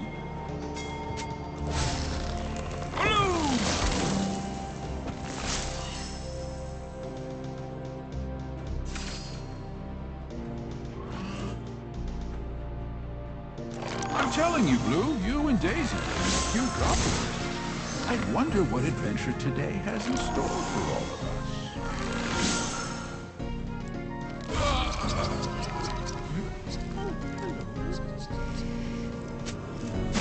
Your turret has been destroyed. Hey, it's the thingy people use. Thank you.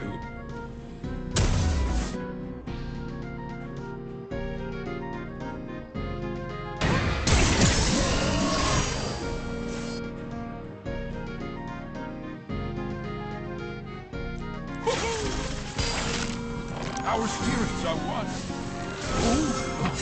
Oh, a happy little cloud. Give me some meat.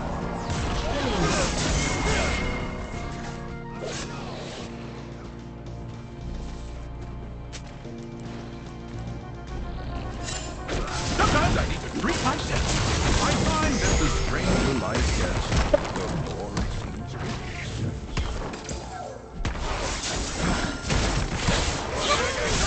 Rampage. Hurry, get to safety. I love how Is dominating.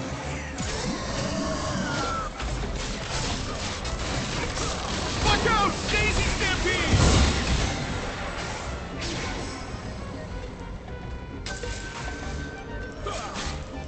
The forest protects us all. I wonder what the ducks are plotting today.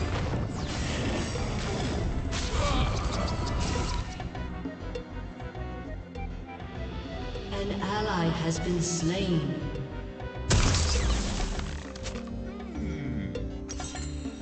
This looks like it's going to grow on me.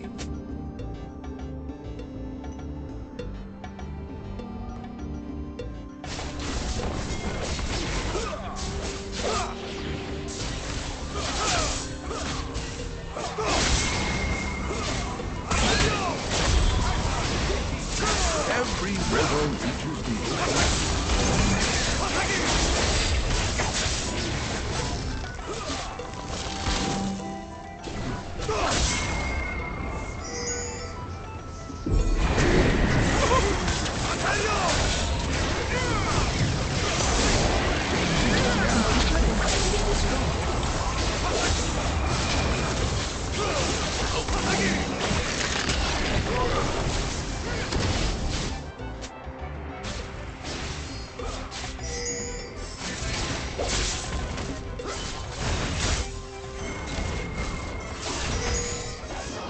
Everything is connected in the strangest way.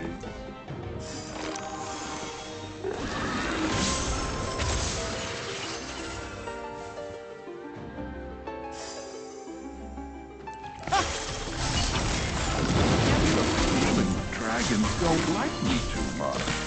Oh well.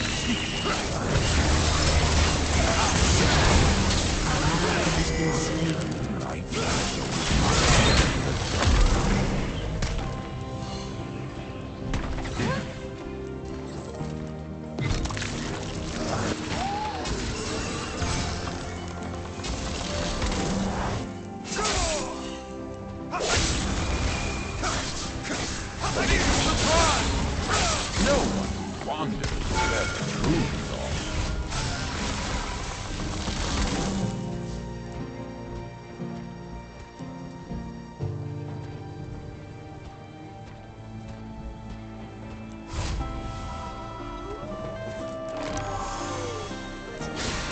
I grow my own food. Hey there.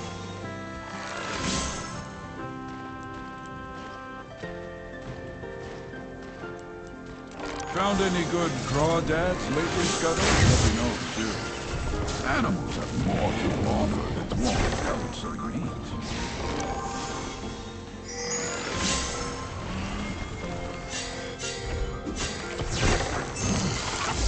Go in peace, friend.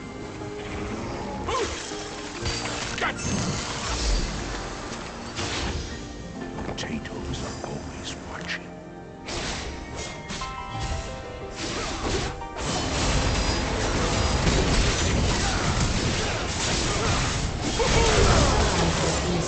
Gotcha! Trees love tickling distraction.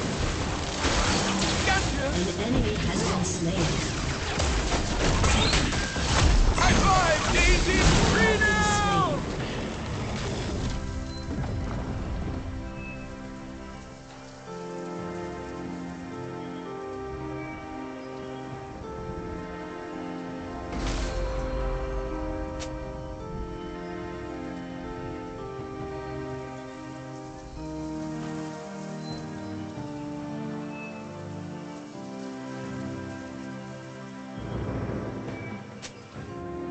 Your turret has been destroyed.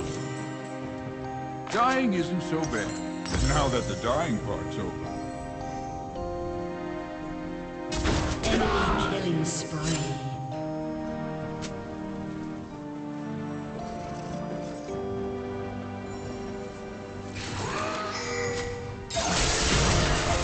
I want to win.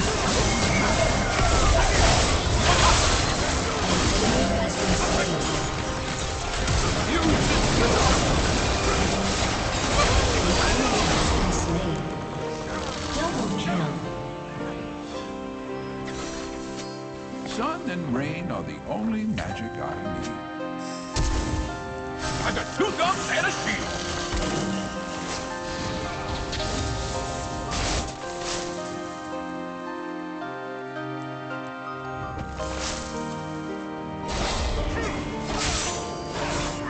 Ladybugs should really befriend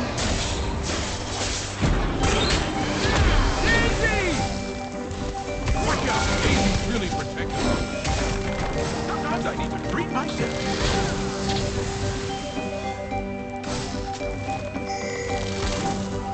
I'm having another eye-opening.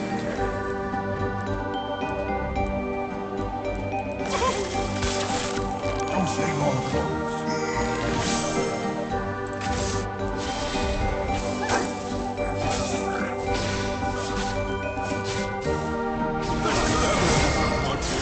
Always surprises me.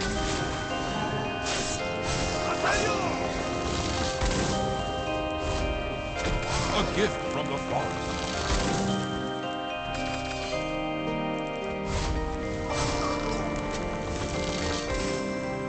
I should go swimming later.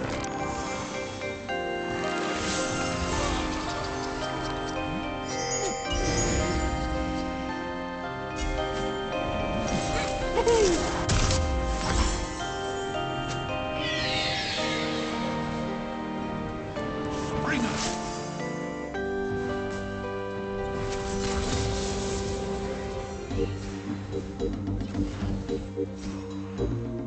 Life is such a strange miracle.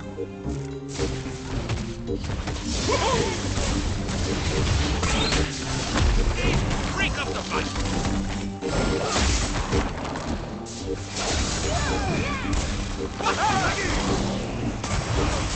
Print like a snare. An enemy has been slain.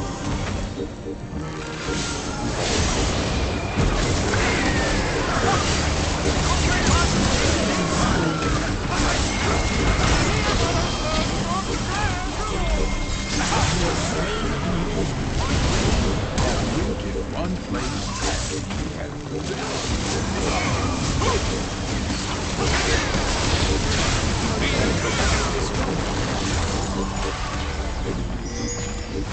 Your team has destroyed a turret. Rampage. Bring up! I follow only the sun. And sometimes the river. Just one time.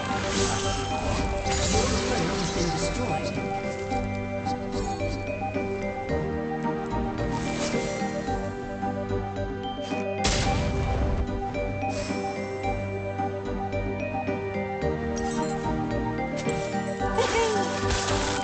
When's the last time you had your beat?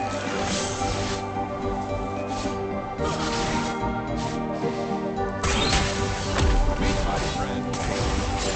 Never trust the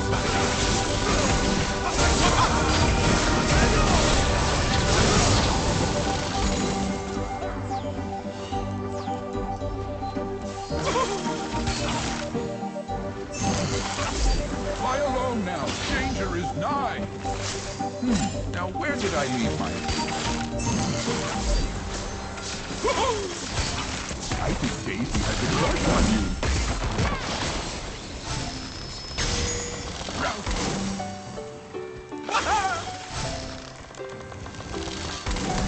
Laugh like a Highland, and friends will gather.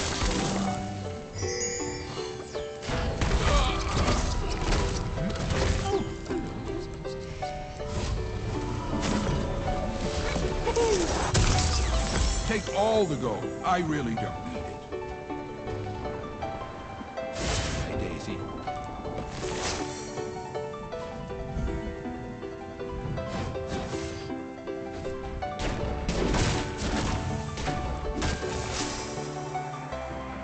Hello. It's reassuring how alone we aren't.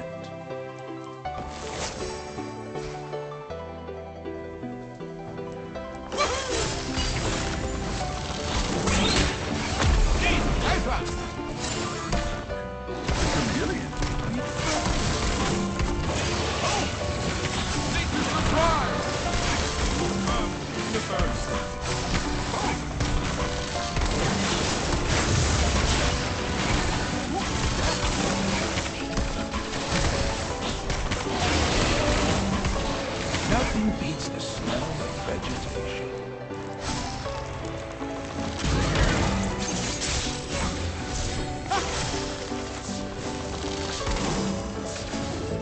Thanks for playing, Daisy. Brush just tickles my fancy. Your turret has been destroyed.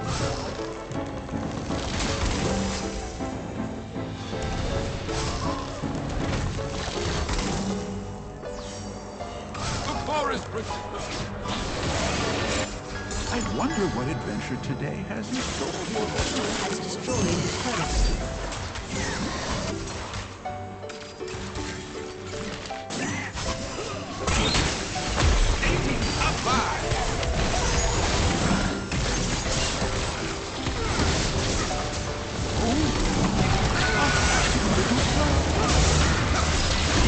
Slain an enemy.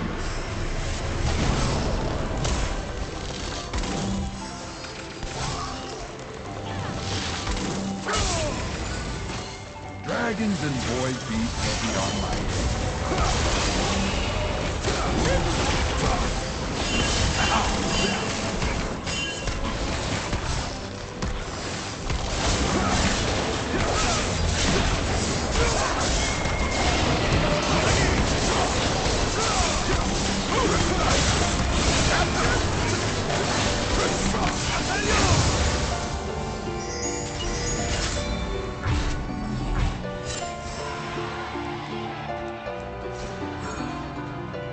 I find that the stranger life gets, the more it seems to make sense.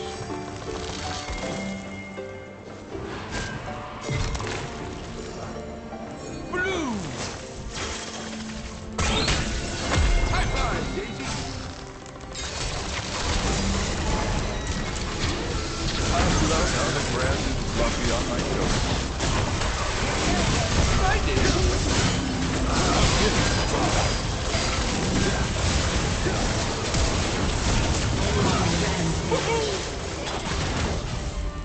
Use this gift. I wonder what the ducks are plotting.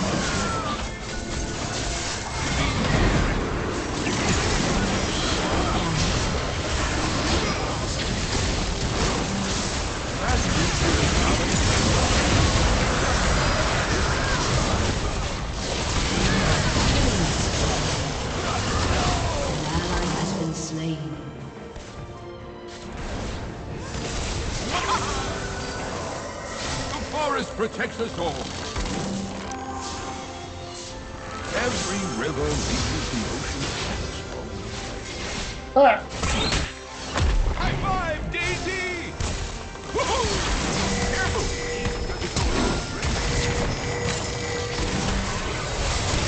I got two dogs and a Rampage. Daisy stampede when no Rampage.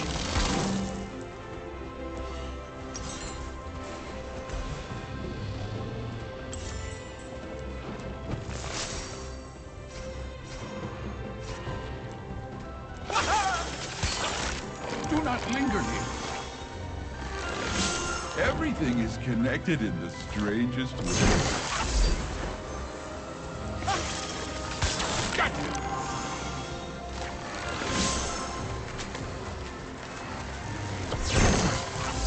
Hunters on the prowl. Run and hide.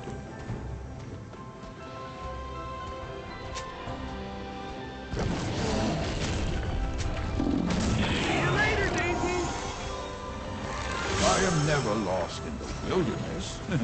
Only at night.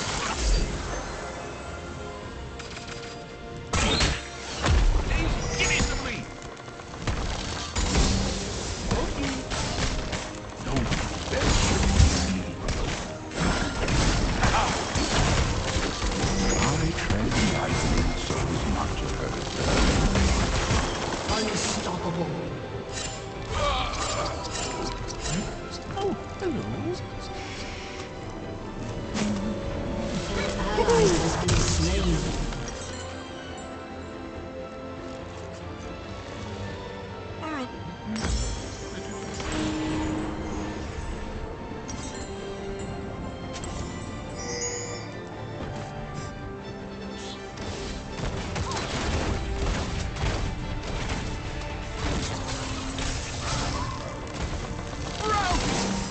No one who wanders is ever truly lost.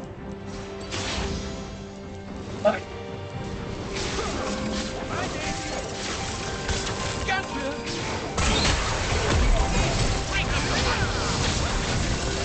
Watch out! Daisy stampede! I grow my own food.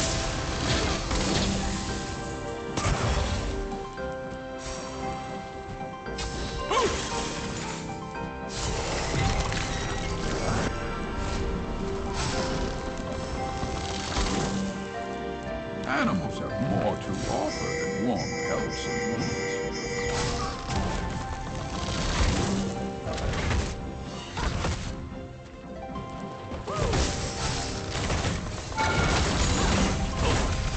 Nature's fight. Your team has destroyed a turret.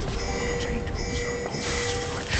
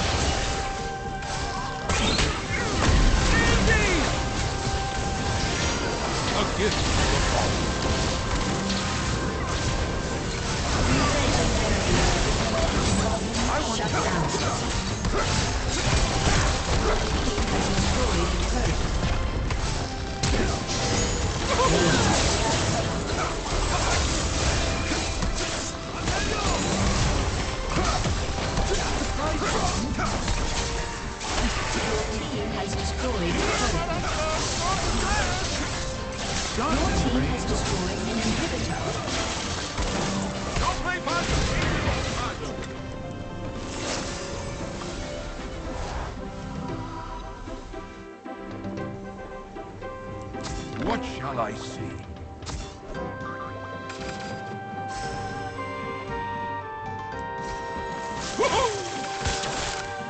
I loved your last story, Krug. Really need to punch up that. Ladybugs should really befriend insects. Sometimes I can treat myself.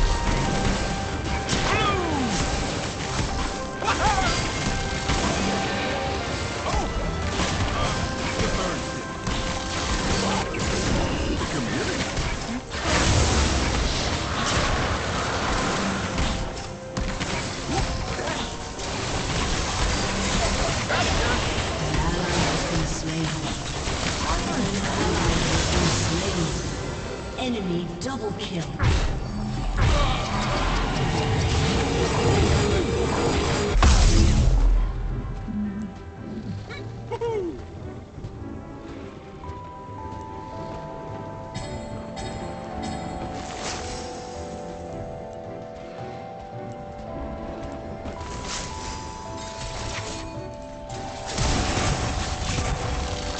I'm having a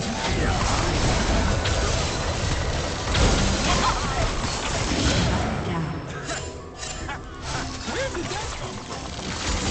Gotcha.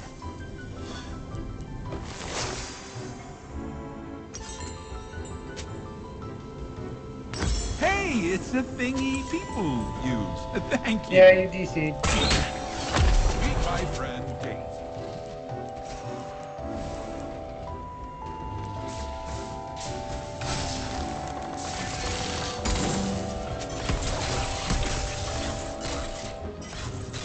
The cleverness of mushrooms always surprises me.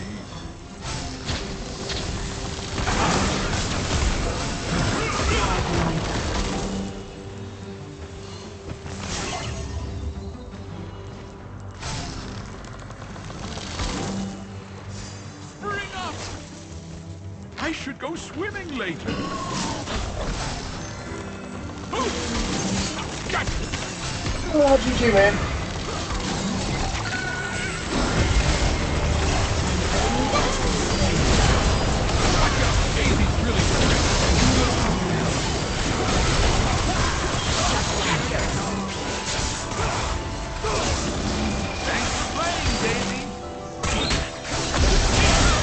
Crowd control. Because your host is with me.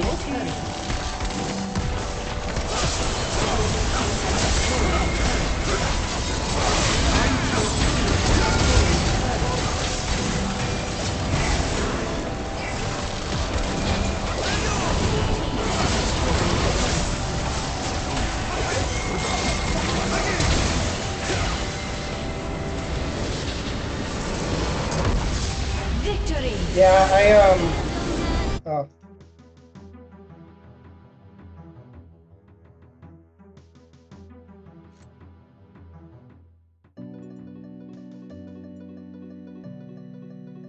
I forgot you can hear me, so now I can hear you hear me.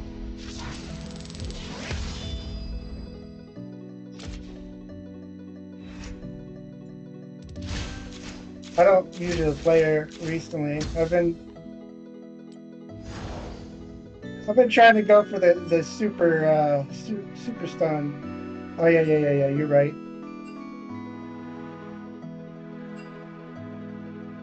Yo, what up? Yeah, what up though? And also with you.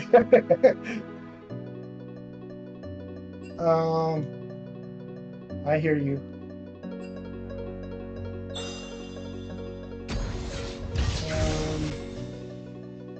Let me do this. Apologize for the matchup. When I see Dormammu, I use the eternal.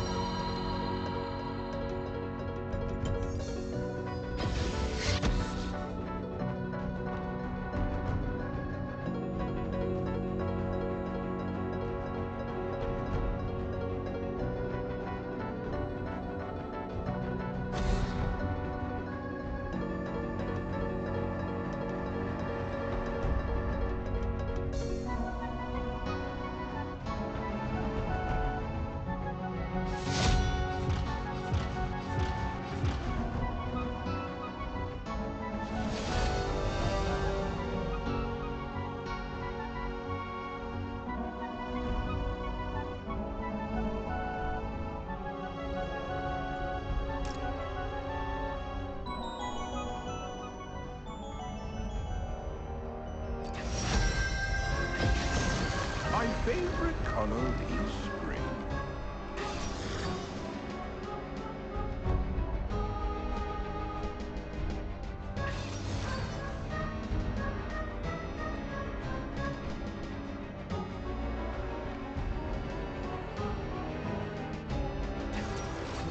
Oh, baby girl, I'm here. Hey, what's up, dude? What it do, dude?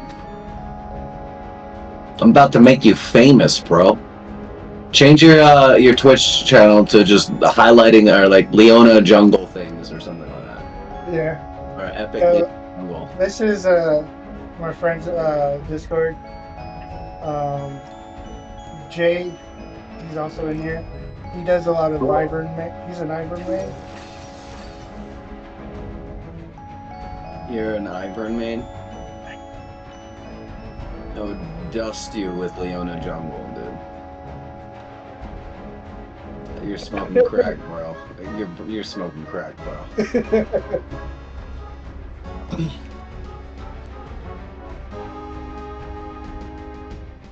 Get scared of Daisy? You're dead before Daisy does anything, bro. What are you talking about? And Leona's. Yeah, Leona takes me to Challenger, so good luck. And Leona solo bear? No. Ivory can. Leona cannot solo Baron, but I don't need to because I'll just ace and then take it anyway. You mainly do jungle though? Jungle is my least known of the roles that I play. But you don't know how to play, is that what you're saying? Yeah. Okay. I don't know what I'm doing. At all. Ever. I just kill things in my hood. Start key, please. I'm normally, you're not on Lux, it's the other guy on Lux. I'm on Lux. Live each you are? day as Alright. if it's your first. I normally am. Damn it. Oh. Okay. Whiffed it. Welcome to Summoner's Rift. 3 seconds on my queue. What the? Brain lag. 30 seconds until minions spawn. 3 seconds. First blood. Back up, back up. 2 seconds. 3.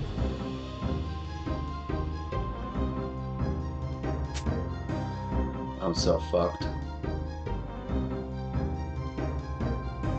Minions have spawned. Oh man, what was that? 3 miscues? Yeah. That's why I play Ash, dude. Hey, can you, when I come and gank and stuff, like you're playing with a Leona that's gonna land her stuns. So just be patient, like just breathe and chill, and I'm going to land my stuns and make it really easy for you to land your shield. Like if you just like followed me around and stuff like that and just followed up, we would have absolutely aced. We would have got like 4 kills there and nobody would have died.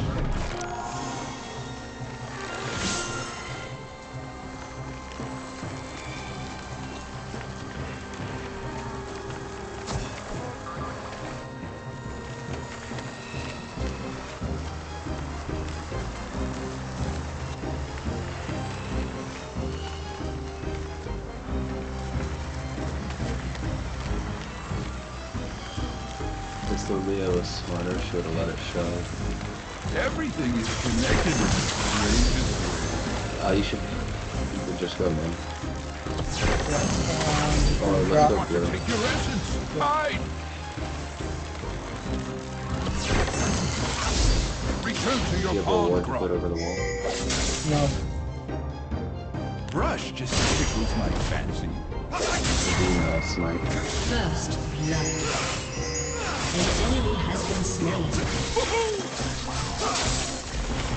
Double kill. An ally has been slain. I should go swimming later. Yorick is on wolves right now. Yeah, we're gonna... I'm collapsing on her. Hello.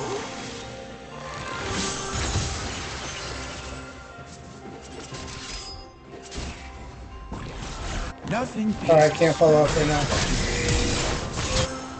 Fuck! What is wrong with me? What the... We go on her. We go on her here in a second. Disengage, disengage, just run away. That's true. I don't know if I can save you. That's fine. Just run. I'm on fire. I gift my spark. He killed me! I got 2 thumbs and a shield. I get level. I wonder what the ducks are plotting today.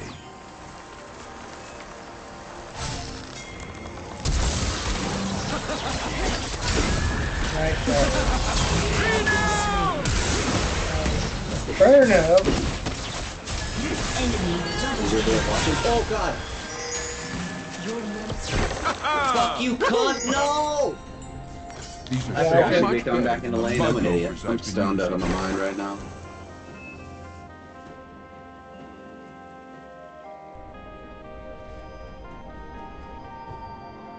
That was really dumb of me. Gotcha! One day, I'll root in one place and be everywhere.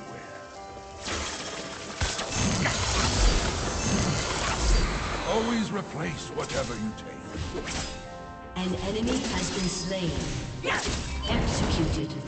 If you're not a Lux main, like you don't have to play her. I was just asking if you play her or not, just because she's pretty nice. I was trying to get into her to level up this account, but I got bored, so I started doing Ash shenanigans. The true spirit of Yeah, was that an ult and then you TP'd and met your ult? Is that what I saw? Yeah. I thought that's what it was. The long stun time plus animals have more just to being there. offer than warm pelts and Careful right here.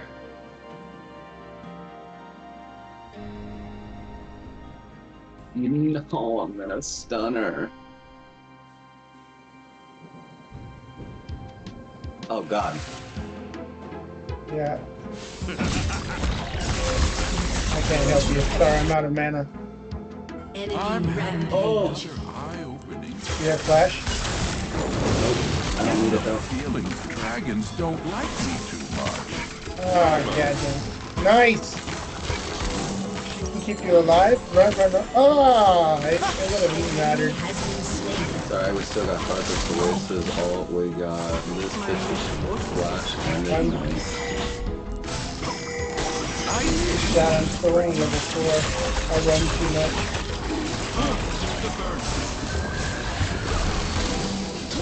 you gotta just farm.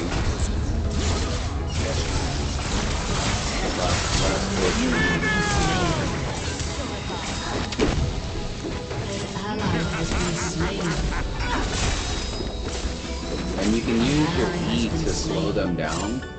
Like Yeah, your yeah, E's got a bigger range, and that'll also help you This new land body's a your little Q, stiff. Must be an oak. especially at longer ranges.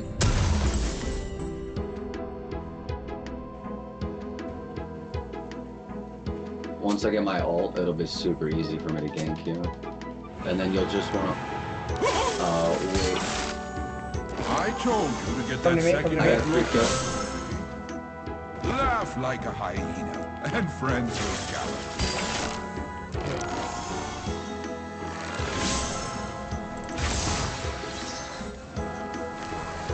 Vex is coming. Vex is coming. Right there, right there. Hell yeah. I tread lightly. Shield? So is Oh. I You gotta used use it already.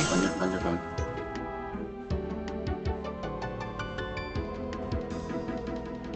I got Vex's flash there. I'll flash for it. I'm telling you, Blue, you and Daisy. An enemy has been slain. We love tickling each other's branches. Lux, you got 3 kills bot with your ult. Gotcha! Just stay mid. Oh, she died. Got Daisy stampede when no one is watching.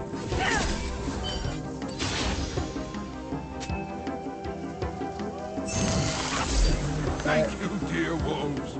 Shut down.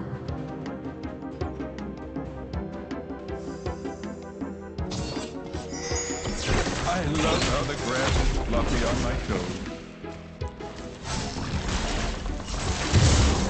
Daisy, be gentle.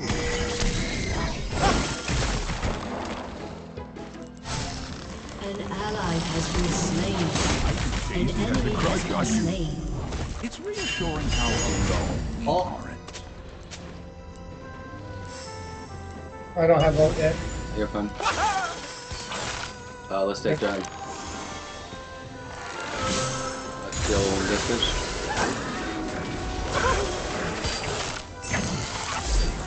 Now, where did I leave my roots? I got her in 4 seconds. Shut down.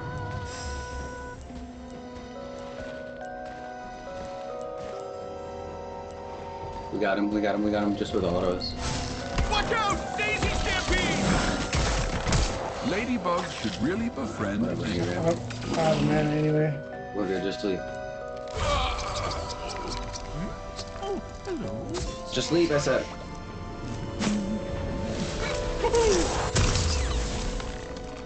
Take Just leave, all just the leave, gold. just leave, I just will leave. kill you. I'm leaving. We almost killed him now. My friend, run! Okay, there's 3 mid.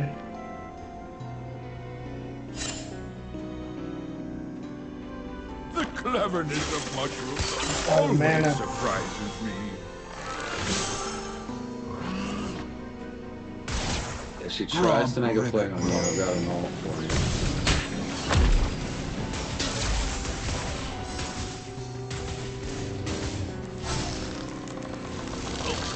I follow only the sun. And sometimes He's on. rivers. Just one. I gotta run. I'm all so low. You're good, you're good.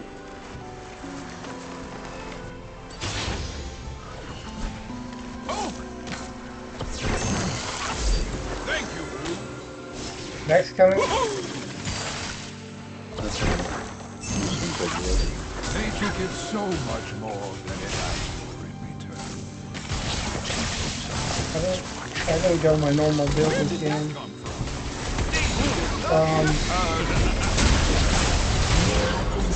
What? They're on it? Yeah. An enemy has been slain. Drop it, drop it, drop it. Drop it, drop it. An enemy has been slain.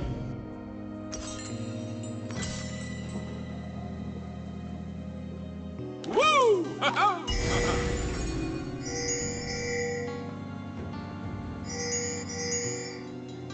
Oh, hell yeah. Go take a rip. I'll meet you there. Yeah, give me 1 second. Let me push this way back a little bit. You good? I find there's a stranger like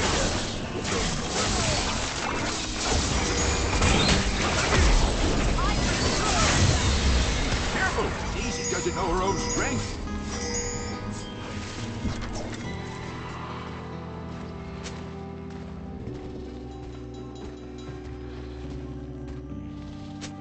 Sprint like a snail, and you will never.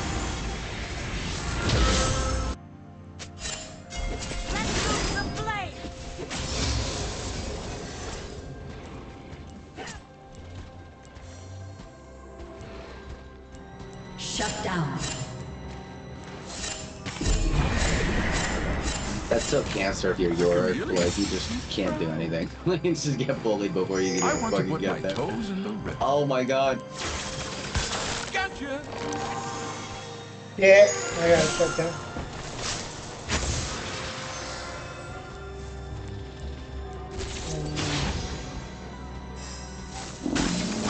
What do I need?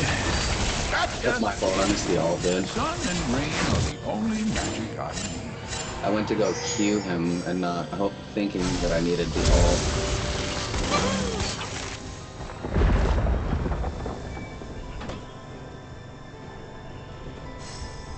Killing it, dude. Fly alone now. Danger is nigh. I grow my own So you're food. excited for the new rank system? Gotcha! I didn't even know there was a new one coming. I just get on and play, like I have old man, full-time career type shit, so Turret plating will fall I don't soon. keep up with all the patch notes or any of that shit anymore. I just do whatever I want. Get on here and play Leona. Shit on kids and Every you know. river reaches the ocean. I used to take this game a lot more seriously. Game used to be like, I used to not give a shit about it, like getting fired, like come home and just fuck with the game. Like whatever, I'll get another job.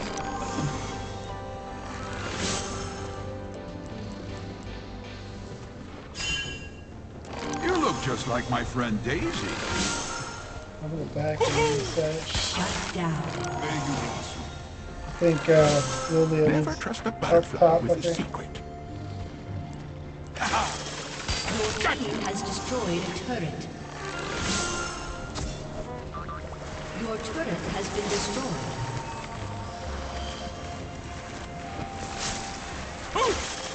I am never lost in the wilderness. Only in conversation. See you later, Daisy.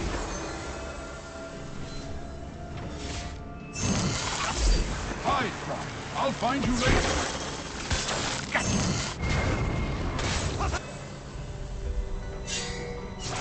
I wonder what adventure today has in store for all of us.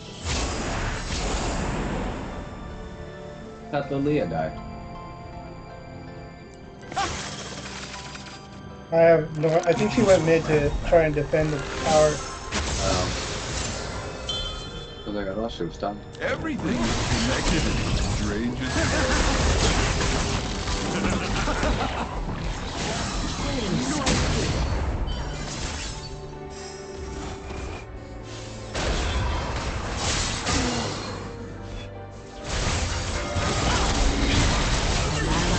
Oh, I'm now beating Vex and Farm, so that's good. The forest protects us all. Your turret has been destroyed. Watch out! Daisy's really protected by that. Bye, Daisy. I should go swimming later.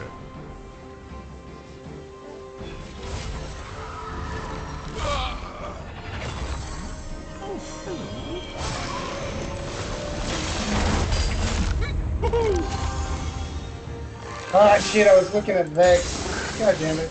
I wasn't paying attention.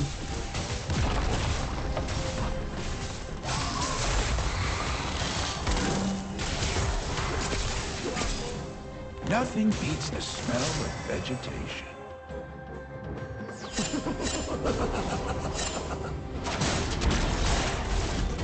I'm gonna get Banshee's Bell so it's his brain and the Vex.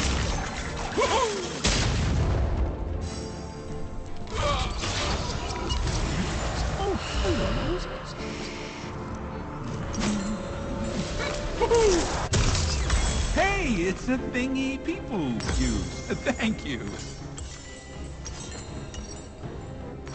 Shut down. An enemy has been slain. God damn it.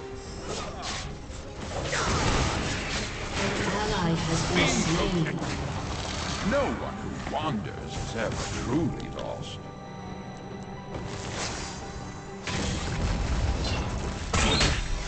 Daisy, up high! Use this gift well.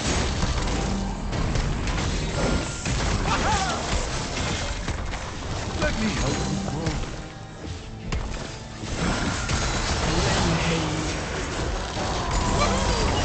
Don't play possum, Daisy, Daisy!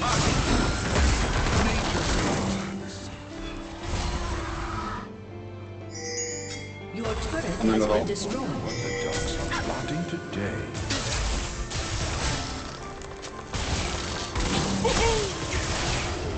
Bye-bye, Daisy. Your turret has been destroyed. Just eat that all the day. She thought she was gonna kill me. I said, what you doing, MF?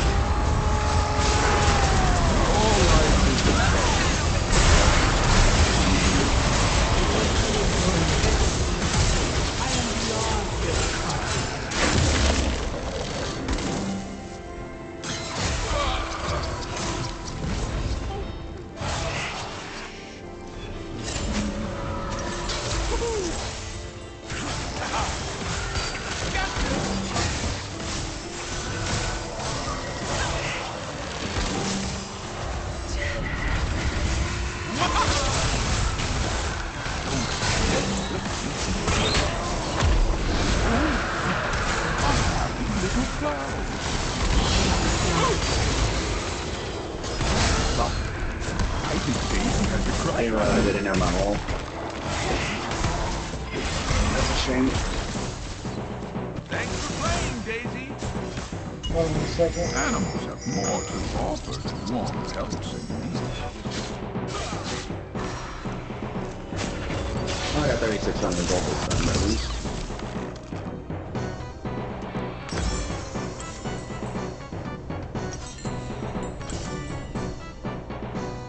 Build me some spirit I'm this having summer. another eye-opening day. Oh my god, she had to go. Yeah, that's so shit. I'm gonna card this, whatever his name is.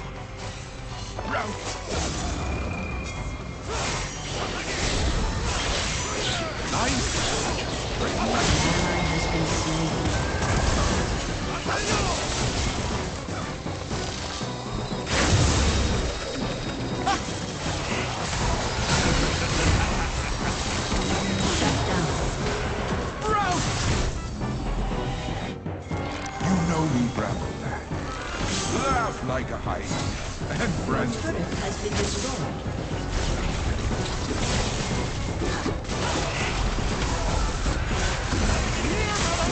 Your inhibitor has been destroyed. Daisy! Has been slain. Surprise! I don't like so much of her as the dandelion. An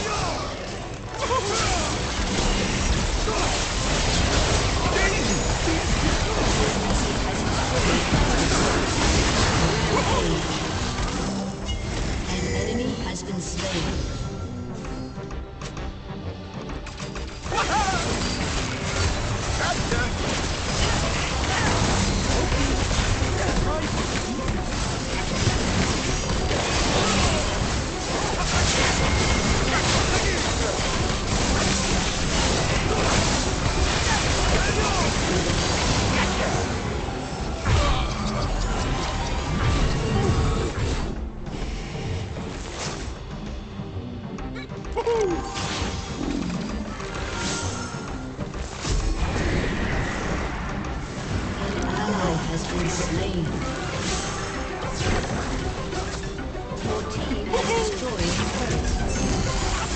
I receive your power.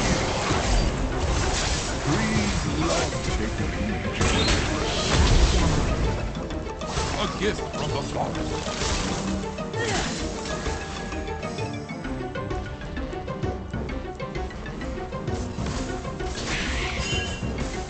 Raptor friend, looking good, guys. Daisy stampede when no one's watching.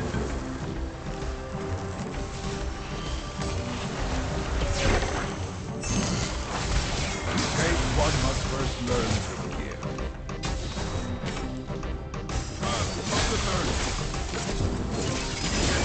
I love how the grass is fluffy on my toes.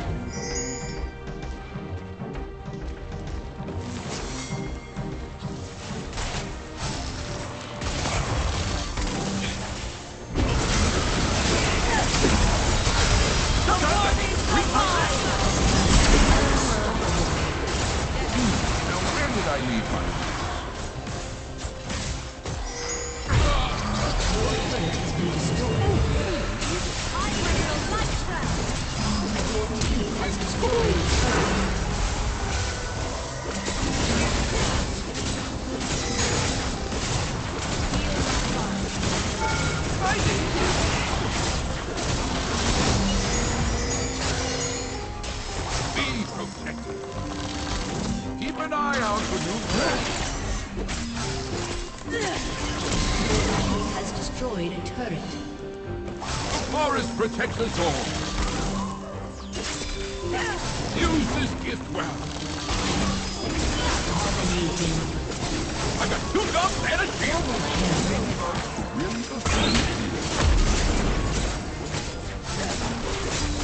Watch out, Daisy Stampede! That creature is out of sight. Shut down.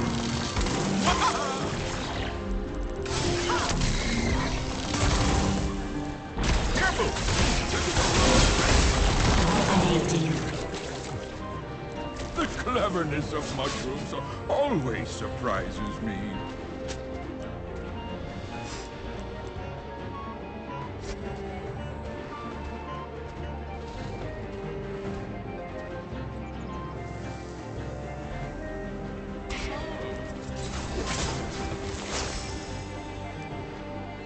Your inhibitor is respawning soon.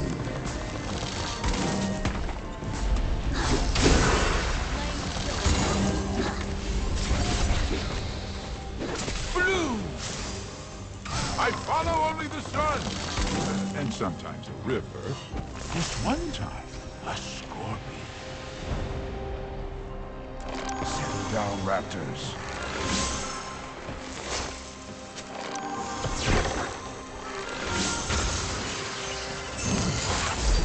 I treasure this essence. Gotcha! An ally has been slain. How's the wife? Potatoes are always watching. Hi, Krugs. Run back to your wife. Break up the fight!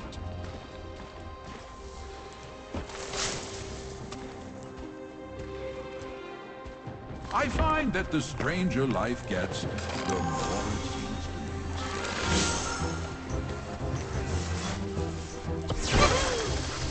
Watch out! Daisy's really protective of us.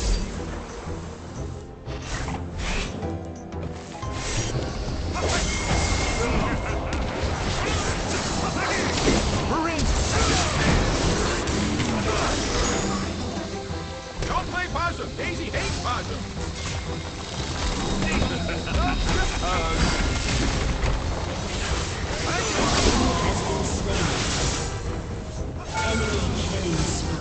Hurry up! I want to put my toes in the ring. Ooh! Got you!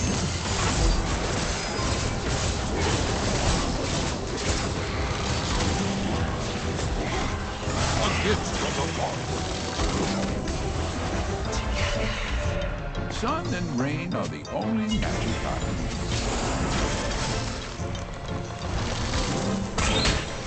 High five, Daisy!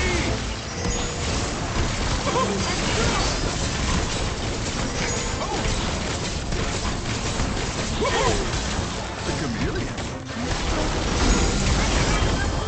I grow my own food.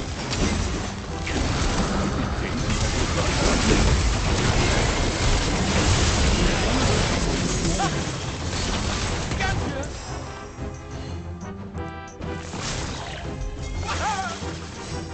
Every river reaches the ocean in its own way.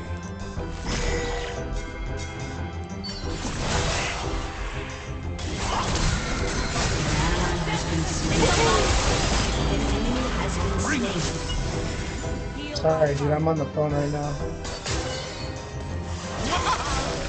Dragons and boys.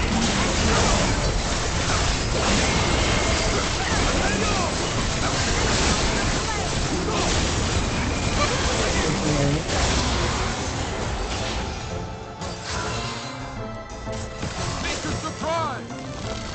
Trying to make it change on my appointment. Forest protect the gold.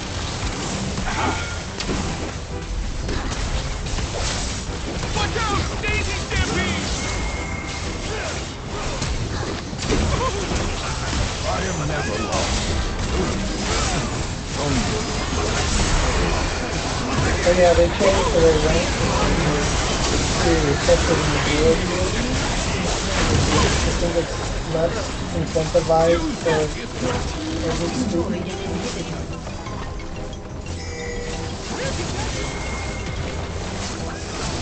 Are you there? Your team has destroyed an inhibitor.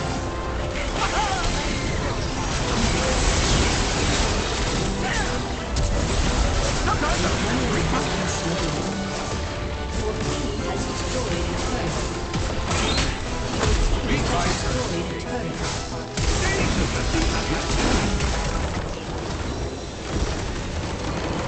A summoner has disconnected.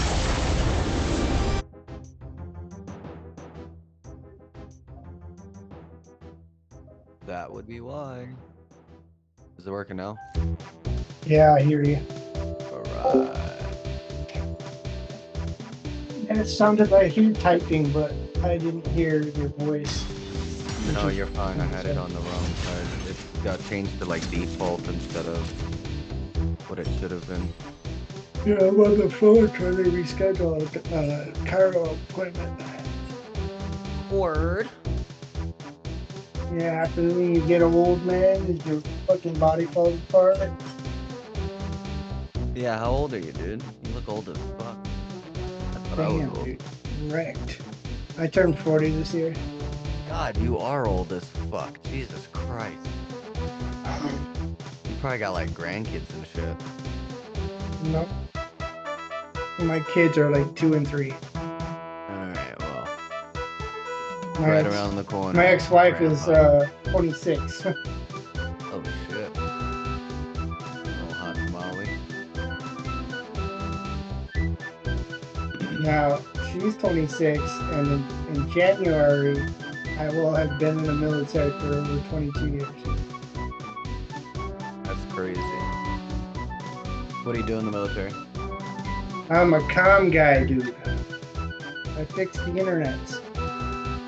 Word. There's more to it, obviously, but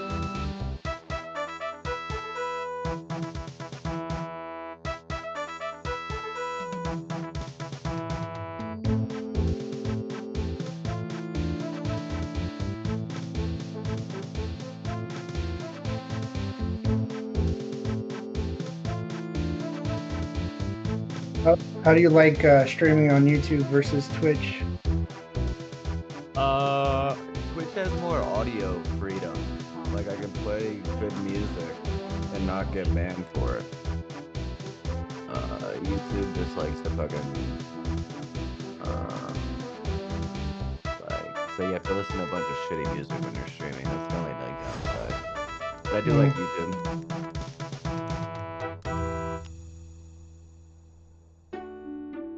I just need to get. Wait. I love when these fucks ban Leona. It lets me know how scared they are. What's your backup? Whatever I feel like. Let's see.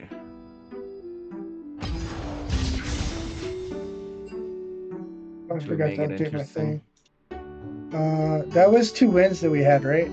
Yeah. Should we make it interesting? Yeah.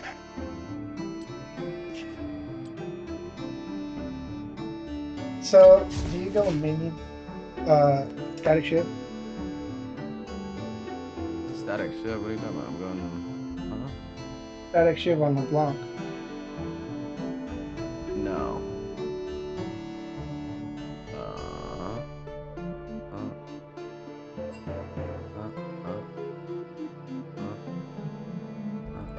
Why does he have no name? Is it me or does he not have a name? No, that changed. They changed it. Oh, they got rid of the Merkwolf shoot? Yeah. And then they were like, yo, this is fucking shit. I guess that's so you can't know who's being toxic and report them. That kind of counterintuitive.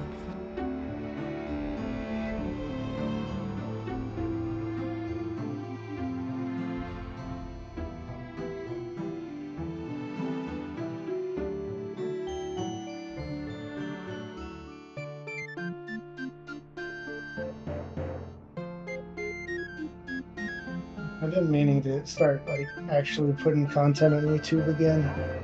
I've been playing League for a really, really long time. Hard stuck. Bro, you were playing it since before, like when they were still coding that shit, bro. They were still writing the first September fucking C++ lines, bro. September 29th, 2012.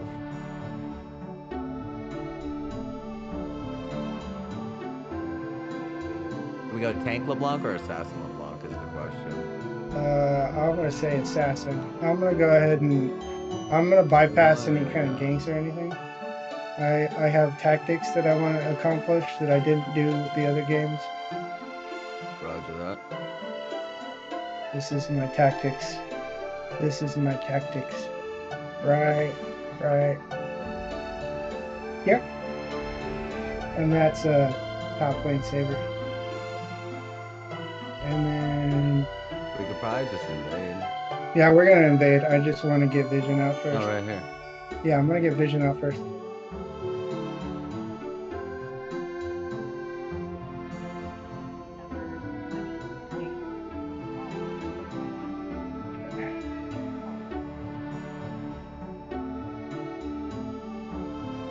Let's see if they rotate.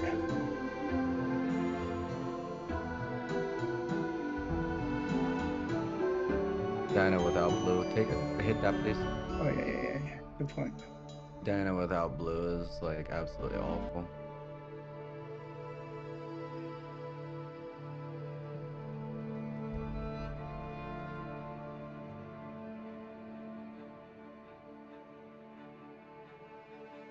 And then go ahead and reset.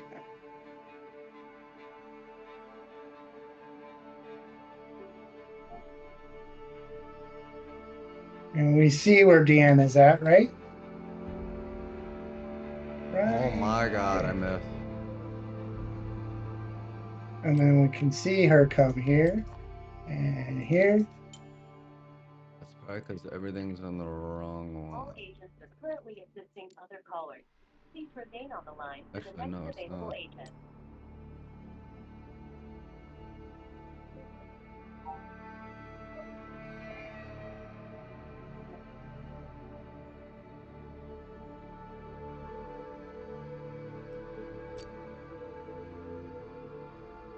Alright, he should win that lane easy. I'm gonna reset.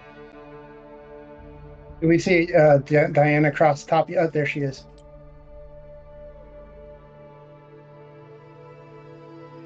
I bet you he has pings turned off.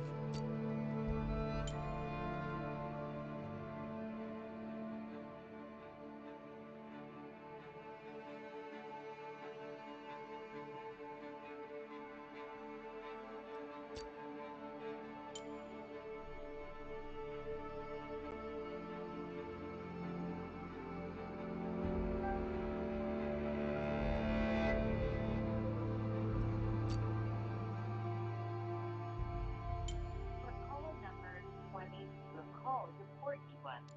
Please continue to hold.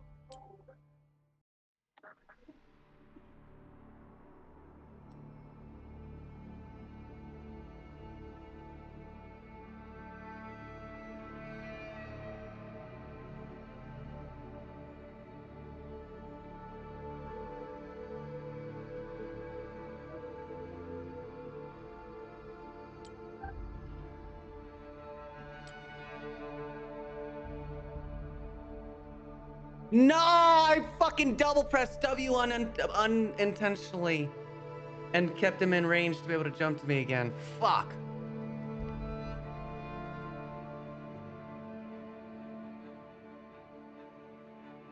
Why are they telling me to go static shiv on LeBlanc? What? Static Shiv is good on LeBlanc. Get out of here. It is. Is it? Alright, we'll try it. I just don't buy it. But what you got to do if you do it is you got to go minion demat and then you got to demat two casters and two Alright, so casters and one it's a melee. laning build, not a jungle build. That's a Gotcha. laning build, but I just fucking wasted it's money. the super gank. Go in, zap, come out, zap again because you get the reset on the. Yeah, it sounds like a waste to me.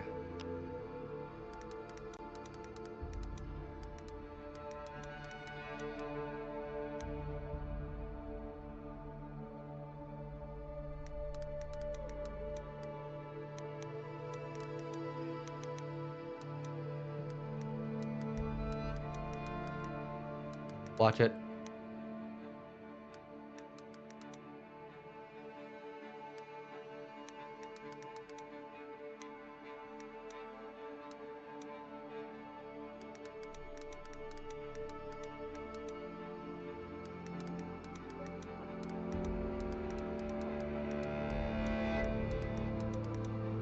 Hello? Oh, I I don't know didn't what get the happened. play. The chain didn't finish completing. Yeah, that was like a weird match. There was like 4 people there, 3 people there, right? I'm not crazy. It seemed like there was a lot more than there should have been.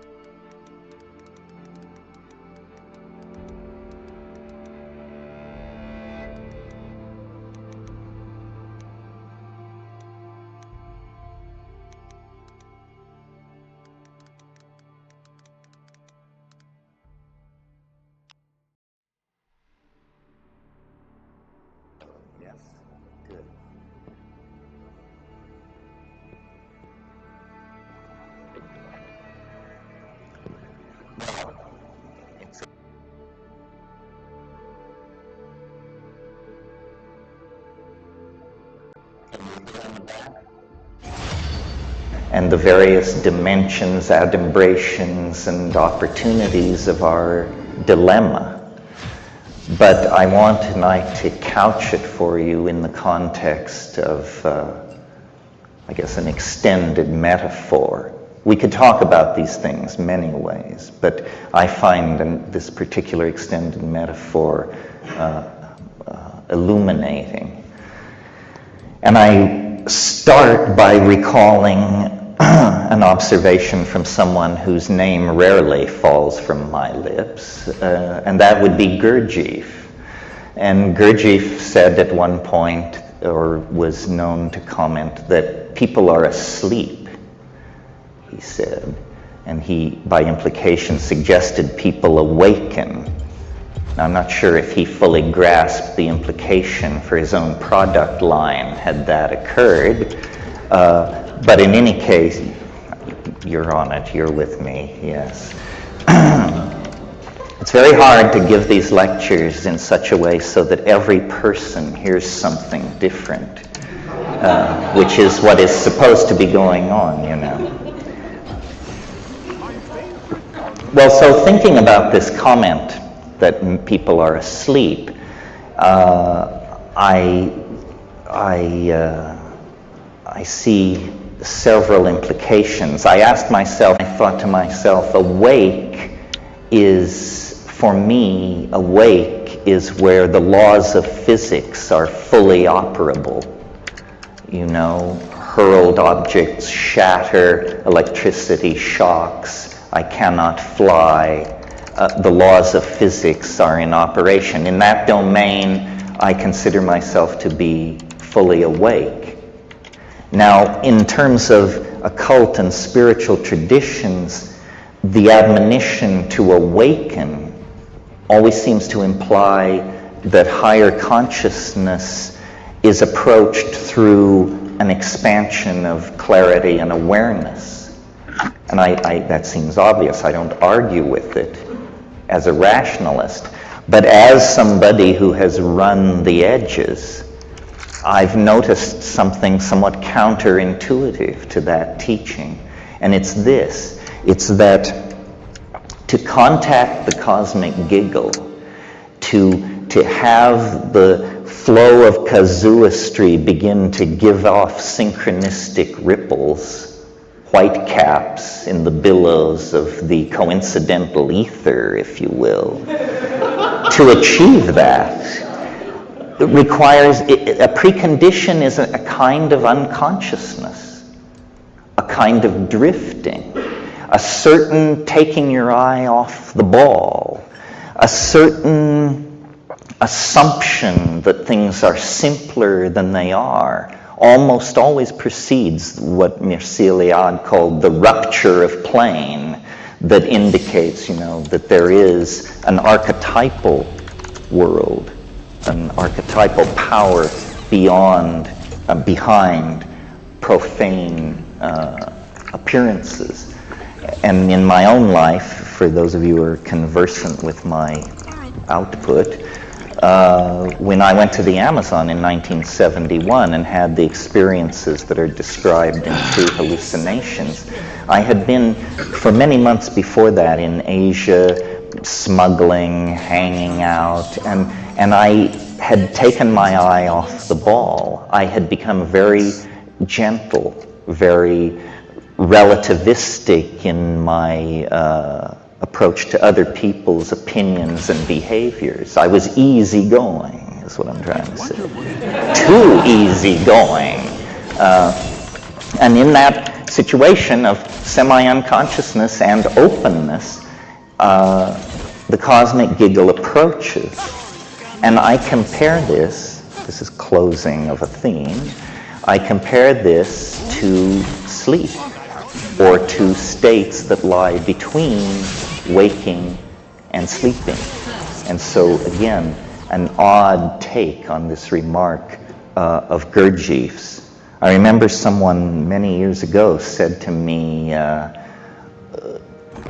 they evoked the symbol of the yin and the yang, the two tiers folded against each other within a circle. And this person, who was no rishi, roshi, geishe, or guru, but simply observant, said, it's not the black side, it's not the white side, it's the interface, it's the edge. And I found, by observing sleep, and some of you may recall the motto in Athanasius Kircher's Amphiatrium Sapientium that's chiseled over the alchemist's doorway. I can't do it in Latin, but it says, while sleeping, watch. While sleeping, watch. And I've noticed that while going to sleep, there is a barrier, a place in the process of going to sleep that is like a mercurial edge. It's a river. It's a zone of hypnagogia. You often pass through it post-orgasm. It's a place of drifting amoeboid-colored after-image lights, and then true hallucination, images, strange, transcendental or transpersonal images.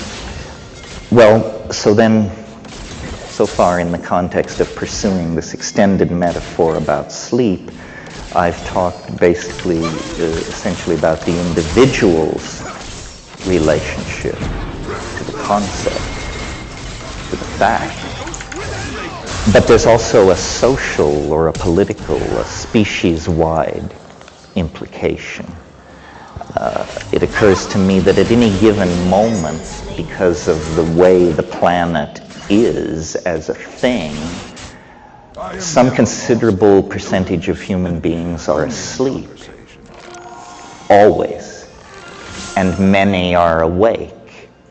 And so if the world soul is made of the collective consciousness of human beings, then it is never entirely awake. It is never entirely asleep. It exists in, I guess you can hear me. It exists in some kind of indeterminate zone. And this to me is the clue to understanding something that is personally fascinating to me. And it revolves around why people believe such weird things. And why, either as a consequence of the approach of the millennium or the breakdown of traditional values or the density of electromagnetic radiation, or for some reason, a balkanization of epistemology is taking place. And what I mean by that is there is no longer a commonality of understanding. I mean, for some people, quantum physics provides the answers. Their next door neighbor may look to the channeling of archangels with equal fervor. I mean, if this is not a balkanization of epistemology, I don't know what it is. It is accompanied by a related phenomenon, which is technology, or the historical momentum of things is creating such a bewildering social milieu that the monkey mind cannot find a simple story, a simple creation myth or redemption myth to lay over the crazy contradictory patchwork of profane techno, consumerist, post-McLuhanist, electronic, pre-apocalyptic existence. And so into that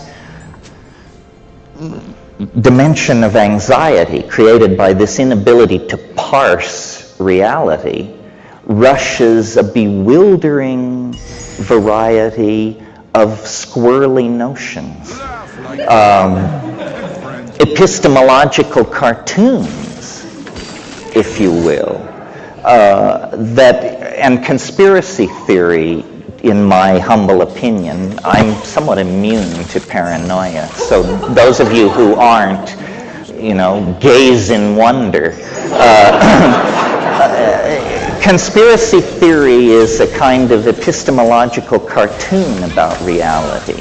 I mean, isn't it so simple to believe that things are run by the Greys and that all we have to do is trade sufficient fetal tissue to them and we can solve our technological problems?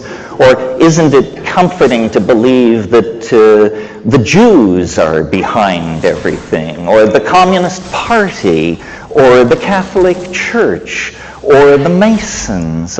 Well, these are epistemological cartoons. It's, kindergarten stuff in the art of amateur historiography. I believe that the truth of the matter is far more terrifying.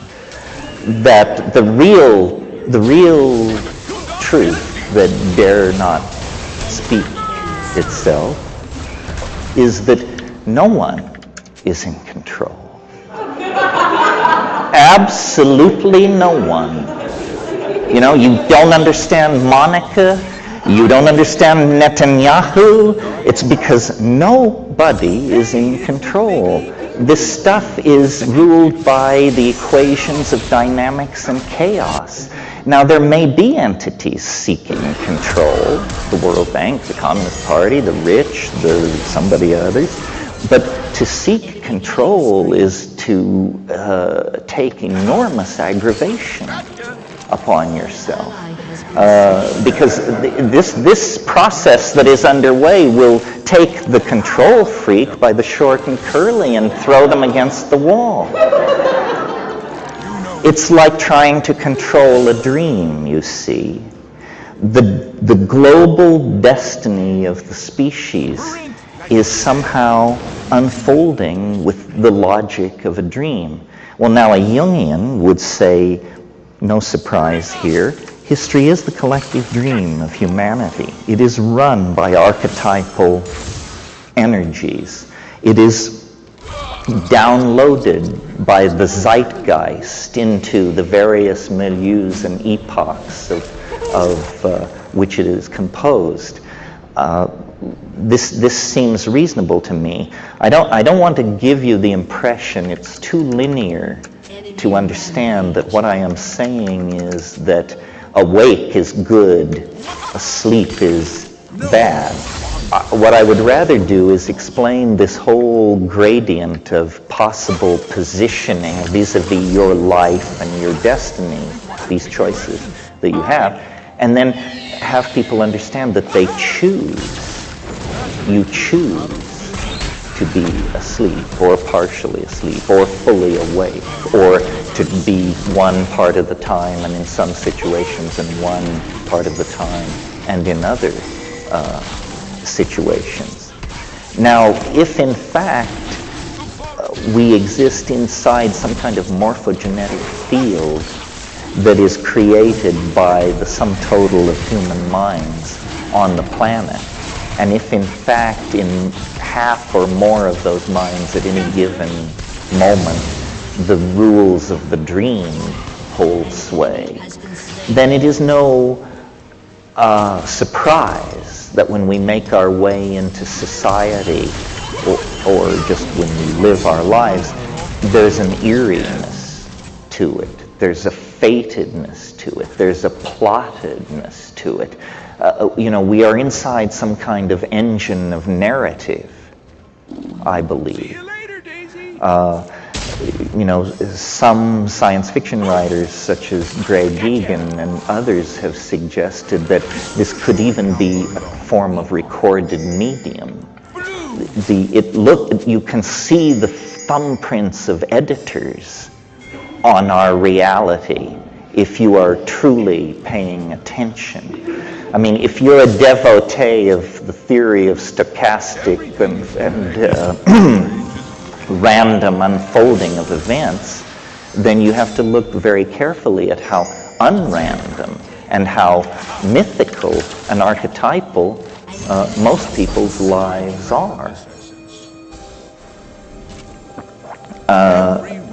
If you take psychedelics and hurl yourself to the edge and spend time with strange Aboriginal people in remote parts of the world, the cosmic giggle becomes your friend.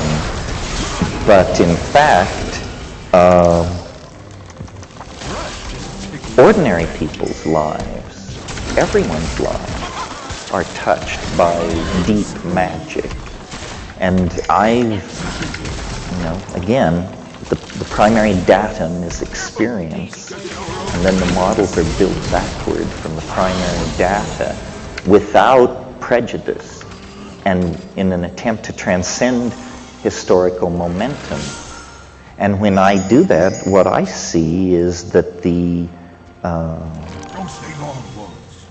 carrier of the field of the cosmic giggle in most people's lives is love. Love is some kind of output which messes with the entropic tendency toward probabilistic behavior in nature. What do I mean by that? I mean, you can be the janitor at Microsoft and the vice president and chief of operations, his daughter can bring him lunch one day, and you can, from a distance, have your eye fall upon her and fall in love with her. And from that point to having the 5 children she bears you go off to Harvard and the Sorbonne, it's just a matter of running the clock forward. And these things have, to you it may seem like a miracle, but to those of us who are students of human happenstance, it's inevitable. You can launch your story. And I've, in the course of taking psychedelics and looking at my life and other people's lives and narrative, I think that the secret of, I don't want to say anything as pretentious as transcendence or enlightenment, but the secret of taking hold of one's destiny is to understand that one is a character. A character is a different thing than this model you inherit out of the idea that you're a three-dimensional animal inside a democracy with a Christian heritage and a Dewey Decimal cataloging system or whatever. Anyway, these are some of the notions that occur to me in the context of comparing dream on many scales. You have to really struggle, I think, to believe that you actually live inside the model of reality that science and Newtonian physics and the mathematical analysis of nature have given us. Not to get too philosophical here, but for positivist philosophers, everything that is important, color, feeling, taste, tone, ambition, apprehension, appetition, these things are called secondary qualities. In other words, they're peripheral. They arise at a lower level of understanding. They are somehow determined by the presence of the animal body and hence dismissible by a theory of pure abstraction, which says, what is real is spin, charge, angular momentum. None of these things are very rich concepts for a living human being. Who knows what any of these things are? So,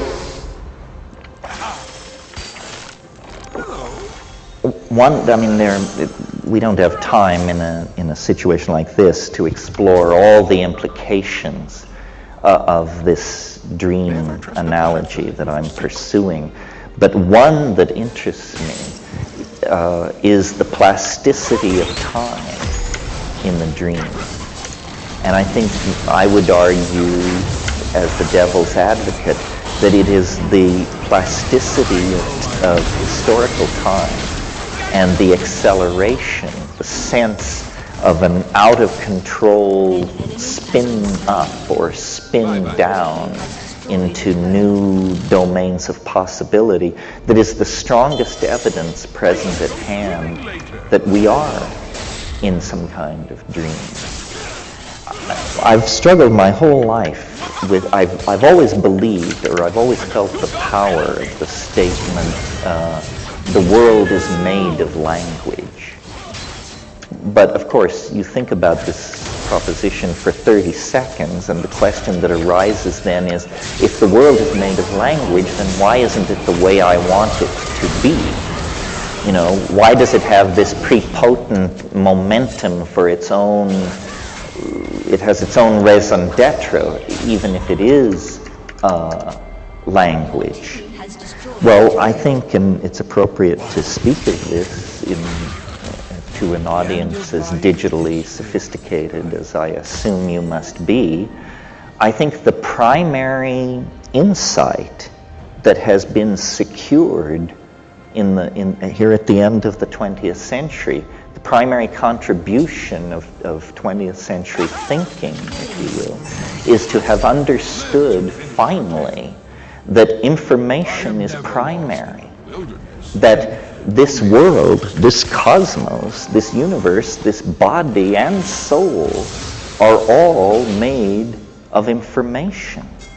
Information is a deeper and more primary concept than space, time, matter, energy, charge, spin, angular momentum. The world is made of language. The implication for the digerati is that reality can therefore be hacked.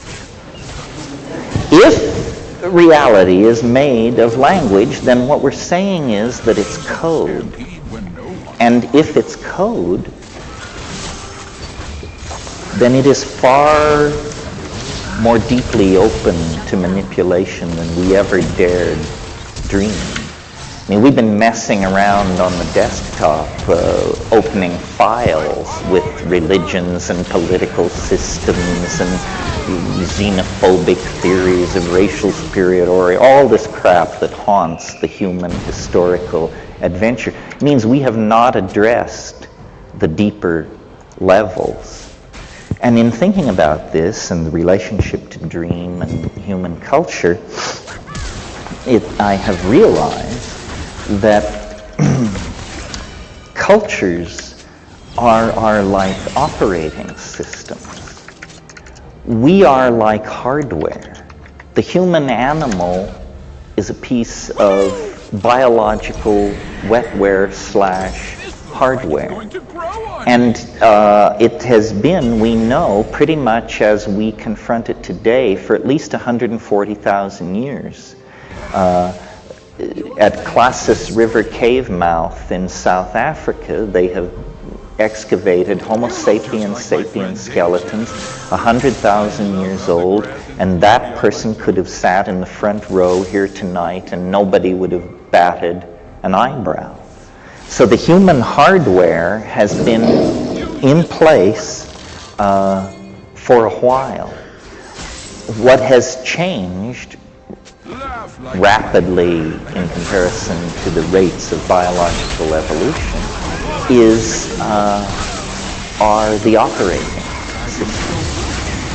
The people who excavated which was at that time thought to be the world's first city, and in any case is a city 7 millennia old, when they excavated the central plaza at they discovered that a black basaltic slab had been set up there by the earliest kings of and that was the cultural operating system. And if in a deal trading goats for olives a dispute arose, people had reference to the central operating system, and these things were determined. Well, now 101 was fine for olives and goat trading, but it didn't support higher mathematics. It didn't support rational exploration of nature. It didn't support astrological knowledge about the movement of the stars. As we have gone forward through culture, we have swapped out these operating systems. And at each swap out, there has been a lot of hair pulling and cussing and screaming. Anyone who has installed a new operating system is completely familiar with that sickening from the bowels kind of coldness, as you realize it all hangs by a thread. Now, this situation, or this operating system metaphor, I think is a useful one for understanding, and again, a circle closes, the balkanization of epistemology that causes me such anxiety. If you meet an Aboriginal person from the Amazon, for example, they may be running Witoto 3.0 as their operating system. Nicely supports animistic magic, huge capacity when it comes to making fish traps and bird traps. Witoto is a powerful operating system for a rainforest Aboriginal. In our culture, there are, I have no idea, at least 10 or 20 operating systems, all going at the same time. Some will run Mormonism. Some will support Catholicism. Others, Kabbalah goes at the speed of light. Others support quantum physics. Some support econometrics. Others support political correctness. And these things are mutually exclusive. And so looking at this, and looking at this clash of operating systems, I've come to the conclusion, and some of you may have heard me say this before, that culture is not your friend. That's the final conclusion. You see, well, this came to me a few months ago when I had my yearly physical. And as I was buttoning up, my doctor said to me, he said, in the 19th century, most people your age were dead. And I realized that this was true. And that among all the revolutions that we are enduring, one of them is that we live nearly twice as long as people lived very recently in the past. Well, culture is a kind of neoteny.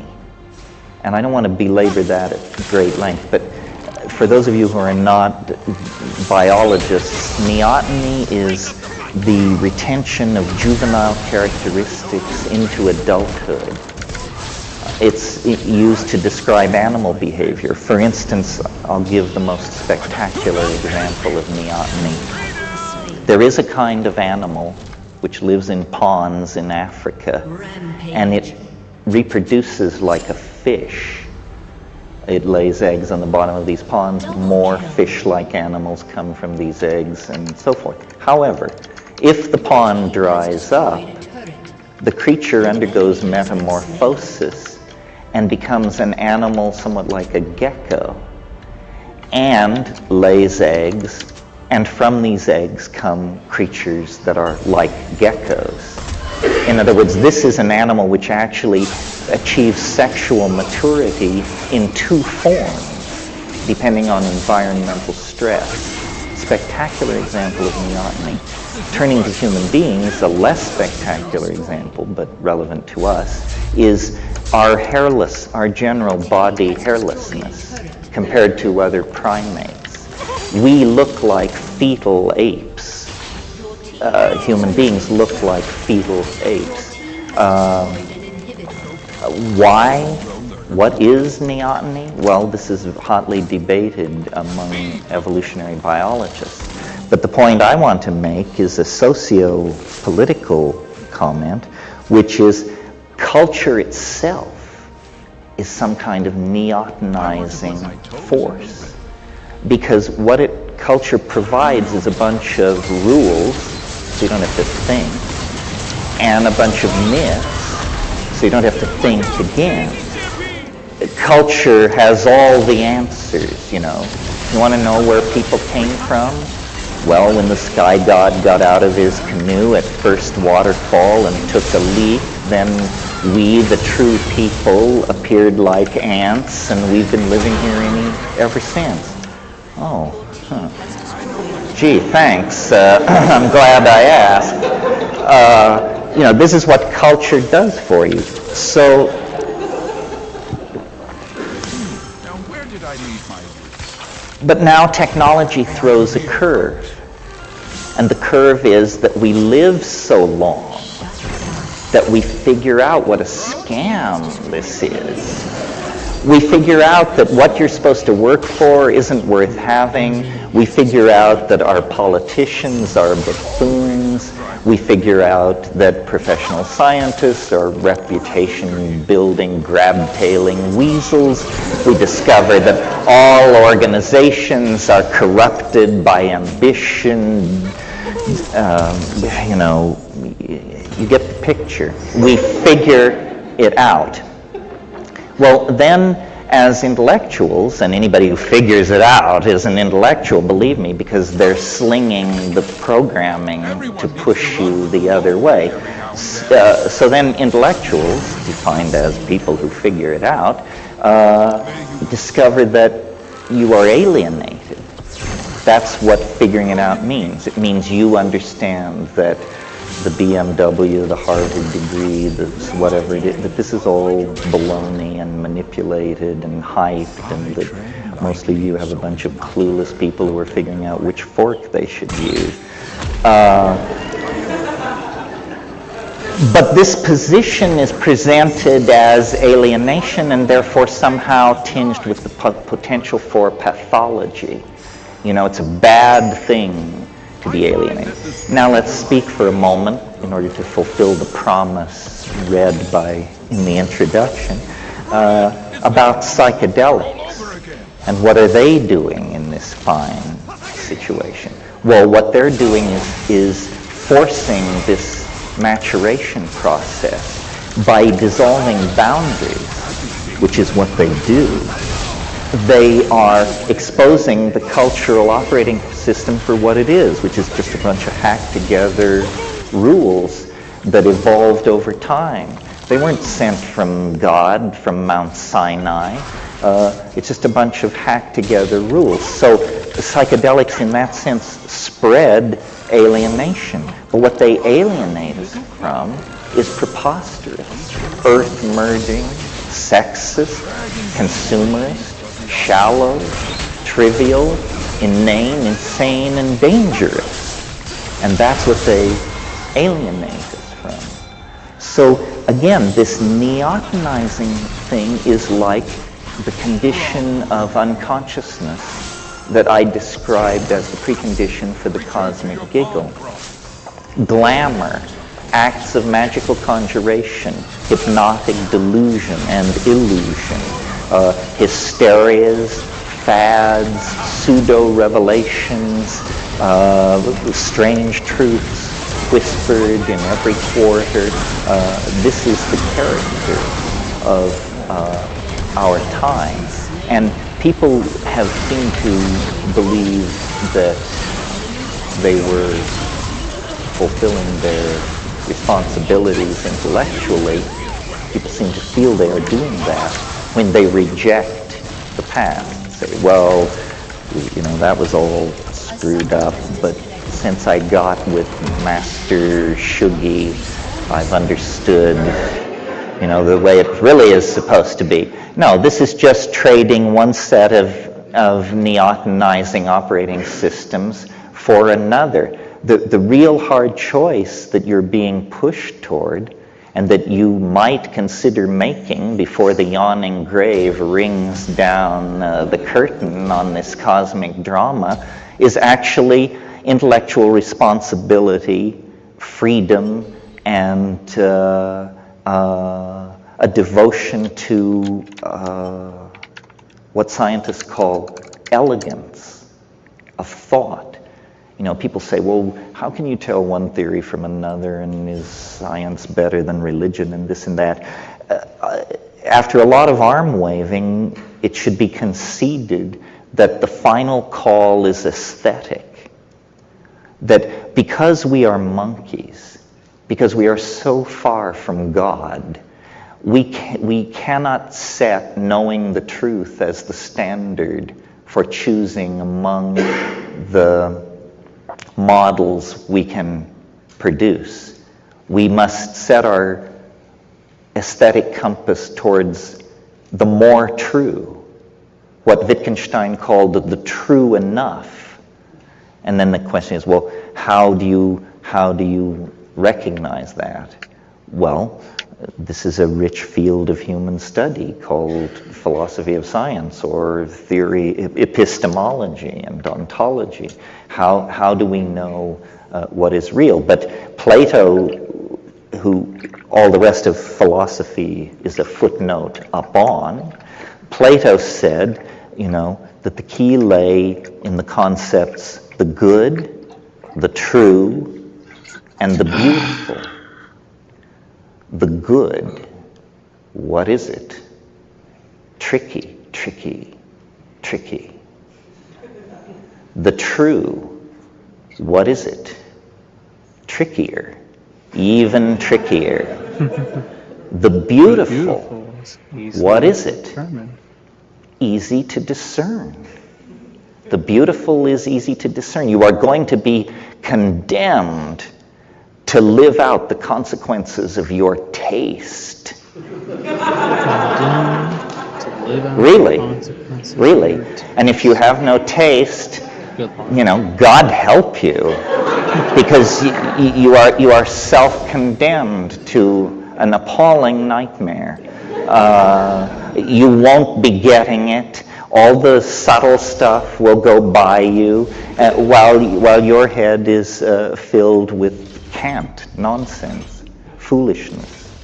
So again, the metaphor of the dream and of making choices based on beauty, and beauty is downloaded into the human cultural milieu largely through dreams.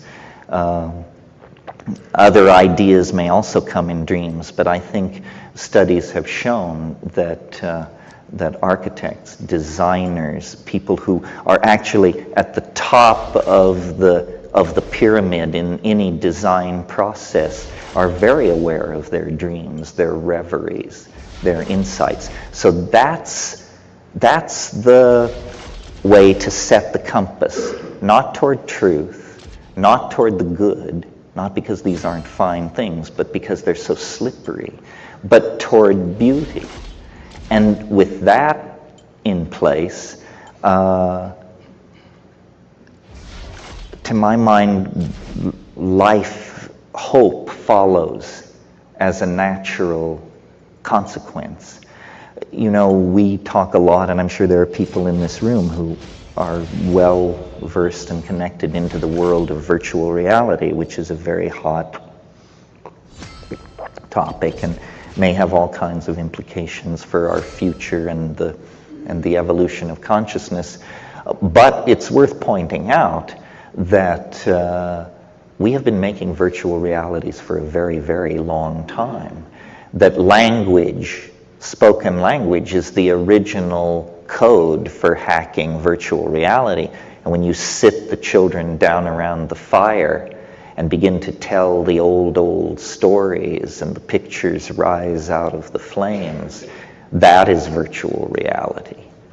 And so is, and this is the point I want to make, so are all the artifacts, all the impedimentia of human existence.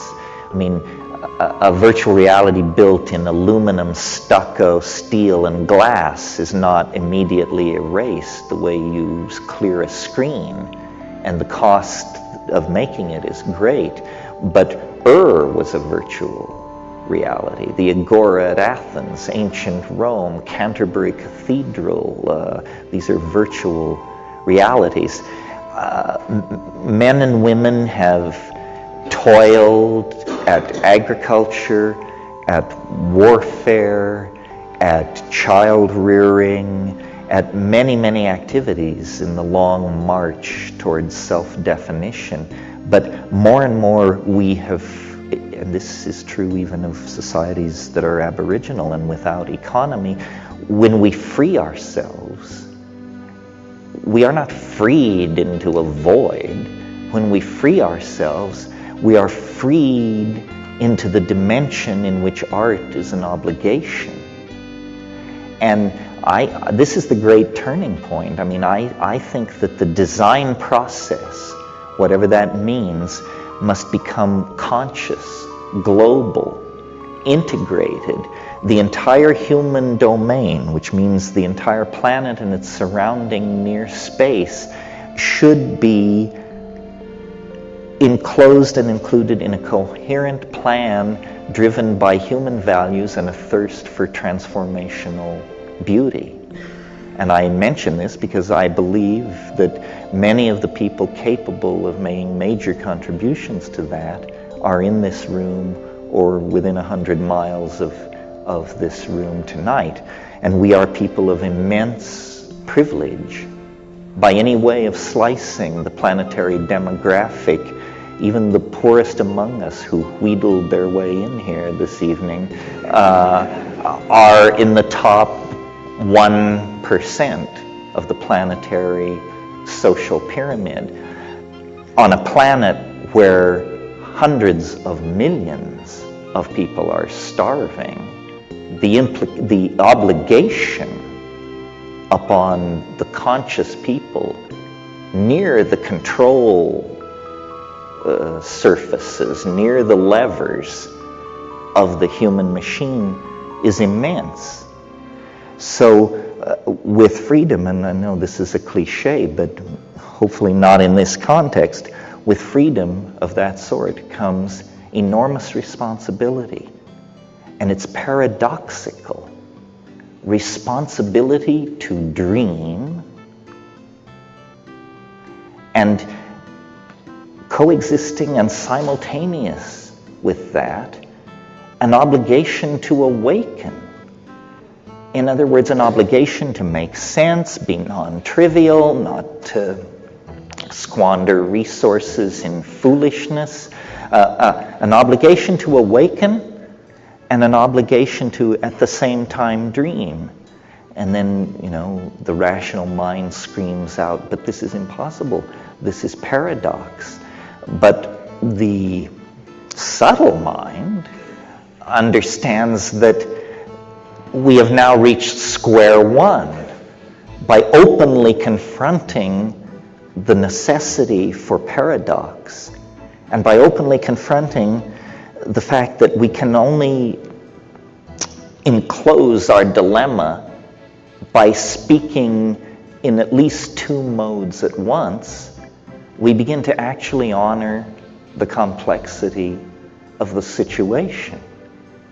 And so tonight, the thought I want to leave with you is the simultaneous project of awakening and the simultaneous project of entering deeper into the dream for the purpose of cultivating, evoking, experiencing, remembering, transmitting, and communicating beauty, which feeds back into the awakening process. Otherwise, the awakening will be traumatic and demoralizing. We will awaken to an AIDS-ravaged Earth, to ecotastrophe, planetary warming, complete collapse of any concern for the destiny of future generations. This awakening must not be disempowering. And the mantle that can be spread over the awakening to counteract the possibility of disempowerment is this wish to evoke, realize, and serve the project of bringing ever greater amounts of beauty into the world. I think that's the end of the formal lecture here this evening. Thank you very much. I didn't say, we will have an intermission of about 20 minutes, so you can, what do you say, what do you say? And then we will get back together and undergo the more creative process and the more organic part of the evening, which is Q&A. And for those of you who can't stay for that, I appreciate your attention and your concern. And thank you all very much, and we'll assemble here in 20 minutes.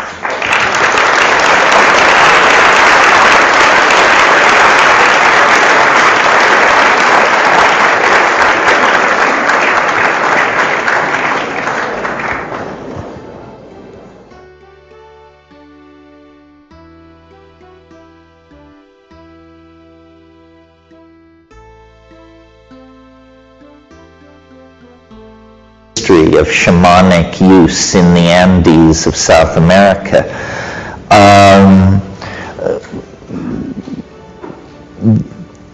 People you can be a strict constructionist in the matter of psychedelics, or you can cast your net widely. There are many substances in nature which alter consciousness, either stimulate or sedate or create more ambiguous and spectacular effects.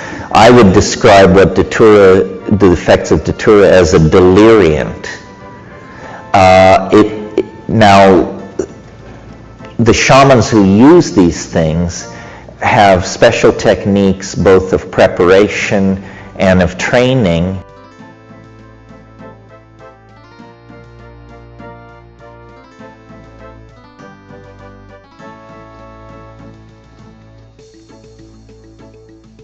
Well, let's see here. I think what we have to do is think in terms of the exhaustion of our own cultural forms.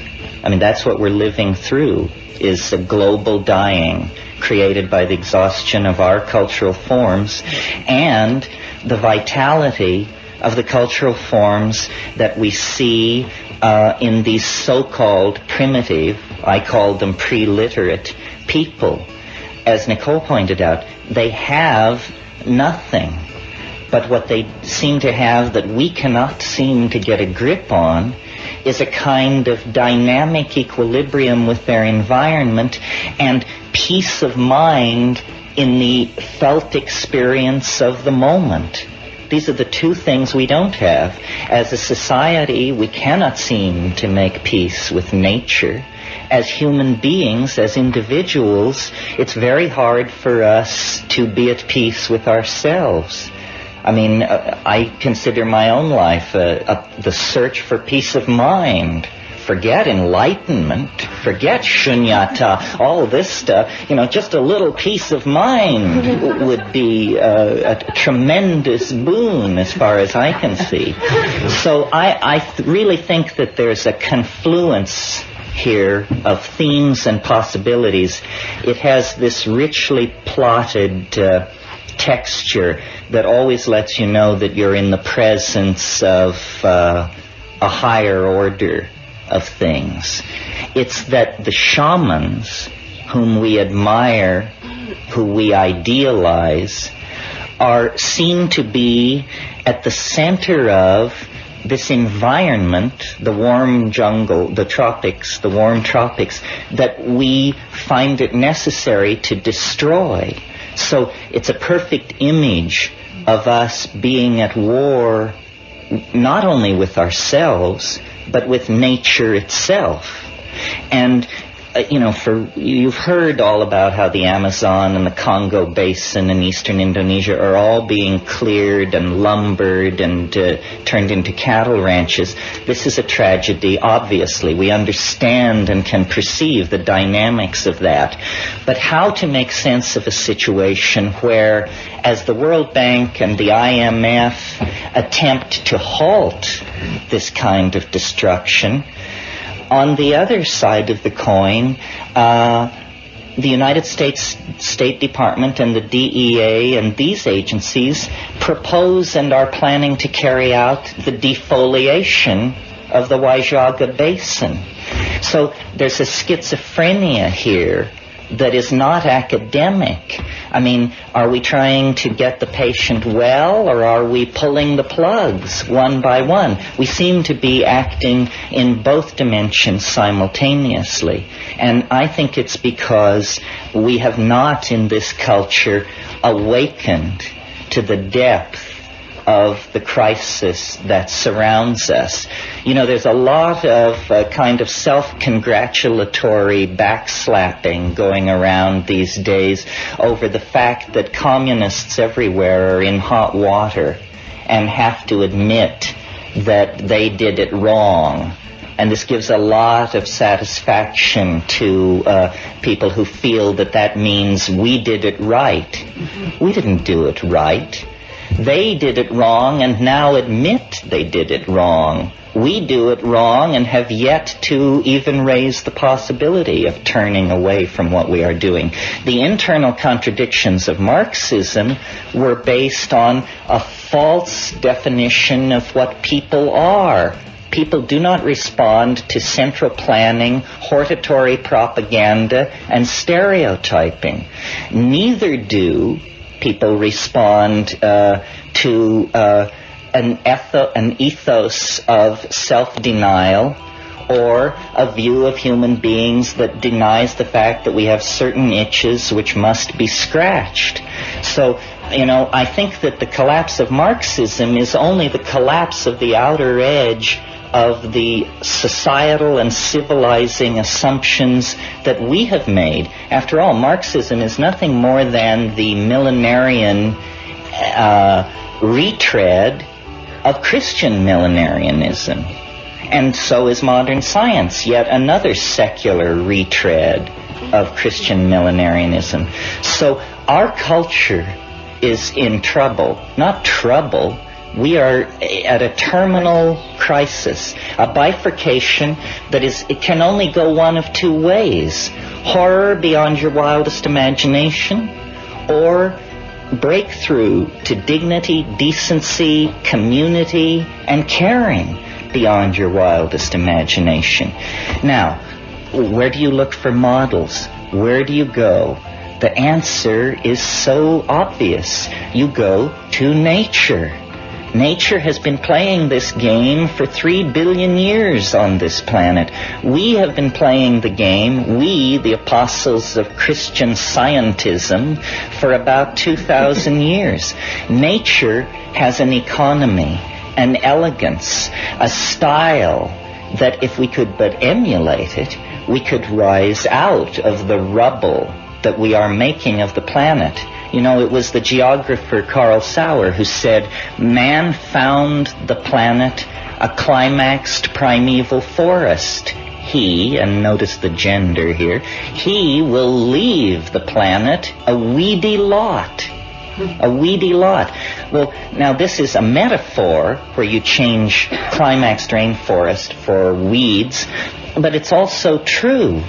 By clearing land, we promote the kind of plant evolution that stresses very rapid seed production and annular cycles of growth. In other words, weeds. And this tendency to find perfection and then to leave rubble in our wake has haunted us for the past 3,000 or 4,000 years of our history. Now, with the ozone shield disappearing, with acid rain falling on the earth that can melt blocks of marble, with the CO2 levels rising, with the levels of strontium and chlorofluorocarbons, and you know the litany, we have now one last chance to fish or cut bait. And the place where nature has provided the models for how to respond to this situation is the climaxed rainforest. Only the climaxed tropical rainforest has the kind of complexity of signal transfer, movement of nutritional materials, movement of electromagnetic radiation that we find in the modern city. It is a cliche of modernity that the city is a jungle. The problem is it isn't jungle enough. And I think it's the task of the new shamans to take the metaphor of the jungle, which is a metaphor of tremendous wealth, tremendous variety, a tremendous outpouring of form and of energy and of potential fulfillment of various bifurcation patterns of flow, to take that and enrich our own lives with it. And the way this is done is by empowering the presence of experience.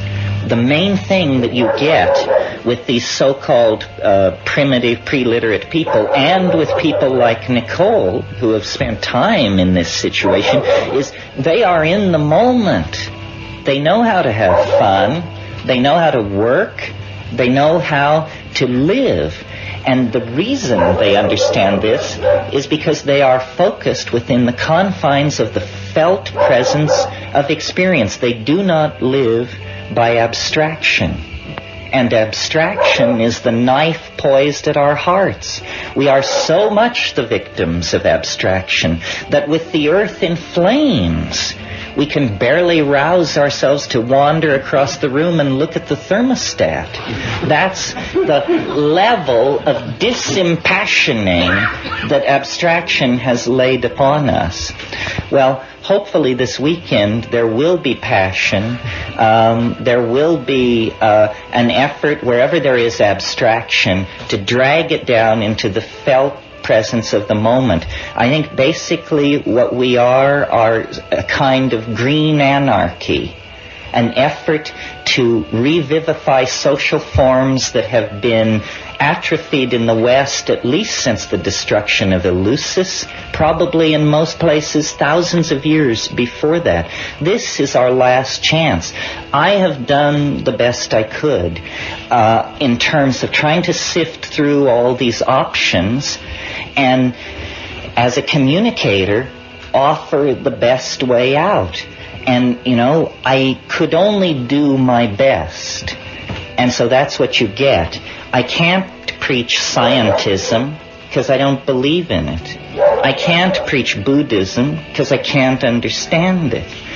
The only thing I can preach is the felt presence of immediate experience, which for me came through the psychedelics, which are not drugs, but plants. It's a perversion of language to try and derail this thing into talk of drugs. There are spirits in the natural world that come to us in this way. And so far as I can tell, this is the only way that they come to us, that it's rapid enough for it to have an impact upon us as a global population. This weekend will be different because we will be hewing close to the source. Nicole is a priceless repository of information, more even than she knows. If I could declare her a national treasure, I would. The number, who knows what this woman knows? Who knows how much human suffering, the alleviation of how much anxiety lies in the hands of perhaps half a dozen people of Nicole's caliber who have paid their dues in these jungles. This information is flowing through our fingers and disappearing. In another 30 years, it will be all gone. Every time I go to the Amazon, I can feel the way in which it's slipping away. When my brother and I go off looking for these unusual hallucinogens, often we have the experience where when we finally find the person who claims they know what we're after, the line goes like this: well, I've never taken it, But as a child, I remember seeing my grandfather prepare it, and I think I can do it. If it weren't for us standing there asking that it be done, it would never have even risen into the gentleman's mind as a possibility. This is the knife edge upon which this knowledge is poised. If it can be saved, it gives me hope that we can be saved. If we can't save this kind of knowledge, we cannot save ourselves, because this kind of knowledge is ourselves. Culture is a garment which you put on. Medical systems are pieces of jewelry which you wrap around your throat or neck. Religious ideals are like objects which you push through pierced nostrils and earlobes. If we cannot come to terms with that which allows us to give birth with ease, to die with dignity, and to live in health, then what kind of a future do we have? No future at all. So this is not a meeting of obscurantists or enthusiasts for some private vista of transcendence.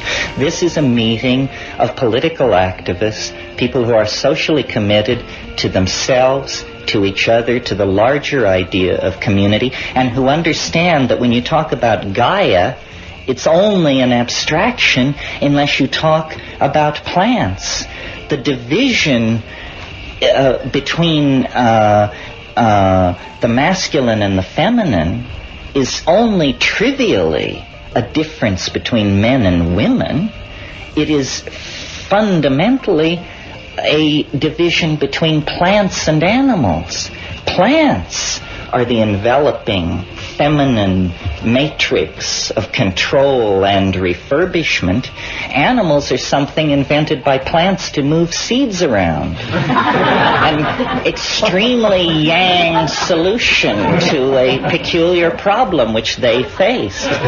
So the archaic revival, if it means anything, it means reconnecting the Gaian mind, which is a vegetable mind, a feminine, enfolding, boundary-dissolving, planetary mind that is not an abstraction, not a stereotype, not something used to create hortatory propaganda, but a living, breathing reality, a reality which is the only thing which stands between us and Armageddon. History is a kind of horrified realization that something has been lost, that there is an itch hard to scratch in the civilized context, that we have, out of fear, really, descended into patterns of domination of each other, of the environment, of our children, of our social relations with exogamous groups. We have descended into a dominator pattern that is basically based on clutching, on fear. And I'm sure most of you have heard me argue that this is the consequence of ceasing basically to do enough hallucinogens in the diet. That, in fact, what human beings were flirting with over many, many tens of millennia, let's say from 100,000 years ago to 15,000 years ago, human beings were in a flirtatious situation with a symbiotic relationship with this mind resident in vegetable nature. Now, you all know that what classic symbiosis is in biology. It's where, let's take the example of the little fish who lives in the sea anemone, and big fish don't bother it. It gains protection. The sea anemone gains access to larger prey, which come to investigate the little fish. That kind of symbiosis is genetically locked in. And if you take the little fish away from the anemone and put it, let us say, in an aquarium without anemones, it doesn't die. It doesn't go into an immediate physiological crisis. No, what happens is it simply has a low body weight and a short lifespan. In other words, it is under stress. And I believe, I hope I'm not deluding myself, but I believe that the lost secret of human emergence, the undefined catalyst that took a very bright monkey and turned that species into a tormented, self-reflecting poet-dreamer, that catalyst has to be sought in these tertiary alkaloids in the food chain that were catalyzing higher states of intellectual activity. And I've pointed out to you ad nauseum, I'm sure, the reciprocal feedback relationship that was working there in the case of the mushroom in the veldt situation in Africa. It was promoting at low doses visual acuity, which was feeding back into the hunting and gathering process, making those animals with this increased visual acuity more adaptively successful, hence more reproductively successful, hence they're outbreeding their competitors. At higher doses, psilocybin actually causes a generalized arousal, which includes sexual arousal. Again, it becomes a catalyst for increased reproductive success. More instances of copulation in a situation like that lead to more successful births of those into family structures where the alkaloid has been accepted into the food chain. Well, this would be only an obscure topic of interest to primatologists were it not for the fact that it is a crisis in consciousness which confronts us globally. Consciousness is the commodity that if we do not have enough of it, do not produce it fast enough, then the momentum of the processes we set in motion in our ignorance is going to sterilize the planet and do us all in. So we have to have consciousness. Well, then you look at the smorgasbord of ethnographic possibilities and you discover this institution of shamanism. It is the institution of planner, of visionary, of manager, of large system coordinator. That's what it's about. You call it magic on one level, you call it curing, you call it folk psychiatry, or weather prediction. Shamans have been involved in all of these things. But as Nicole made so eloquently the point last night, to these deep forest people, it is ordinary. It is ordinary. They live in a different cultural dimension than we do. Dimensions which to us are completely value dark are to them completely transparent. And dimensions which to us are extremely rich and complex, the inner world of the nucleus of the atom, let us say, are for them totally value dark. They don't even cognize the possibility of asking the question. But nevertheless, the specialization in these various domains is not something where one is as good as another. Consciousness is the domain of immediate experience. How are we going to save this planet?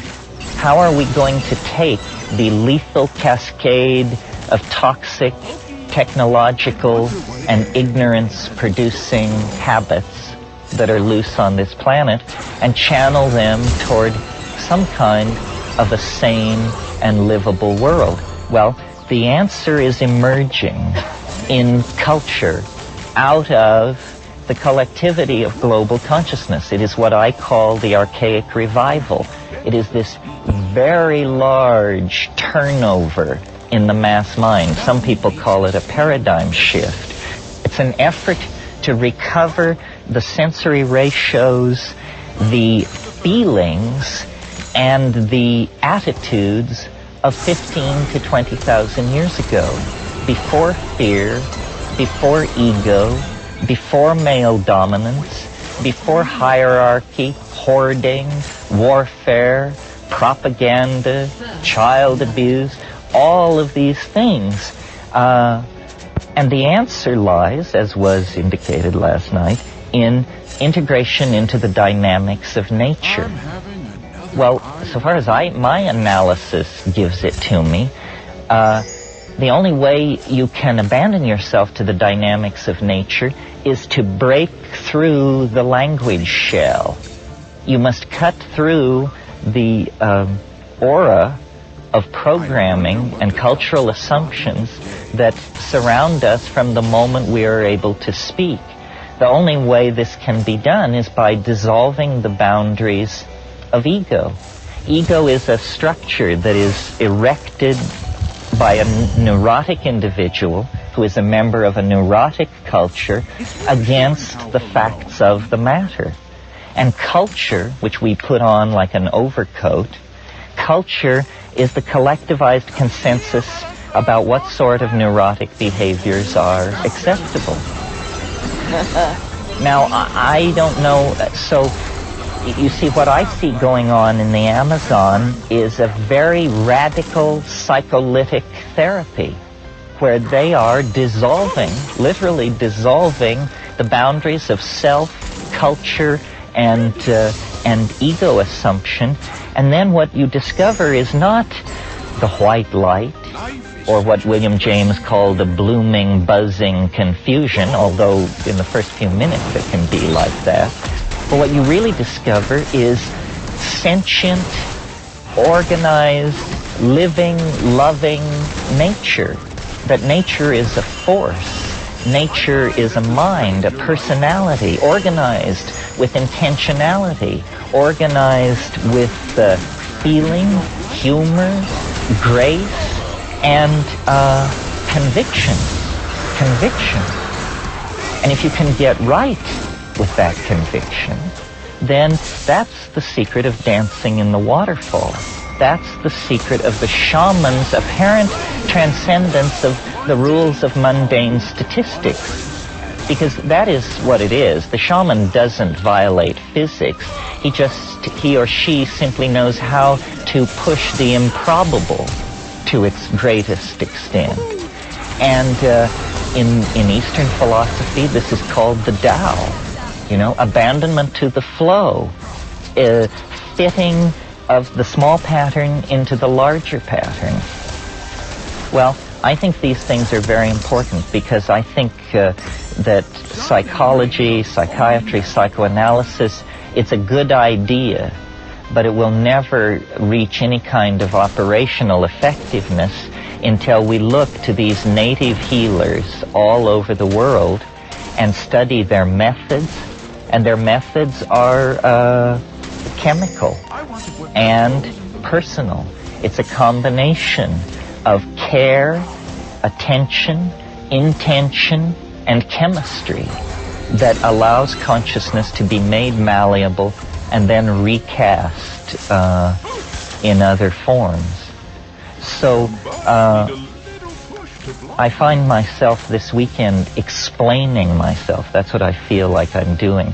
Why does someone who extols the self-transforming elf machines of the DMT space also claim to be a conservationist, also, have a mathematical dog and poodle show? Well, it's because all of these things emerge out of the concrescence of consciousness, its intention toward its own transformation. Nature is the answer. It's not enough to be like Wordsworth. It's not enough to, this is not, Mao Zedong said the revolution is not a dinner party. And certainly the ecological revolution is not a dinner party. Poetic sensitivity to the death of the planet is not what we're striving for here.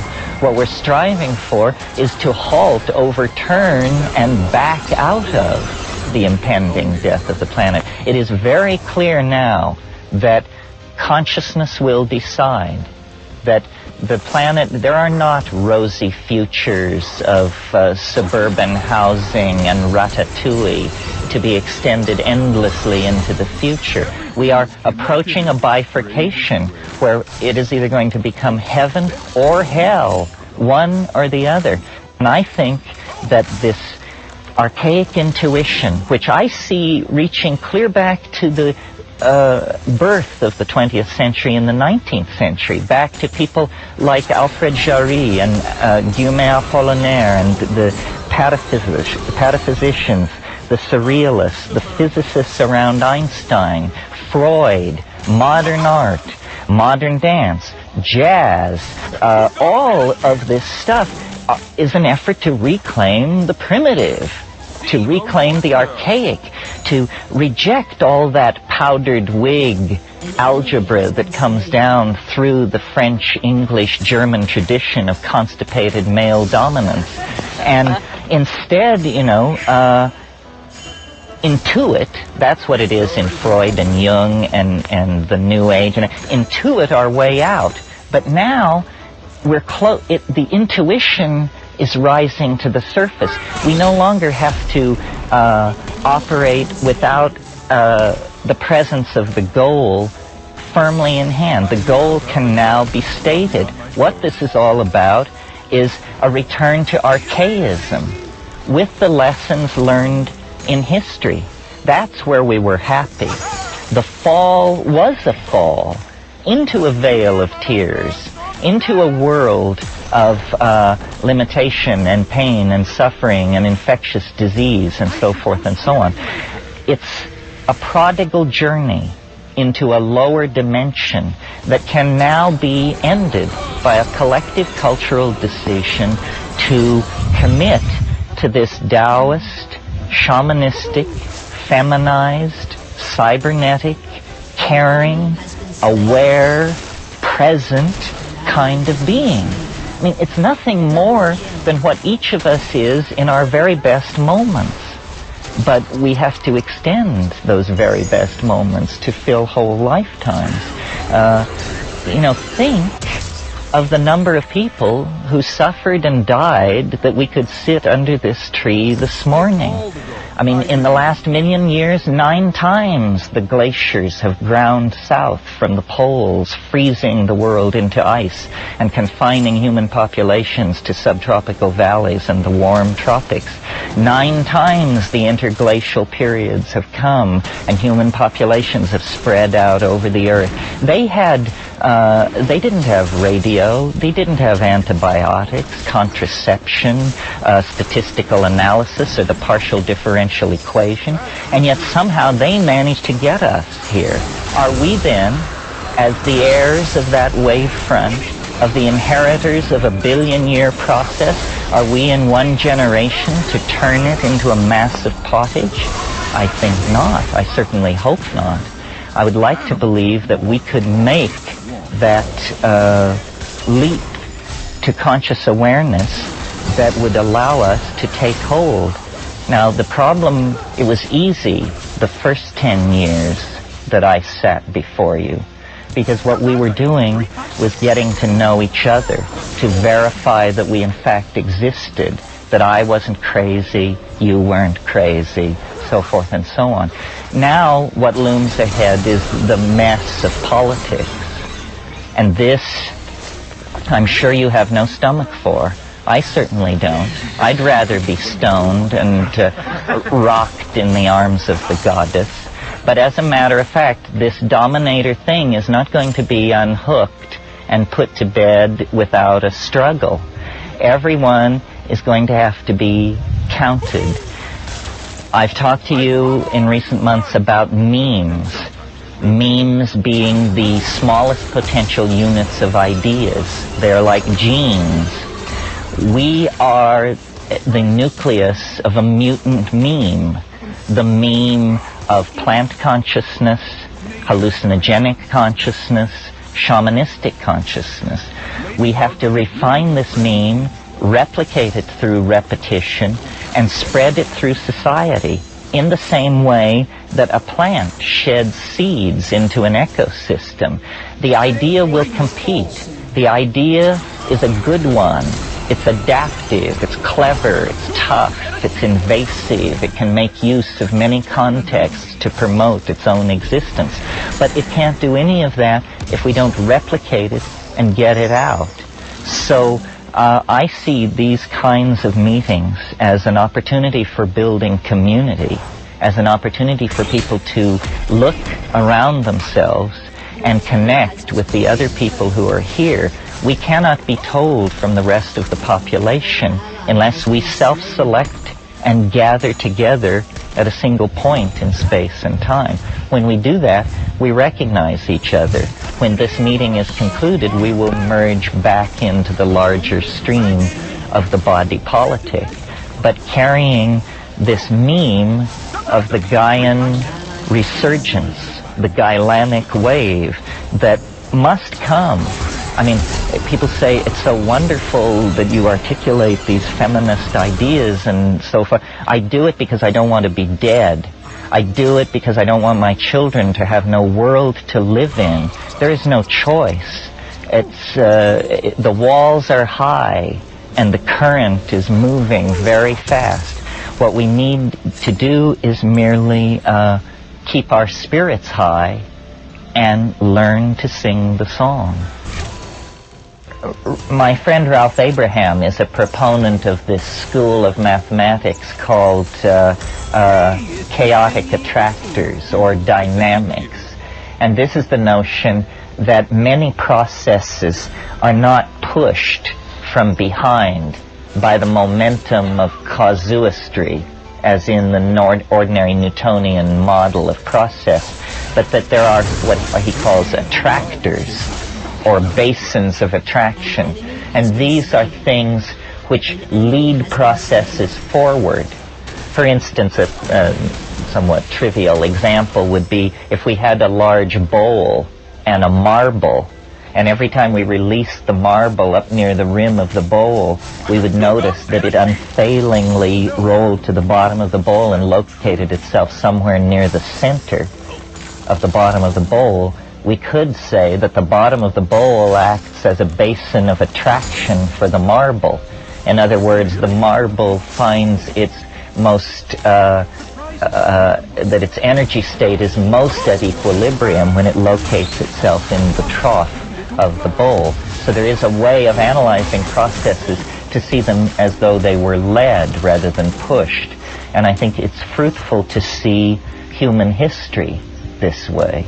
You see, what we deny as a culture of materialist, positivist reductionists, is the presence of spirit in the world, in ourselves, or in nature. And so Western science is very concerned to deny what is called telos. Telos is a Greek term for purpose. Purpose. The same idea as the attractor that I was trying. If you have a target, if you're driving a car toward a goal, the goal is your telos. It decides how you will steer the car.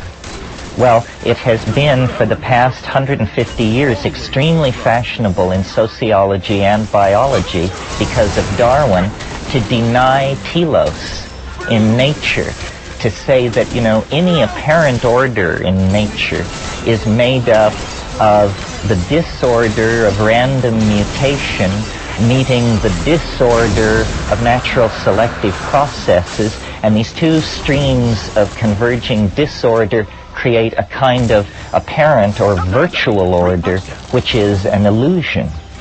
This is the orthodox theory. And when you take this Darwinism and put it into historical theory of human processes in time, you get the modern position in academic philosophy about history, which is that it is, and the official phrase is, trendlessly fluctuating.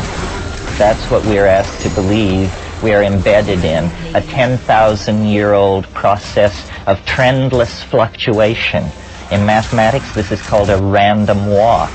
It means you just go over here a few steps, and then you go this way, and then you go back. You're like a drunk, lurching around in this space. And this is the highest vision of human purpose that the reductionist vision can offer. Well, what the intuition of religion is, especially Western religion, and I wouldn't even bother to mention it, except that it also is the strong intuition of a lot of psychedelic experience, that there is some kind of attractor in the historical phase space. There is something which is drawing everything toward it. It's like a higher dimensional entity that casts an enormous shadow over the human landscape, so that, you know, at sitting around campfires 50,000 years ago, people felt this vague tug toward organization, order, cognitive activity, epigenetic activity. Epigenetic activity means coding stuff not in your genes, but in dance, gesture, ritual, and ultimately in clay and on paper and in electronic storage methods. This proliferation of complexity is a response to and an anticipation of this transcendental object at the end of historical process. You see, if it weren't for our presence on this planet, even modern science at its present primitive state could give a fairly good accounting of what's going on, that out of complex polymers arose super complex polymers which were self-replicating, and that was life, and then you have an animal population. But the fly in the ointment of this rational model of reality is ourselves. We are clearly imbued with a higher dimension, which we call spirit, in a way that ordinary matter, when imbued with a higher dimension, is called life. In other words, we represent a different ontological level in the career of organization, because we hope, we despair, we plan, we remember, and we misremember. You know, we lie, we fabricate, we delude ourselves and other people. All of these things are uniquely human functions. Well, I think that shamanism, which is the focus of our concern here, is a kind of anticipating of the whole pattern. And that this is really the way to think about shamanism when thinking of it as a force that can steady and complete an individual human life. The shamans are not in history in the same way that we are. By having access to this higher dimension that they go to in their trance states and their states of intoxication, they gain a fractal overview on process, on life. I mean, after all, isn't that what we mean by wisdom? Wisdom is understanding how things really work, how they really work. Love affairs, the raising of children, the managing of corporations, the prosecution of wars. How do these things really work? Not the deluded and fumbling attempts of the proponents of this or that school, but a Taoistic insight into the actual appropriate dynamics of everything. Well, how do you gain that kind of an insight? The answer is, you must have a superior model. You must have a superior model.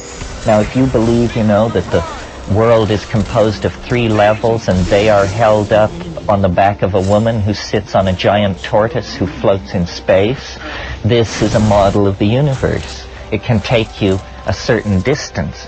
But what model of the universe can actually offer reassurance in all kinds of situations?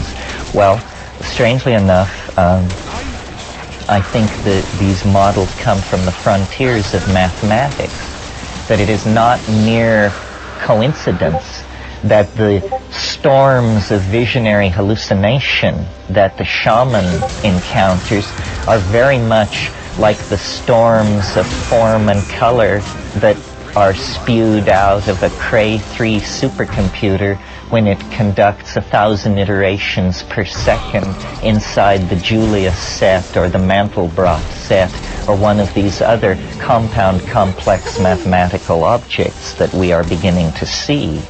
You see, mathematics, up to this point, has been a computational science because mathematicians used pencils and blackboards and chalk to describe their objects, and consequently an excruciatingly difficult vocabulary kept most people from appreciating what mathematics was about.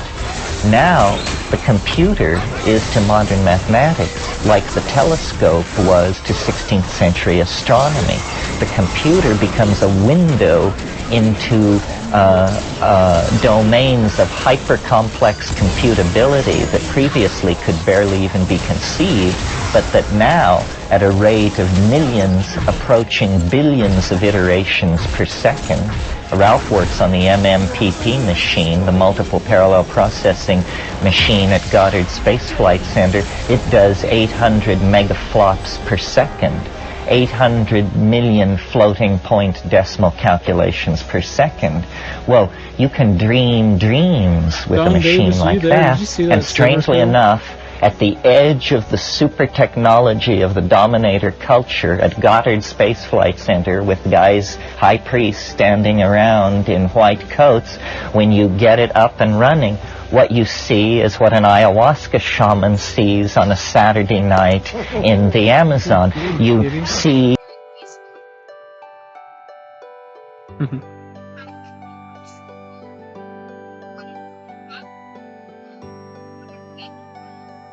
It's pretty cool. Because then when you pop, you gotta be a moment and all that. But, I don't know. That's really cool.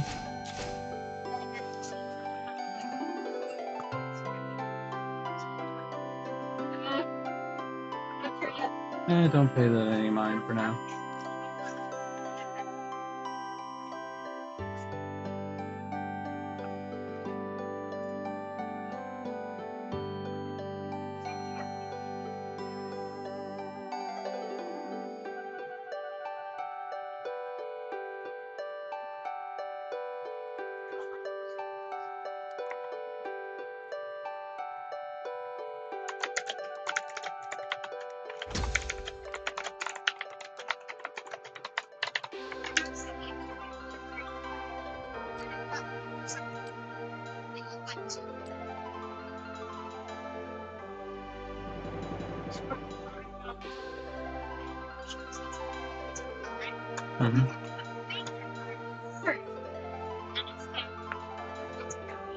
I like that.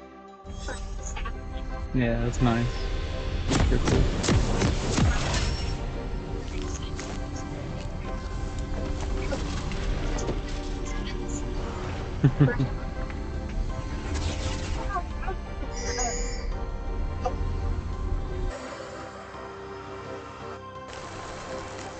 I want to see her perspective of what happened. Hey, Hannah. Watch this. Just part of what makes Ivern funny. Let's see. So she sees me there. I didn't even know that she saw me. And she has all this health. And I just leave. Yeah, I'm not even there. I'm like, I'm just Daisy's just...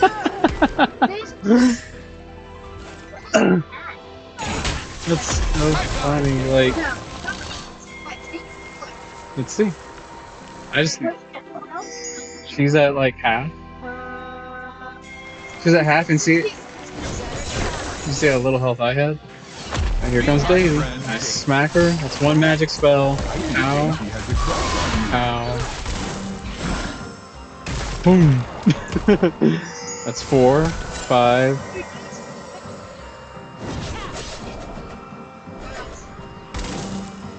6, 7 punches. And Aatrox is just like, what the fuck? And he just he just question marks me as I walk away. Oh shit. That was so good. Daisy, sick 'em.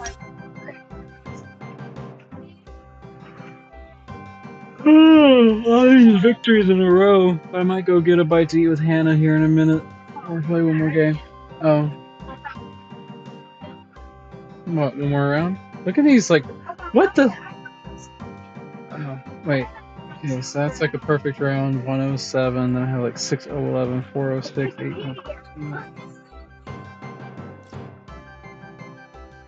Damn. Where's my friend at? 10 minutes into the game? An A-ran? Oh, man.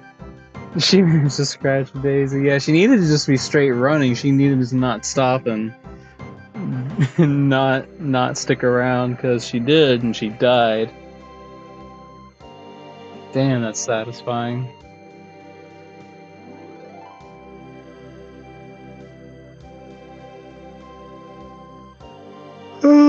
My room is a little bit of a mess. Just a little bit.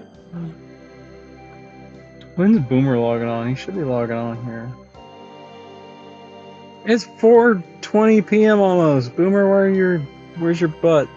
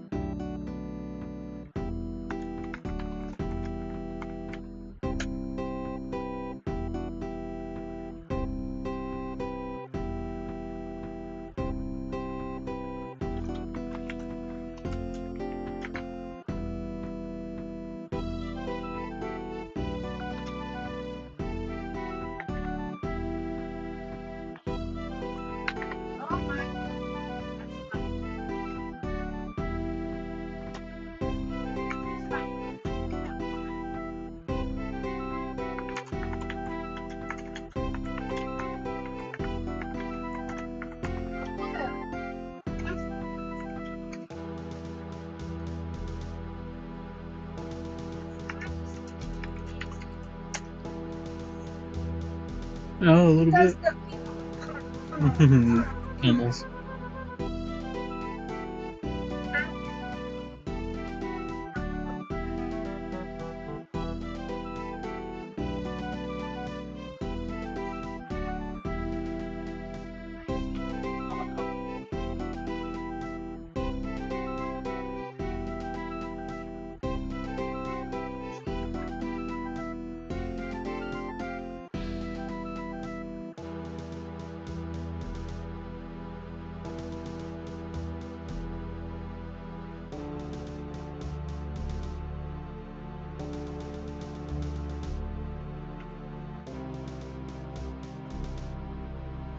New Zig skin. I may play like trash, but I look good doing it.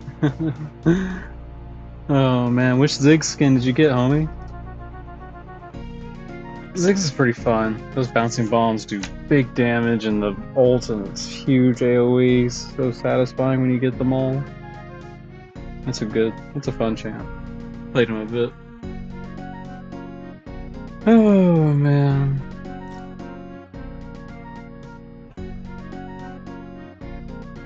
I'm looking forward to that lovely meal with Hannah, but it sounds like we're doing one more round.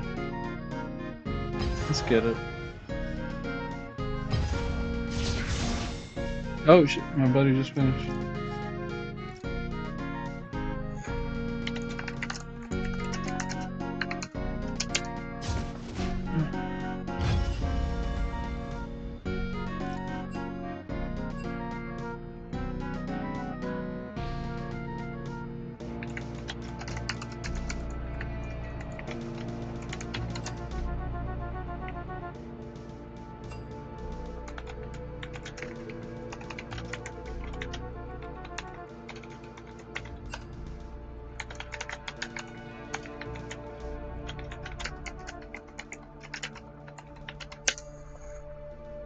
Oh,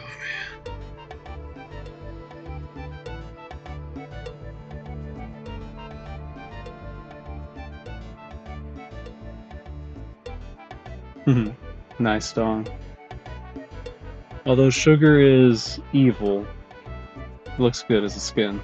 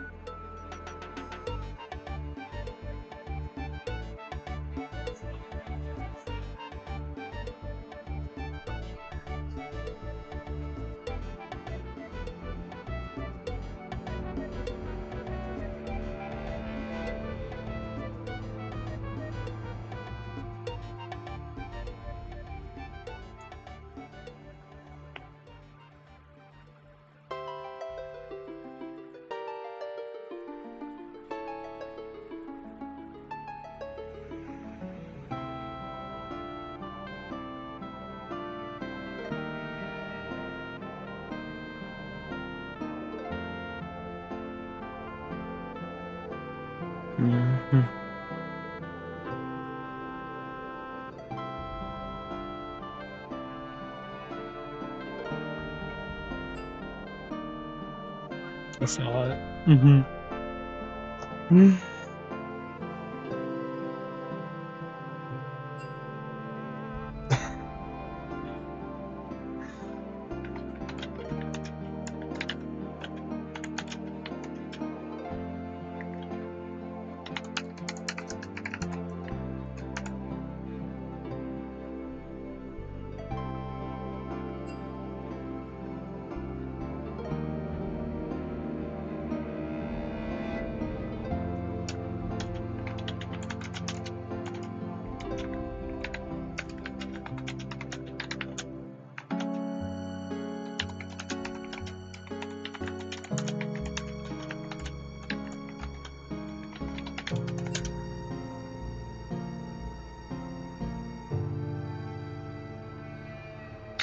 So, soul I sold to make room for all the sarcasm. Don Davis making crossroad, like making deals.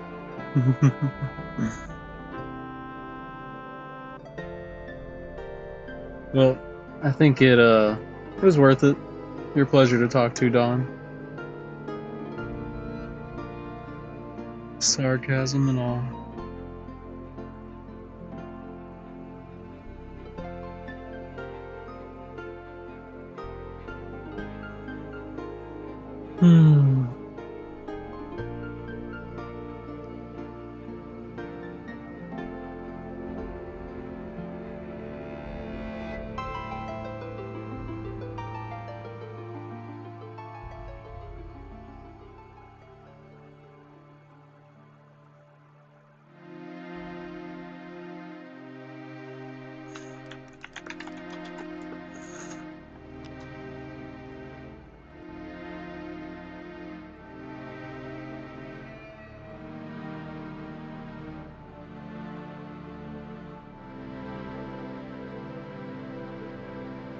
How will we know?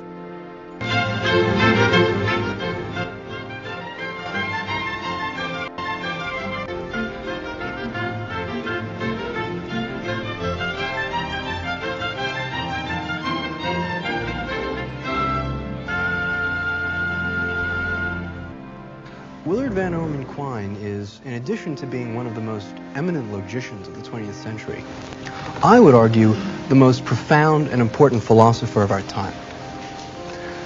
Trained during the heyday of logical positivism in its most powerful techniques and analytic tools, Quine has done more than any other thinker to undermine that tradition. And there's no small bit of irony to that. He was trained at Harvard under the tutelage of perhaps the greatest of the positivists, Rudolf Carnap. And it is Quine's distinction to have moved a large way towards undermining the logical foundations of logical positivism. In the background of Quine's work and his historical moment, as it were, his context, were a series of setbacks to the positivist attempt to reduce mathematics to logic, which I had mentioned previously in connection with A.J. Ayer. The two most important such setbacks were the continuing anomaly of Russell's paradox. Russell constructed a paradox of set theory such that he was able to construct a set which included all and only those sets and elements which are not self-members. And then the paradox is that set itself a self-member? And it's paradoxical. It can't be answered either way.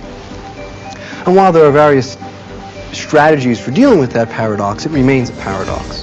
The other, perhaps more profound setback to the project was Gödel's famous incompleteness proof.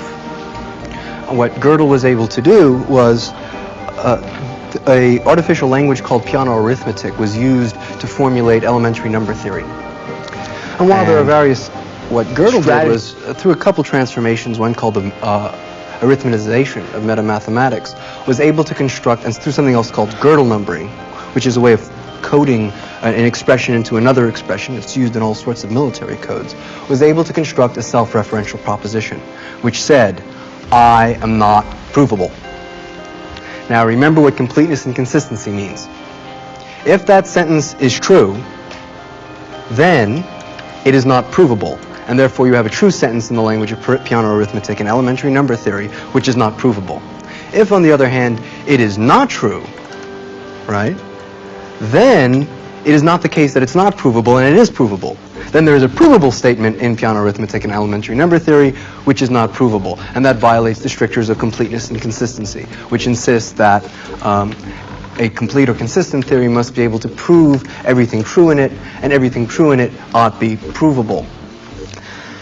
And in fact, it's not simply a theorem, but a proof. He proves that no matter how many extra moves you make, no matter how many extra axioms you posit, you can never have consistency or completeness for elementary number theory. And what we learn from that is that mathematics is not purely reducible to logic. You have to supplement it with extra assumptions, perhaps assumptions from set theory. Okay, so much for context. Now let us look at what Quine was attacking. He's directed his criticism at the foundational, or what I would call the Kantian elements of logical positivism. Positivistic linguistic analysis and epistemology tried to constitute itself as a first philosophy that foundationally and unequivocally established the meaning of expressions or discourse prior to scientific analysis of truth or verifiability. Thus, in a sense, what the positivists tried to do, and I tried to represent that in that graphic I gave you on air, was to suggest what could and couldn't be said. What was the range of legitimate, meaningful discourse? And there's a very strong correlation between this and what Kant did. Kant, as you remember, had, through the analysis of the a priori categories of mind, attempted to delimit what could possibly be said meaningfully and what could not. Well, what the logical positivists did is take those conceptual schemes and stick them into language. And say, through an analysis of language, I can tell you before you do any scientific work what you can say and what you can't say, what moves are legitimate and what are not legitimate. And obviously what we have is, as Kant had presupposed, a certain set, rigorous, fixed a priori categories of mind. Similarly, we find that the positivists had a similar conception of language. We might call it the analytic conception of language, whereby any language or a theory possesses a determinate meaning or contains fixed structural elements or features. Right? So it's a very fixed and final structure. Well, Quine's first large-scale attack on this tradition came in a path-breaking article entitled Two Dogmas of Empiricism in this text from a logical point of view. Now, the first dogma is the belief that there is a basic and fundamental distinction between what Ayer called analytic and synthetic truths. The second dogma is what Ayer called reductionism, or the belief that every meaningful statement about the world is equivalent to some statement that is a logical construct of terms referring to sense experience or sense datum. Okay, so let's turn to the first dogma, the dogma of analyticity. According to the first dogma, an analytic sentence is true solely on the basis of its meanings, rather than any factual states of the world. We have to pause here because Quine points something out. This is a funny notion of meaning. It's clearly what we might call intentional. It refers to something going on between our ears in a certain sort of sense. It's not to be confused with a very clear-cut notion, reference, which is extensional. Right? So if you ask me the extensional meaning or reference of the term human, it simply refers to all of the set of entities which we would call human. But the intentional meaning is some sort of bizarre thing that goes on between our ears. I want to pause because Quine actually in his own text pauses very briefly. What he does is says, okay, I'm going to play your intentional meaning game out. But before we go any farther, let's realize how, if you're critiquing metaphysics, this is the most metaphysical notion possible. I mean, ask yourself, how much does a meaning weigh? Right? Is one meaning heavier than another? Is one meaning larger than another? Where exactly are meanings lodged? What kind of funny entities are these things, these intentional meanings? And Quine gives us a wonderful little quip. The forerunner to intentional meaning is Aristotelian essence. Right? The essence of man is a rational animal. Well, once philosophy turns linguistic, we just take that essence and say, well, that's the meaning of the term man, rational animal. And he says that's just a linguistic turn of metaphysics. But let's pause it. Let's give the positivists their meaning and see if we can't refute them nonetheless. According to the positivists, our analytic truths are based solely on meaning. We can distinguish that into two different classes. And I've tried to express that on that little sheet of sentences I've given you.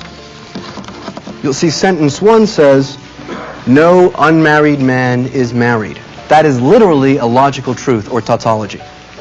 Right? You can replace anything in its place. Now, the point is such tautologies actually are extremely uncontroversial and extremely uninteresting. The second class of analytic sentences are far more interesting. And that's number 2. No bachelor is married. Now the point Quine makes is you can turn two into one, a logical truth, by substituting synonyms. Right? Bachelor means the same intentionally as unmarried man, so you stick unmarried man in for bachelor and you get yourself a logical truth. So thus the second and critically important class of analytic truths rests on the notion of synonymy or sameness of intentional meaning. Now, there's a problem here that such terms as bachelor and unmarried man, right, two distinct expressions, are synonymous, can't be claimed by definition. Because to do that is to put the cart before the horse. The lexicographic work of someone writing a dictionary presupposes the notion of synonymy, which is in fact recursively drawn then from linguistic behavior, actual usage. Right? So to say by definition an unmarried man is a bachelor begs the question, how do we know in fact that they're synonymous? And in fact, aside from very explicit use of definitions, such that you introduce a new notation and say, insofar as in my works this notation occurs, it will mean this. Aside from that, definition doesn't get you anywhere in terms of understanding synonymy or meaning, because definitions rest on the prior notion of synonymy. Well, the positivists might go for another move. They might say, well, synonymy really rests on interchangeability of expressions, saving the truth. If any time I come across the term bachelor, I can put in the expression unmarried man and save the truth, therefore they're interchangeable and hence synonymous. Now, there's a problem with that doctrine as well. If you have that sheet of sentences, you'll see Quine on interchangeability. And it basically takes the form, every X is a Y, right? Every bachelor is an unmarried man. The problem is it doesn't distinguish between intentional meaning and extensional meaning or reference. So if you look at sentence 4, that says every bachelor is an unmarried man, and that's presumably interchangeable, those two terms. But similarly, look at 5. Every creature with a heart is a creature with kidneys. Right? Literally just as true, because every single creature with a heart does have kidneys. Kidneys purify the blood. But that's somehow not thought to be based on meanings. That's based on facts. Another example would be, we all know that based on meanings, man is a rational animal. But it's only based on fact that man is a featherless biped. Right? And Quine says that's rather funny how you're able to distinguish. Clearly, interchangeability can't distinguish between those two senses of synonymy.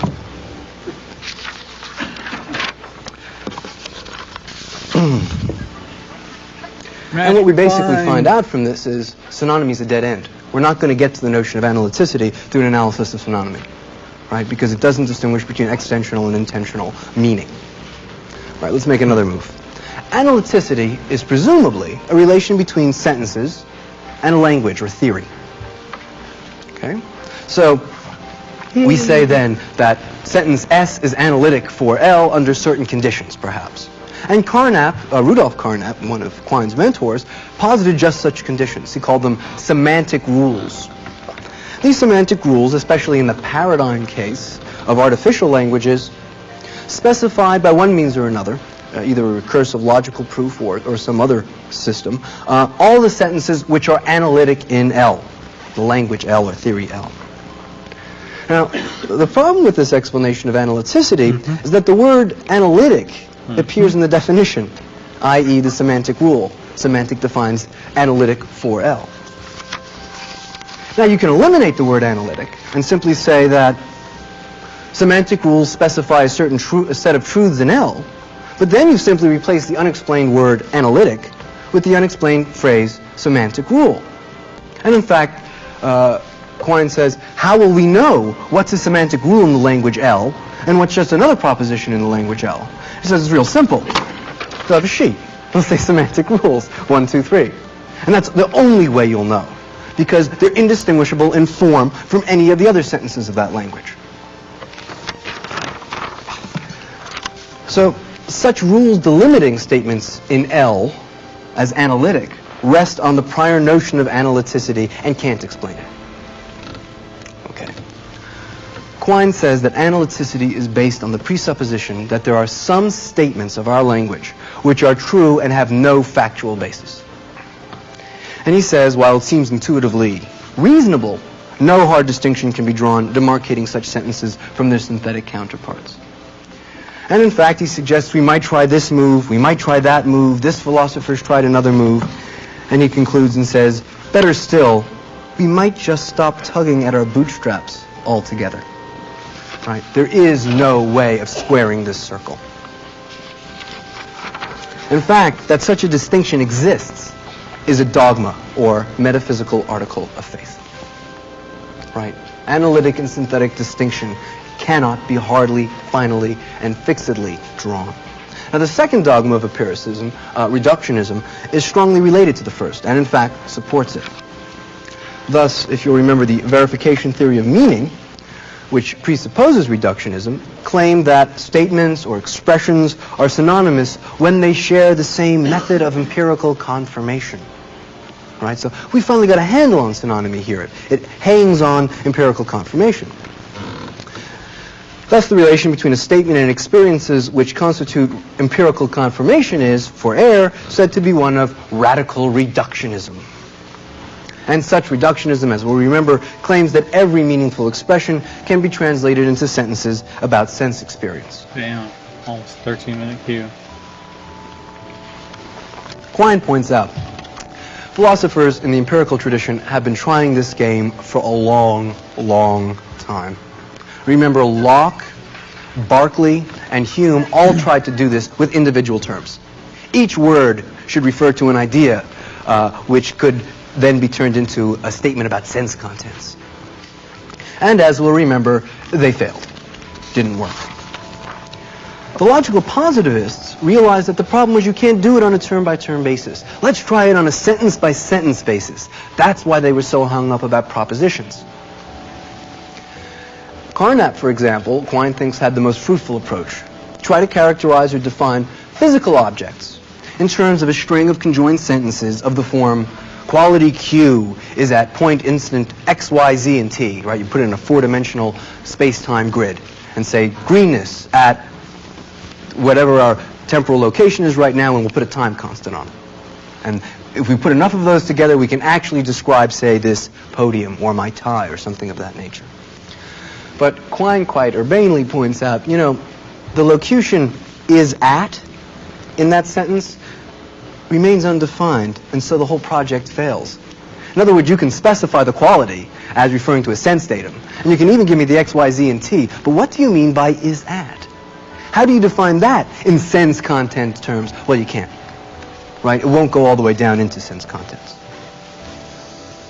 The dogma persists in the belief that for any synthetic statement, there exists a unique range of sensory experiences that would confirm or disconfirm that sentence. And we found that with air, didn't we?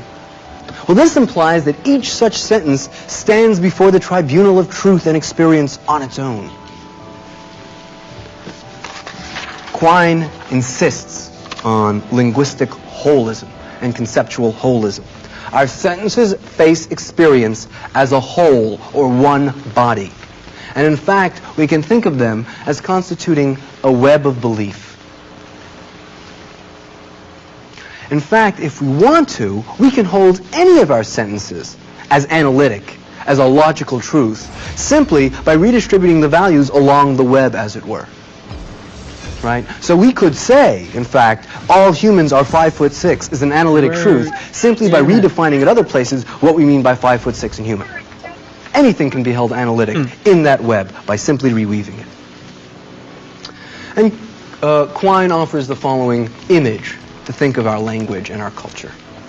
Total science, or the sum of our knowledge, Quine likens to a field of force. The boundary conditions of this field of force are experience. Anomalous experiences at the periphery, the boundary conditions, induced readjustments of the sentences in the field's interior. And the total field is sufficiently underdetermined by the periphery such that any recalcitrant experience leaves much choice as to which sentences or beliefs to reevaluate. And an example that Quine draws on is even logical truths are subject to revision. He notes that there was a point in the history of science in the wave-particle struggle over light, or interpretation of light, where some scientists said, look, you know what we really have to do? Let's just jettison the law of excluded middle, P or not P. That you have to have one or the other. And Quine says, well, it actually worked out. Quantum mechanics sort of saved us from having to do that, but if it hadn't, that would have been a logical thing to do. That would have made perfect sense. Every belief in that field of force, no matter how far we push it into the center, can be rewoven, and there's more than one choice as to what to reweave. So our logical laws then, even the formal laws that Quine did so much to postulate and to clarify, are simply sentences we place at the center of the field. And they are behavioralistically those we are least likely or even, in fact, desirous to change. So unless we're absolutely forced to, we will keep the law of excluded middle, but it is not beyond the possibility that we'll drop it. No sentence is immune to revision. And while the periphery of our field must be kept squared with experience, the chief considerations governing the arrangement of the interior are conservation of belief and simplicity, especially of laws. And we'll come to see that these are not, quote, foundational epistemological principles, but rather they're evolutionary. We have a limited amount of storage space in our disks, as it were. Conservation of belief means that as we reweave our beliefs, as we change our sentences, it's easier to detect where we made mistakes. Similarly with simplicities, the less moving parts we have in a theoretical explanation, the easier it is when we screw up to figure out where it is we screwed up, where it is we made our mistake.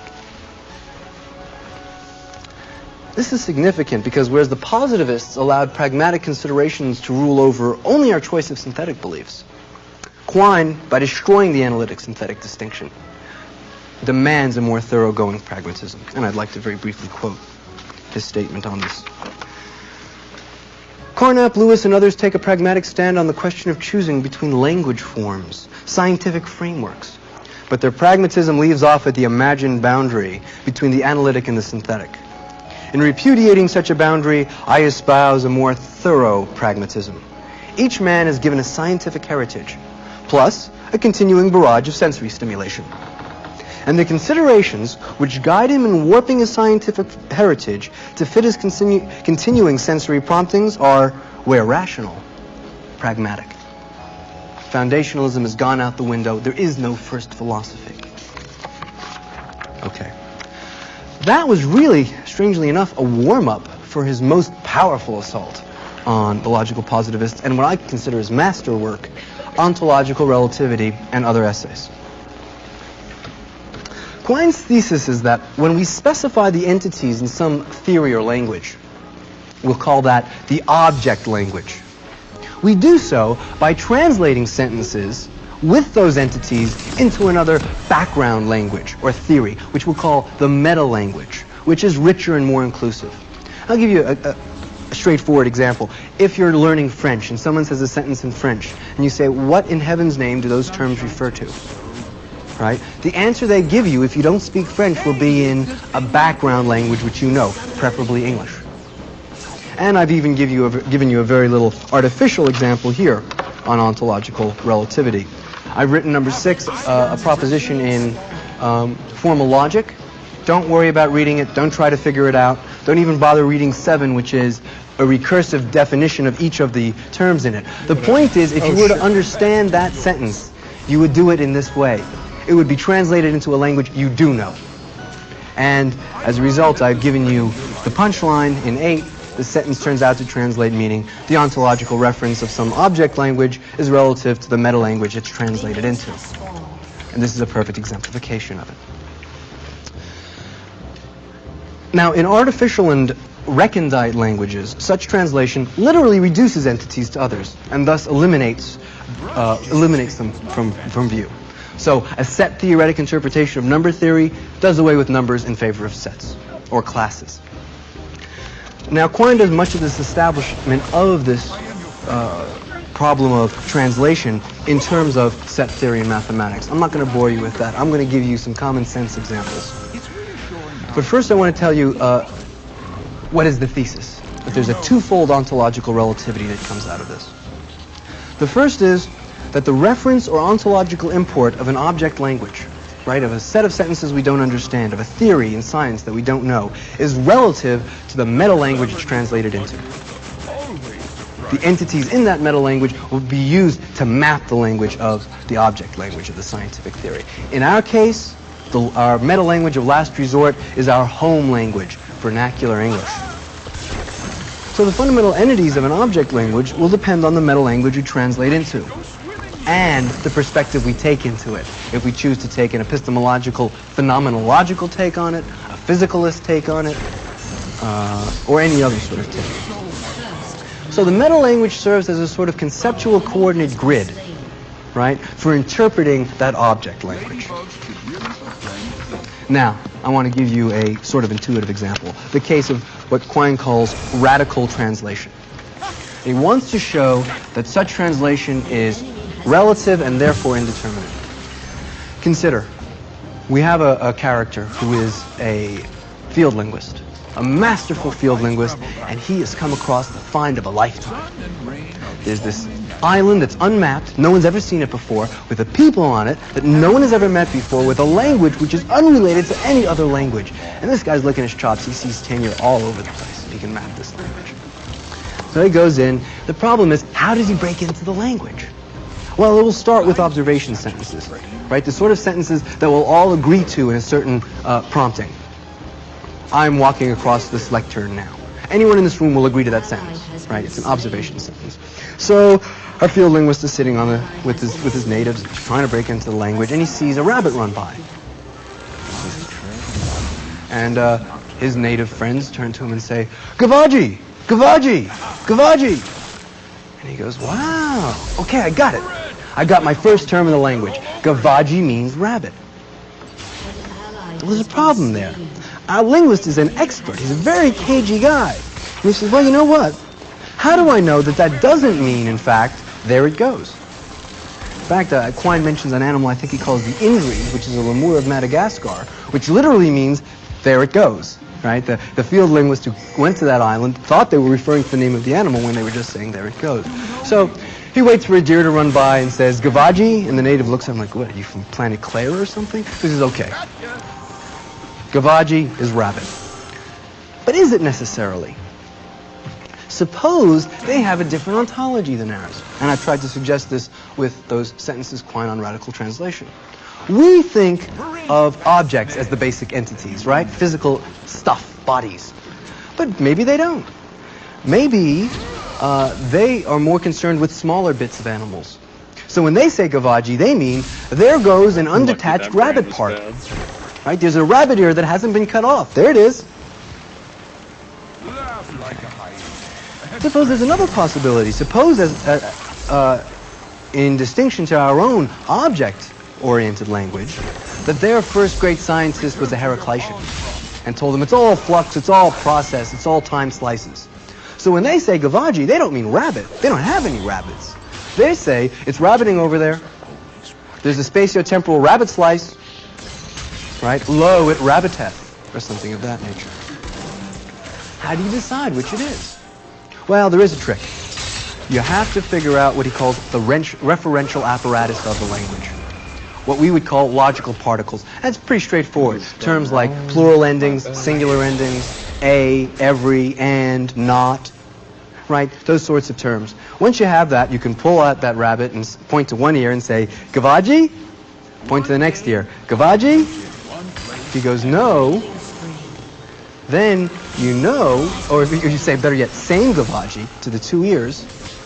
And if he says no, then you know it's undetached rabbit part, right? Because they're different parts. But if he says yes, then you know Gavaji is not undetached rabbit parts and is one of the other two possibilities. So we can try to eliminate the possibility of Gavaji being spatiotemporal rabbit slices by saying, holding up our rabbit, Gavaji? He says, yep. Put it down underneath the table. So that he knows you're putting it down underneath the table. Pull it back up. Same Gavaji. And if he says yes, you know it's not spatiotemporal rabbit slices because this is a different spatiotemporal rabbit slice. It occurred 15 seconds later or something like that. And that way you can decide. Solve the problem of radical translation. Except, how do you know you translated the referential apparatus correctly? Right? Suppose you assume that Gavaji means rabbit, and you reread then all of his statements of and, every, some, and whatnot, such that it makes it seem like it's a rabbit. In fact, it's extremely possible to do that. You can get all of the referential apparatus wrong just so that they turn out to be physical objects. So then how does our cagey linguist solve this problem? And Quine answers, a cagey linguist is a caged linguist. You're not trying to get into the native's head. All you want is when you order a plate of Gavaji, you get it. So any way you translate, it's fine, as long as you can get around in their native language. As long as you can play their language game, as Wittgenstein would put it. Right? And there may be more than one way to do it. And he says, actually, what you'll probably do is, no matter whether they think it's time slices or whether they think it's undetached parts, you're going to read it in your ontology. That's the ontological relativity. You're always going to assume they're talking about what you're talking about. And if it becomes impossible to do that, then maybe you'll be forced to move to another posit. But otherwise, you're just going to go for simplicity. Because it's simpler that way. It's easier to calculate. Now, that's radical translation. But we can think of contexts where that occurs in regular translation. Right? I'm going to give you a weak one and then a strong one. The weak one probably be common to you all, or at least those of you who know French. You know the convention ne rien, which means nothing, right? Well, it's an interesting locution because it's actually a one-word phrase which is separated by other words, by a verb, right? Which is very strange. Suppose instead of saying that was a one-word locution separated by other words, that it's in fact two words. Rien means anything and ne means not. You could translate it that way. Then ne pas would mean not and pas mean plus, negative and a positive being a negative, and you could do that up and down the line. Why not? Well, Quine says, why not? Because the first guy who did it didn't do it that way. And it's just as simple to treat it as a one-word locution, so we do. But if you want to do it the other way, knock yourself out. If you can get your way from Paris to Chartres whenever you want, asking directions with ne rien, ne pas with your translation, that's just as good. There's no reason to think that there is one right translation or one right interpretation of that language. You're not trying to get into people's heads. You don't want intentional meanings. You just want to be able to get your way from Paris to Chartres when you want, or similarly, to get a good plate of kavaji when you're hungry.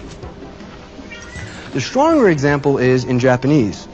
He says, whereas we'll say 5 cattle, the Japanese actually have a term which comes right between the word 5 and the word about cattle, which says, basically, you can interpret it one of two ways. Either it modifies the word 5 such that 5 is now going to be used to count animals, or it modifies the word cattle in such a way that it's now going to be quantified cattle, like we have with the word herd. And he says, well, which is the right translation? Brambleback. And if you have any propensity to figure out the right translation, you've missed the point. There is no right translation. If either of them gets you, a good plate of beef in or can buy you 5 cattle in a market in Japan, it works. That's the only test of translation. Does it function? Does it get us through the language? All right. So then in translating a language, in every case, what we're going to do is posit something we'll call analytic hypotheses. Those analytic hypotheses tell us the first rough guesses as to how to do that referential apparatus, how to individuate terms. Therefore, all translations hinge on the choice of analytic hypotheses, because it is likely that we can come up with more than one set of analytic hypotheses for translating one language into another. And as I've mentioned, the key there is the rendering of the logical particles. So such analytic hypotheses, I hope you realize now, are in fact underdetermined by the fact of linguistic behavior. And thus distinct analytic hypotheses can produce contradictory but equally effective manuals of translation. Therefore, the implication is the ontology of a language is also relative not only to the meta-language you translate into, but also to the analytic hypotheses you use to translate that language into that meta-language. So you in fact have double relativity. Thus, what counts in any given object language as a logical as opposed to a factual truth will vary with the meta-language as well as with the analytic hypotheses. Another reason why you cannot have a meaningful distinction between analytic and synthetic propositions. You understand the true spirit. And the result, of course, is that that distinction is completely undermined, as is the distinction between metaphysics and science, right? Because all of a sudden you can't use the analytic-synthetic distinction to say what's meaningful and what's not. If you know how to use the words in a sentence, they're meaningful. And if they prompt a response, they're meaningful. I love how the grass is fluffy. Okay? Because meaning does not refer to something that goes on between our ears. It refers to a move in a language game. If you can prompt a response from someone, that's all there is to it. There's nothing going on in our ears that have to do with language. Language has to do with things outside of us that we use to communicate to one another. Intersubjectivity. Okay, now, I kept talking about language games because I want to suggest the affinity between this and the latter Wittgenstein's work. But here's the big difference. The latter Wittgenstein also acknowledged that there was indeterminacy of translation, right? That there was a certain amount of ontological relativity, especially from artificial and recondite languages. But he thought that our use of our home language, right, of our vernacular, revealed our pre-systematic ontological awareness. That before we theorized, we really knew what all of the entities of our common sense home language are all about. Quine's thesis, however, argues that reference in our own home language can go inscrutable. Which is to say, suppose I was to stand up and confess and say, look, all my life, I never really believed in physical objects. It's been spatio-temporal time slices for me all the way down. My father brought me up to be a Heraclitean. The first thought you would have is, how curious and perverse. But the second thought you would have is, who cares? You still get in the same car and drive home. You still call the same things I call a chair. We still communicate perfectly effectively. How do I know that all of you don't have spatio-temporal time slice ontologies? Doesn't make any difference. There's no way of knowing, and who would care? As long as we can communicate effectively in our home language, that's all we ask of it. That is to say, in a more technical way of looking at it, there is no richer meta language to translate into. There's no larger conceptual grid that we can translate or map the sentences of our home language onto. So literally, questions about the reference of our home language are meaningless. They're absurd. It's like asking me, well, what is your absolute position in space right now? And as you walk across this podium, what is your absolute velocity? That's an absurd question. There's only relative velocities and relative positions. Similarly with mapping the ontology of our home language. All of our ontologies in every language is relative to another language we map into and the analytic hypotheses. And when you get to your home language, you've gone about as far as you can go. And you just stop there. And you don't stop because, deep down I have an intuition about what it all means. You stop because there's nowhere else to go. And if your home language gets you cheeseburgers when you want it, gets you gavaji when you need it, gets you from Paris to Chartres, you're more than satisfied with it. That's all it is. It's not a mirror of the world. It's a causal connection between you and your environment. That's what your language is. It's a tool, right? It's an empirical phenomenon. Now, the result of these doctrines is that philosophy, as a foundational analysis of linguistic meanings prior to scientific study, is rendered not only impossible, but laughable.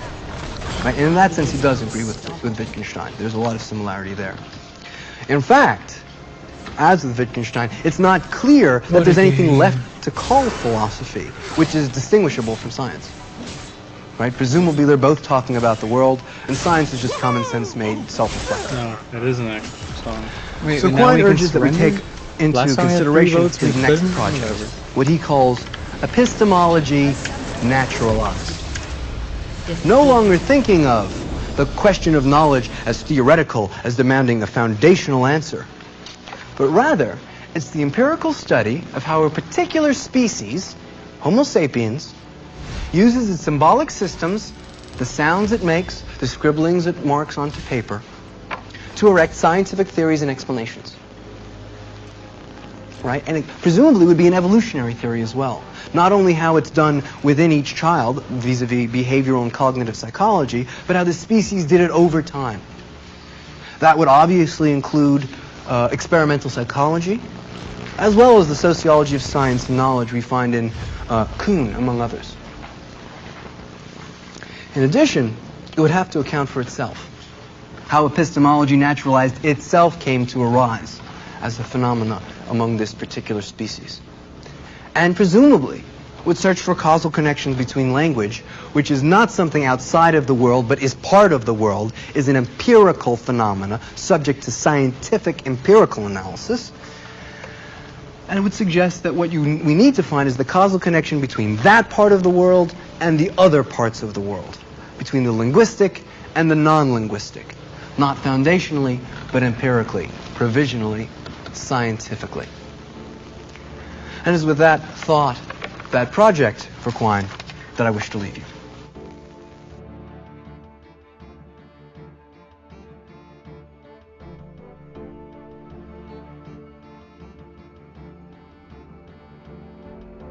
Of Christianity, what he's done.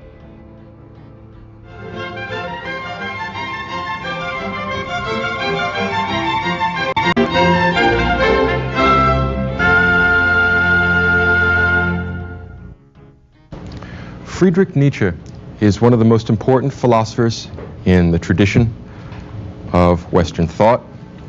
He's one of the most artistic and ruthless and fascinating individuals in the intellectual history of the West. He viewed himself as being the end of the Western intellectual tradition.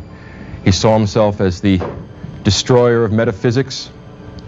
He saw himself as the destroyer of Christianity. He saw himself as a combination philosopher-artist in the tradition of Plato. And he offered a comprehensive critique of the Western intellectual tradition, not conceived merely or narrowly as a philosophical tradition, but as a cultural tradition. Nietzsche, more than anyone else, was a philosopher of culture. He offered criticism of every element in Western culture, and his criticism is noteworthy for its refusal to compromise, for his insistence that we get to the psychological heart of things. What I'd like to talk about in this lecture is Nietzsche's treatment of Christianity and morality, two of the central questions for most philosophers in the Western tradition, and particularly important for Nietzsche because although he is something of a megalomaniac, there's a certain amount of truth to the argument that he is, in fact, the Antichrist. He, in fact, called himself the Antichrist more than once, and he wrote a book called The Antichrist. And what he hoped to do was to get beyond Christianity. He quite literally thought that he was going to supplant Jesus in the Western tradition, which is quite a tall order. Not many people have that sort of ambition. But Nietzsche was never a shrinking violet, and in fact, he wanted to offer a new set of values. He wished to offer a new cultural orientation to the West, or perhaps to revive an old cultural orientation in the West. And he wished to make us confront the half-truths, the lies, the evasions that are characteristic of almost everyone's life and thought. Now, he wrote several books that criticized morality. In some respects, the tradition of Western ethics is his main target. And perhaps the most intriguing of these books, or one of the most intriguing of these books, is called Beyond Good and Evil. Now, getting beyond good and evil is a rather unusual activity for a philosopher, particularly one concerned with morals. But Nietzsche wants to take an extremely skeptical, an extremely naturalistic approach to moral theory and moral valuation, and he wishes to offer a criticism of Christianity and the values that it represents, and in addition to supplant that with a new code of morals.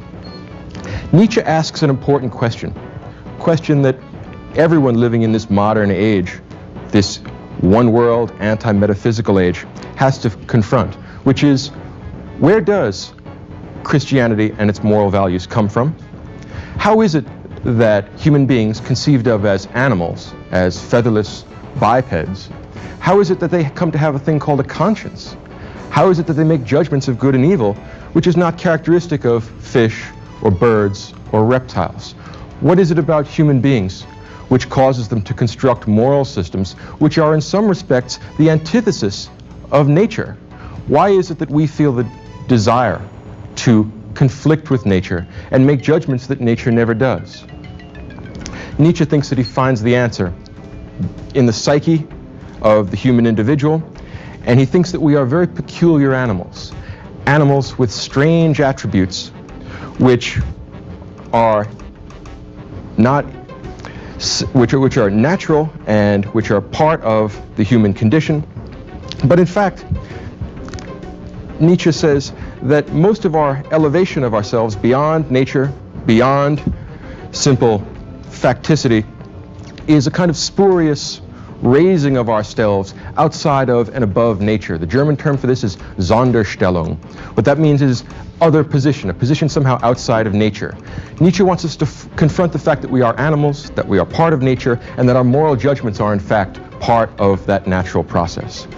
In looking at Christianity, Nietzsche goes back to the actual history of Christianity and asks, what is it that Christian morals represent? Whose interests do they serve? And why are these interests disguised? What is it about the moral judgments characteristic of Christianity that needs to be disguised? What is it that, in other words, that's a lie in Christian morals? Remarkable question. Nietzsche's answer is that there are two kinds of morality, and Christianity only represents one particular perspective on judgments of good and evil. And this perspective is the perspective of the herd. Nietzsche contrasts two kinds of morals. Herd morals, morals that are characteristic of the weak, the feeble, the inferior, the enslaved, which is to say Christianity, and master morals, morals of warriors, the predatory human beings who make judgments on the basis of their strength rather than their weakness. Nietzsche wishes to supplant the herd morals characteristic of Christianity, characteristic of Western culture for the previous 2,000 years, with a new morals.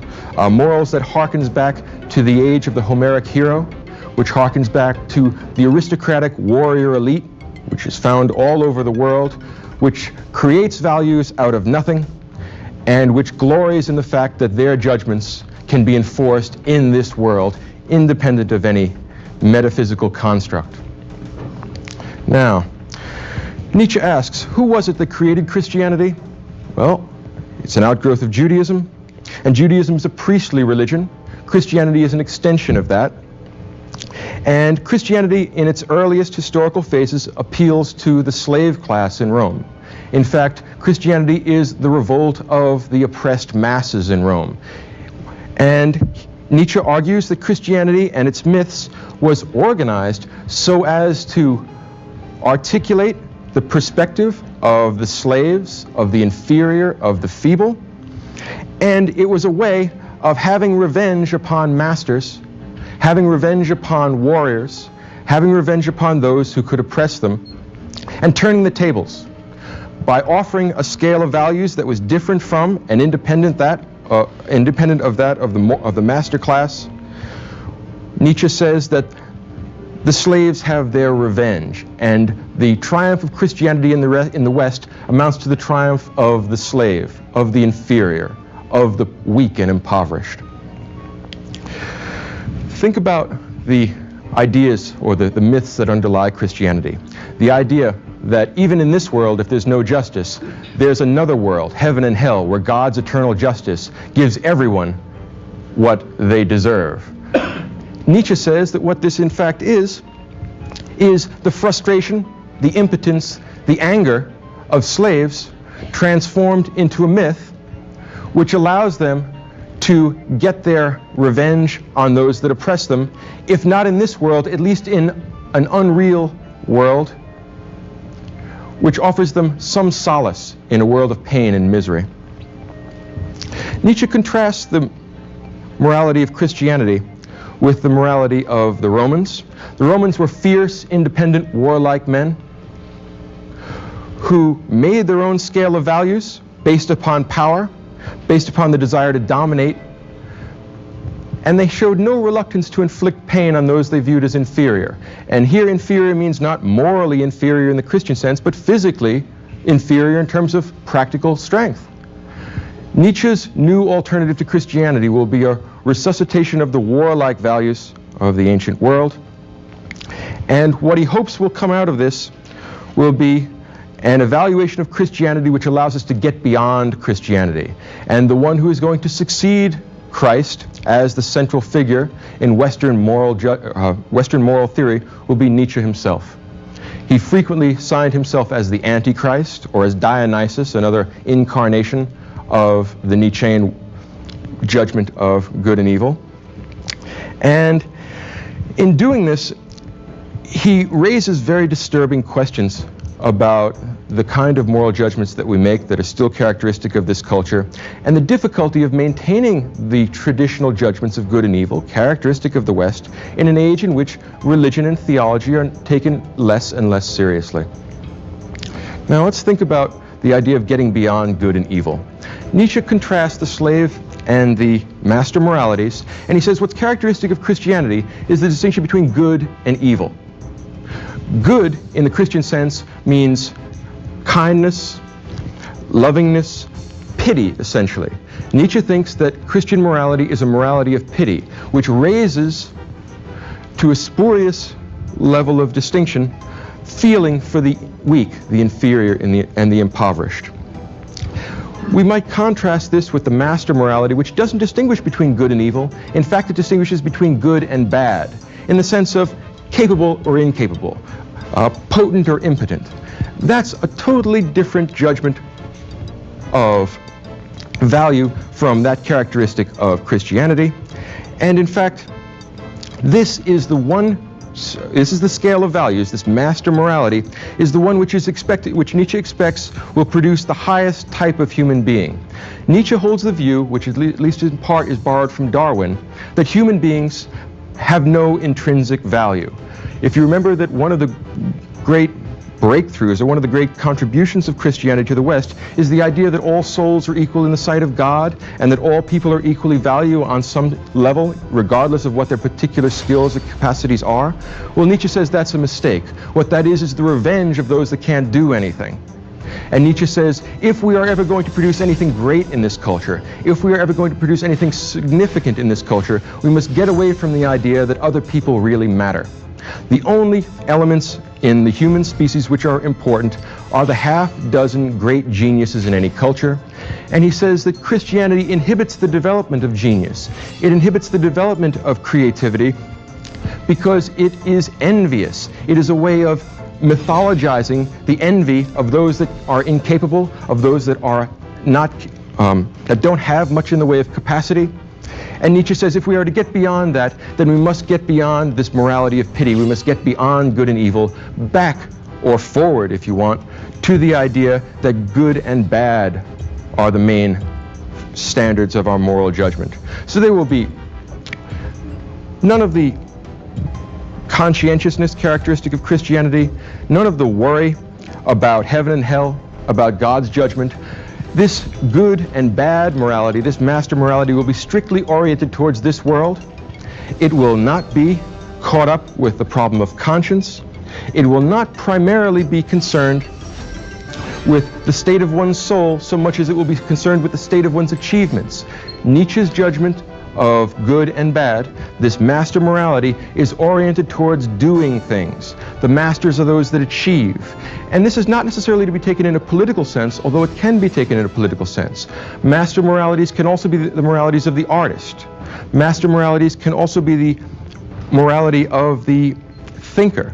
But it has to be the kind of thinker or the kind of artist who despises mere mediocrity, who wants to go beyond and formulate something in this world that creates a justification for his entire society. As Nietzsche says in The Use and Abuse of History, mankind can only be judged by its highest examples. The average human being has no value whatever.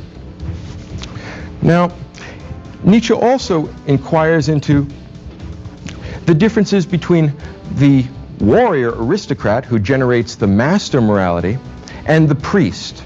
And the psychology of the priest is of great concern to Nietzsche. Nietzsche believes that the priestly type and the warrior aristocrat are both, in fact, superior kinds of men. One type is the individual, the Nietzschean hero, who's going to adopt the master morality.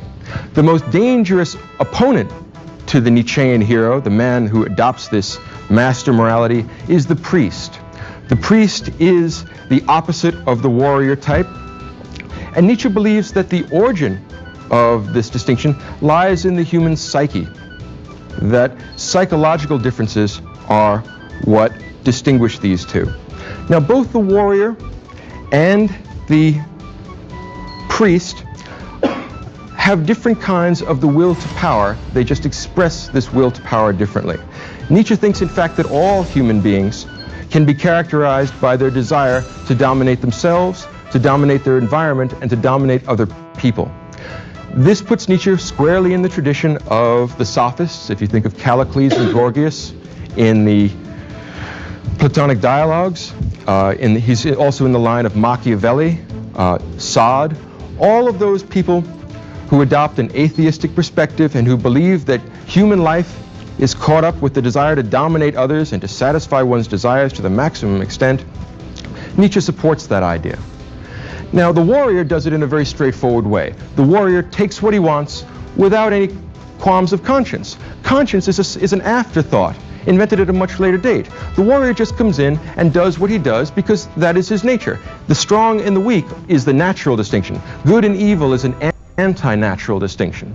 And if you think about it, there may be a certain grain of truth in this. Think of it this way. Think of the distinction between hawks and sparrows. Sparrows eat grains or seeds or whatever, and they're inoffensive birds, and there are quite many of them. But in fact, there's nothing better about eating what sparrows eat as compared to what hawks eat. We don't make moral judgments about hawks and say that they ought not to eat sparrows. We just recognize that in nature, different things feed in different ways, and predatory behavior is no worse and no better than any other behavior. Nature just is what it is. Nietzsche wants to force us back into nature. He wants us to reevaluate our disapproval of the human hogs. In fact, Nietzsche thinks that we have no more right to judge a warrior or an aristocrat evil than we have a right to judge a hawk evil. And he in fact thinks it doesn't make any more sense.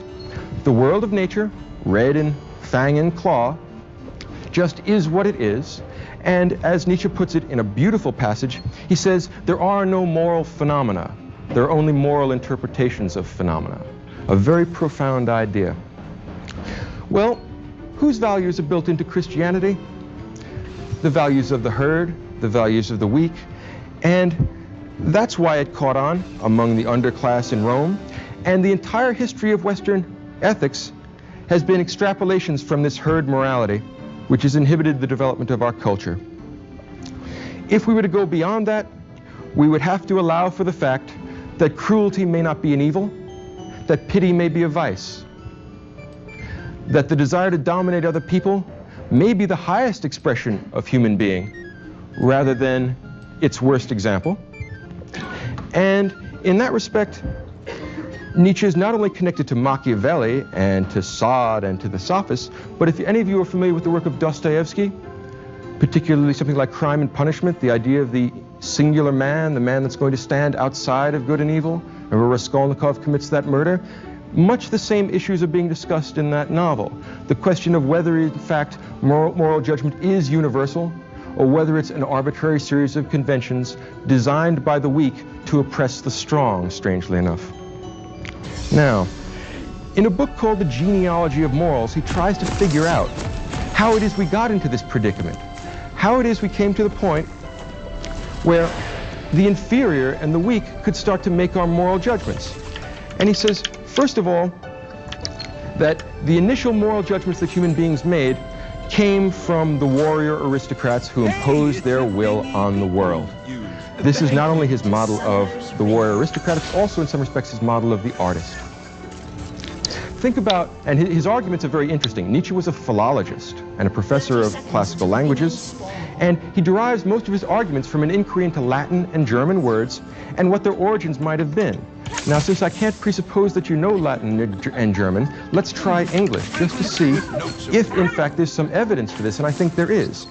Think about what a noble action is. What makes an action noble? Well, we know that a noble action is a good one. I mean, if you look it up in the dictionary, you'll find that it's a term of approval. Is it coincidental that nobility is also a section of the social structure in ancient societies? Consider the distinction between a noble action and a base action. Who do you think the base are? The base are, in fact, the inferior, the weak, those that take orders rather than give them. The distinction between noble and base suggests that maybe our judgments of value at the time when these words were coined are in fact simply the judgments of important warriors contrasted with the judgments of people that have to suffer and put up with them. Consider the distinction between being mean and being noble. Well, being mean is a very bad thing nowadays, to be mean, but there was a time when to be mean meant that you were essentially a villain.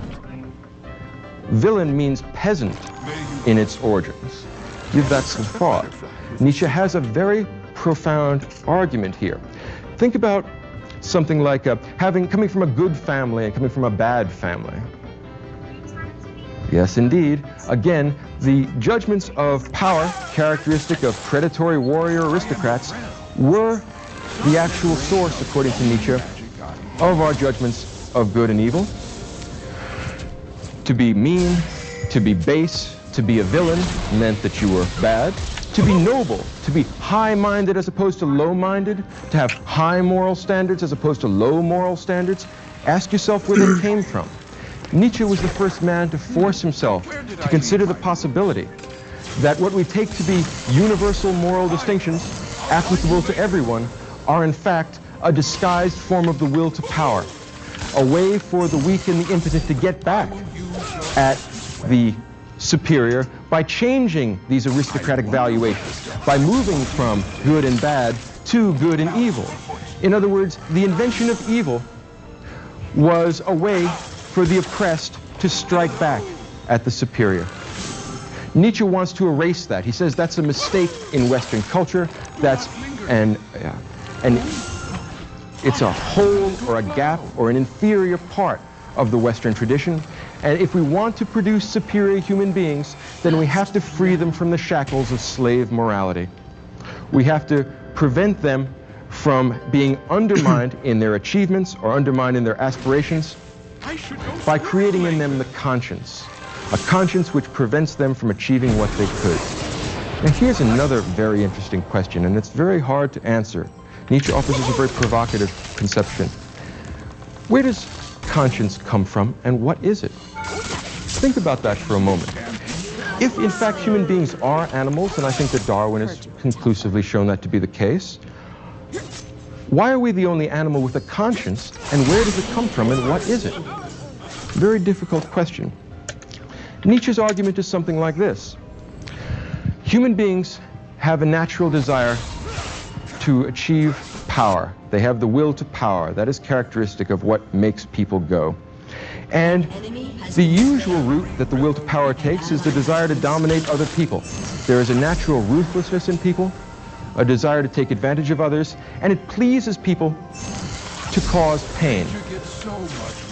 Hard thing for us to swallow perhaps in these days, but with the degree of pain in the world and the degree of evil that we see, to use a word that I might italicize, there may well be something to it. If in fact people do like to create pain in others, of course, usually not themselves, what happens when you frustrate this desire? What happens when you say you can't enslave other people? You can't kill other people and take their possessions. You can't oppress other people because we will stop you. Well, Nietzsche says, and this is a fascinating possibility, although I'm not certain if it's true, he says that when people are frustrated in their desire to cause pain to others, the consequence of that is that they decide to start imposing pain on themselves. And this pain that they impose on themselves is called conscience. A horrifying possibility. In German, the term for the pang of conscience is called Gewissenbisse, which means the bite of conscience. And Nietzsche says essentially that people are predatory animals, and if they can't bite other people, they bite themselves. And when they begin to torture themselves, they find the last possible outlet for this desire to impose pain on the world. If they can't do it to other people, they'll do it to themselves. Now, this bite of conscience gets progressively worse when priests come on the scene, when the priestly type comes on the scene. It goes from inferior to even more inferior, because the priests harness slave morality. They harness this morality of the herd, and they use it for their own purposes. The priests are the highest example of the herd animal, of the herd type. They have a special set of morals that they keep for themselves, and then they rule the herd using various kinds of myths and various kinds of verbal techniques so that they can have their revenge, and so that they can oppose the warrior type. Nietzsche sees among the highest types of human beings an intrinsic conflict between the priest and the warrior. Nietzsche thinks that the warrior is the kind of person that knows how to forget things. Again, this is an interesting psychological profile. And there are many, incidentally, if you read The Genealogy of Morals and Beyond Good and Evil, you'll find that there are many anticipations of Freud. Especially the question of conscience and the question of resentment. Nietzsche thinks that resentment, the hatred of being oppressed, is the source of slave moralities, and that the priest takes that resentment, formulates it in a mythological way, and uses that to orchestrate and control the herd so that they can be opposed to any superiority among those that would break moral rules, among the would-be warriors.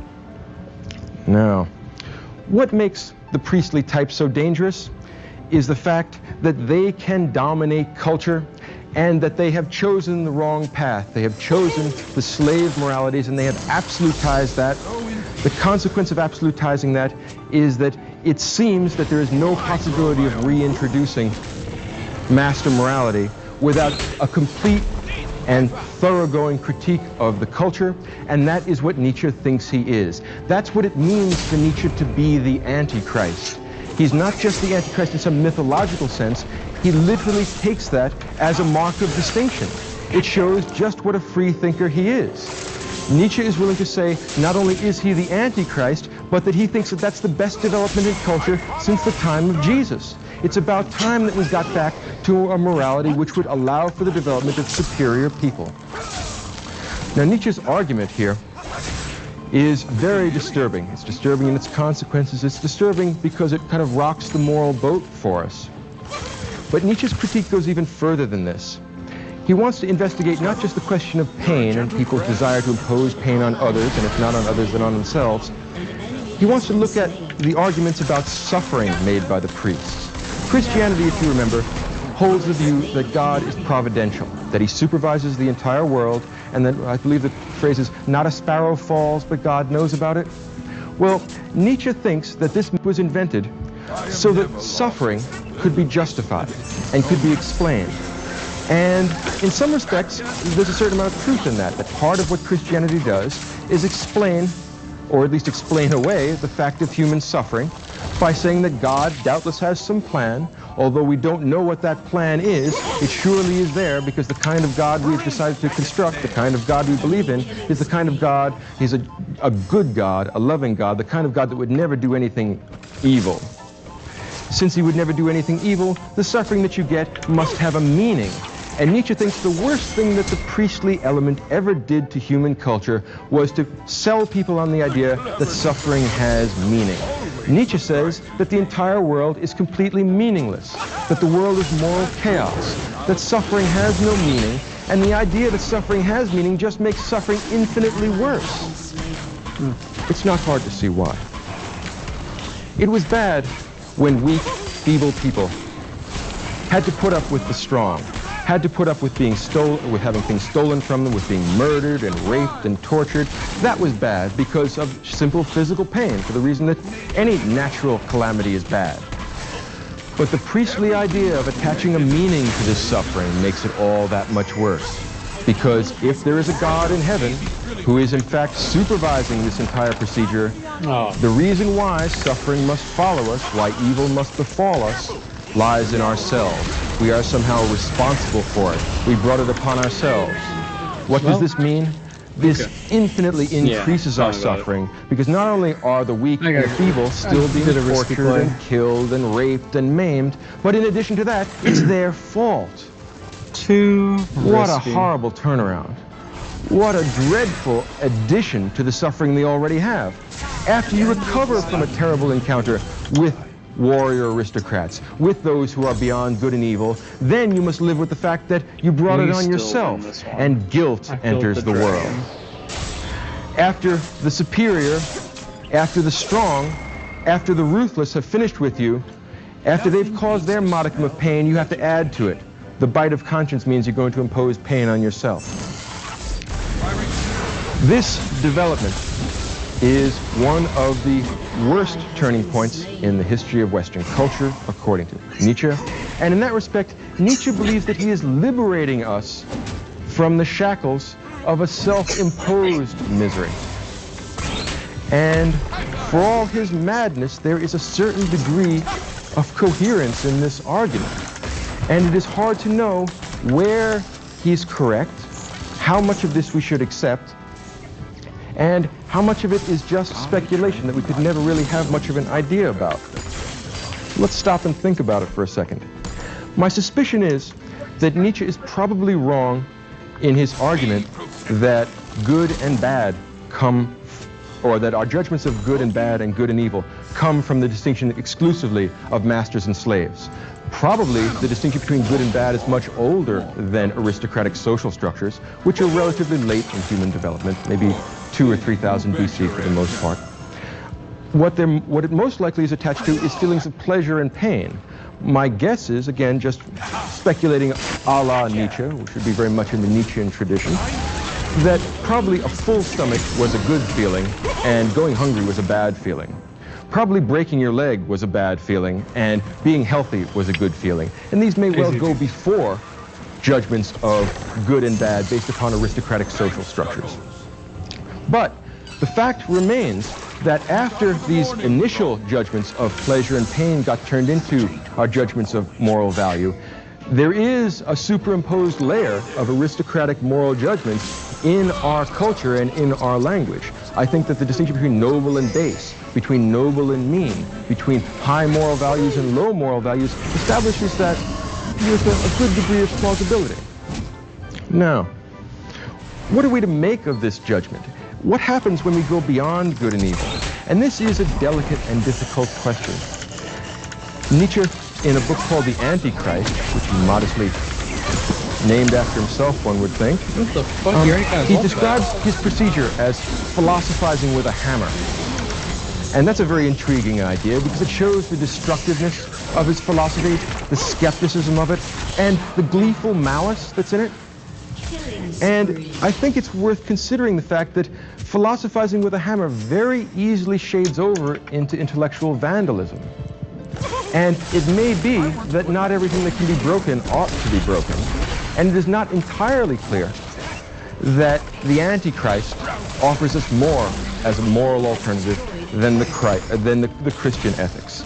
But his willingness to ask questions about it, I think, is what makes Nietzsche of enduring significance to our culture. For all the madness, for all the evil that's built into it, it's probably the most significant moral development since, I don't know, the Enlightenment anyway. And in terms of its artistic qualities, I think that Nietzsche is probably in the same league as Plato. And as a great poet-philosopher, Nietzsche and Plato are the two greatest figures who combine art and philosophy. Those of you who have read Nietzsche will know that his critical capacity is awesome and his artistic capacity is quite great. You would not find that primarily in his poems or in the songs that he writes. Most of the art that he creates directly is quite inferior. But his prose poetry is the greatest in the German language and probably the greatest in the Western tradition. Now, when we finish up with the priest and we find the liabilities of the priest, when we find that perhaps the priestly type has in fact been selling us a dangerous set of myths, we wonder if we can go back to the warrior. Probably not, except in a sublimated sense. If we were to take the will to power, turn it into something perhaps not as catastrophic as, I don't know, Aryan war makers or superior brutish types, it may be that the type of the philosopher, that the type of the artist is in fact the warrior type, the individual who needs no moral code to create his own conception of good and bad, that this type is what can come out of a revaluation of all values, and that, I believe, is what is advantageous in Nietzsche. The difficulty is how we will know when we really are beyond good and evil rather than being beneath good and evil. Many of Nietzsche's friends and his philosophical admirers have tried to shield Nietzsche from the criticism that he's a proto-Nazi. And in fact, I don't think it works. I think, in fact, Nietzsche is a proto-Nazi.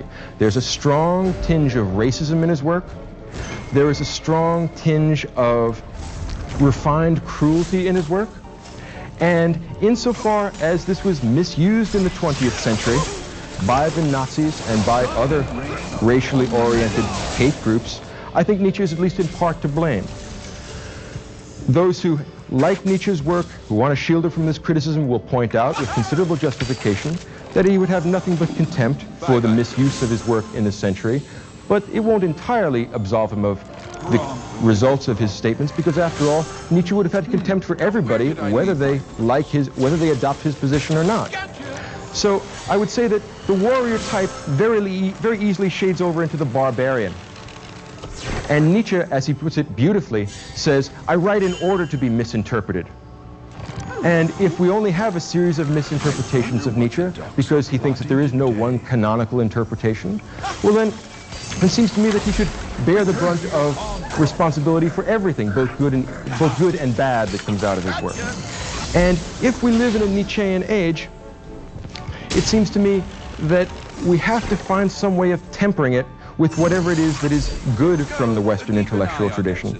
And if we can't agree as to what we want to call undesirable, whether it's good, whether it's bad or evil, whether it's the master conception of what's undesirable or the slave conception, we may perhaps be able to create a sense of the good which goes beyond the dichotomy between the two, which allows us to create some sort of overlap between them. Perhaps it would be possible, as Nietzsche says, to create an artistic Socrates, a moral Socrates, who is able to both combine the strength of the artist with the mythological capacities of the priest, who is willing to connect his individual judgment with the concern for what is good for the species. And I think Nietzsche himself would not have entirely disagreed with that.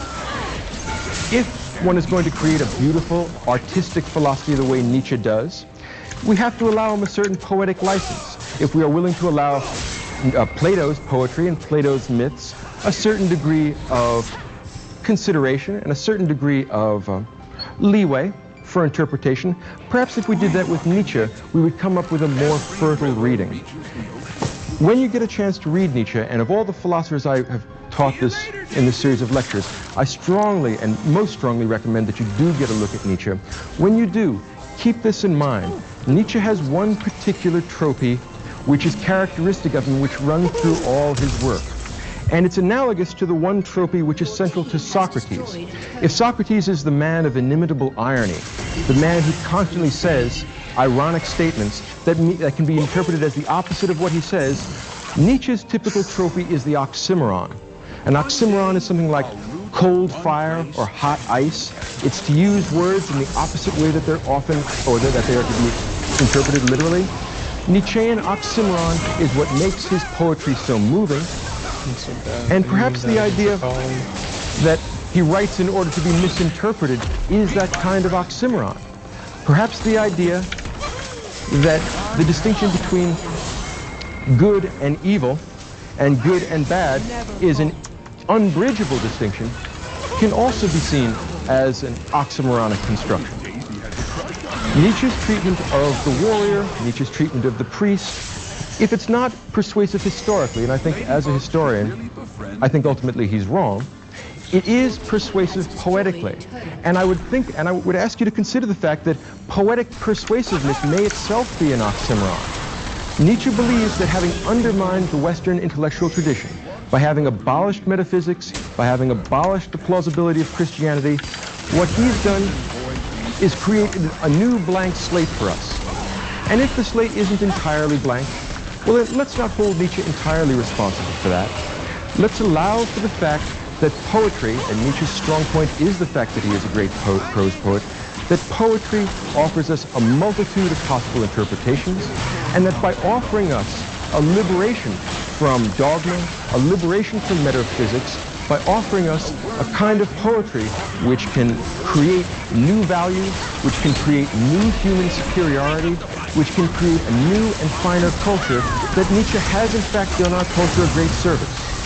However much madness or evil or megalomania is built into the Nietzschean conception of the world, he is surely the greatest philosopher of the last 100 years, and the remainder of the 20th century philosophical tradition would be inconceivable without him. Nietzsche is one of the great forerunners of existentialism. Nietzsche is certainly the first person to articulate the nihilism that threatened our culture as Christianity had to recede after the attack made by modern natural science in the late 19th century. Nietzsche is not, in that respect, the cause of the breakup of Western religion. He's not the cause of the breakup of Western metaphysics. Nietzsche just articulates it. You may think of Nietzsche, to take a poetic figure, as a kind of seismograph. He's the first and most sensitive writer who sees that the continents of our thought are shifting. And rather than causing it, he tells us about it. And in telling us about it, he forces us to confront something that sooner or later we would have to confront. And insofar as he does a lot of the intellectual dirty work for us, insofar as he's willing to be the Antichrist, as he's willing to take upon himself the responsibility for questioning the very foundational elements of our culture, he's one of the greatest thinkers that ever lived. So whatever his liabilities, and I think there are many, because he's an anti-Semite, he's a racist, he's a misogynist, there are many evils in Nietzsche's work. But like it or not, he forces us to think in ways that we would not think otherwise. He forces us to consider closely ourselves and to ask ourselves, how honest are we when we are alone, much less when we are with other people. He asks us not only to have the courage of our convictions, Nietzsche asks, no, he demands, that we have the courage to question our convictions, which is a much rarer human quality.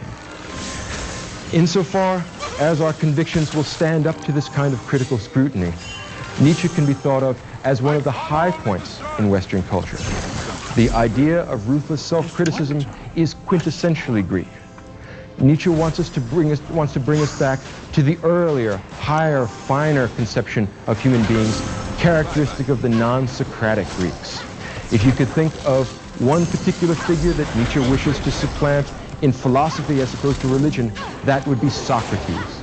Nietzsche is the new Socrates, the Socrates of art, the Socrates of the individual, the Socrates of subjectivity. What he has in common with Socrates is the willingness to ask uncomfortable questions. What he has in common with Socrates is a willingness to ask questions about issues that no one feels very comfortable with. And what's more important about Nietzsche is that his answers are intrinsically provisional. Just like Socrates, Nietzsche says everything is always open to question and always will be. Nietzsche calls us not to any dogma, but to a higher and finer kind of life. And insofar as we are heeding that Socratic call, Nietzsche, who would be the anti-Socrates, is in fact part of the Socratic tradition as well. The fact that he is both a Socrates and an anti-Socrates is a perfectly Nietzschean oxymoron.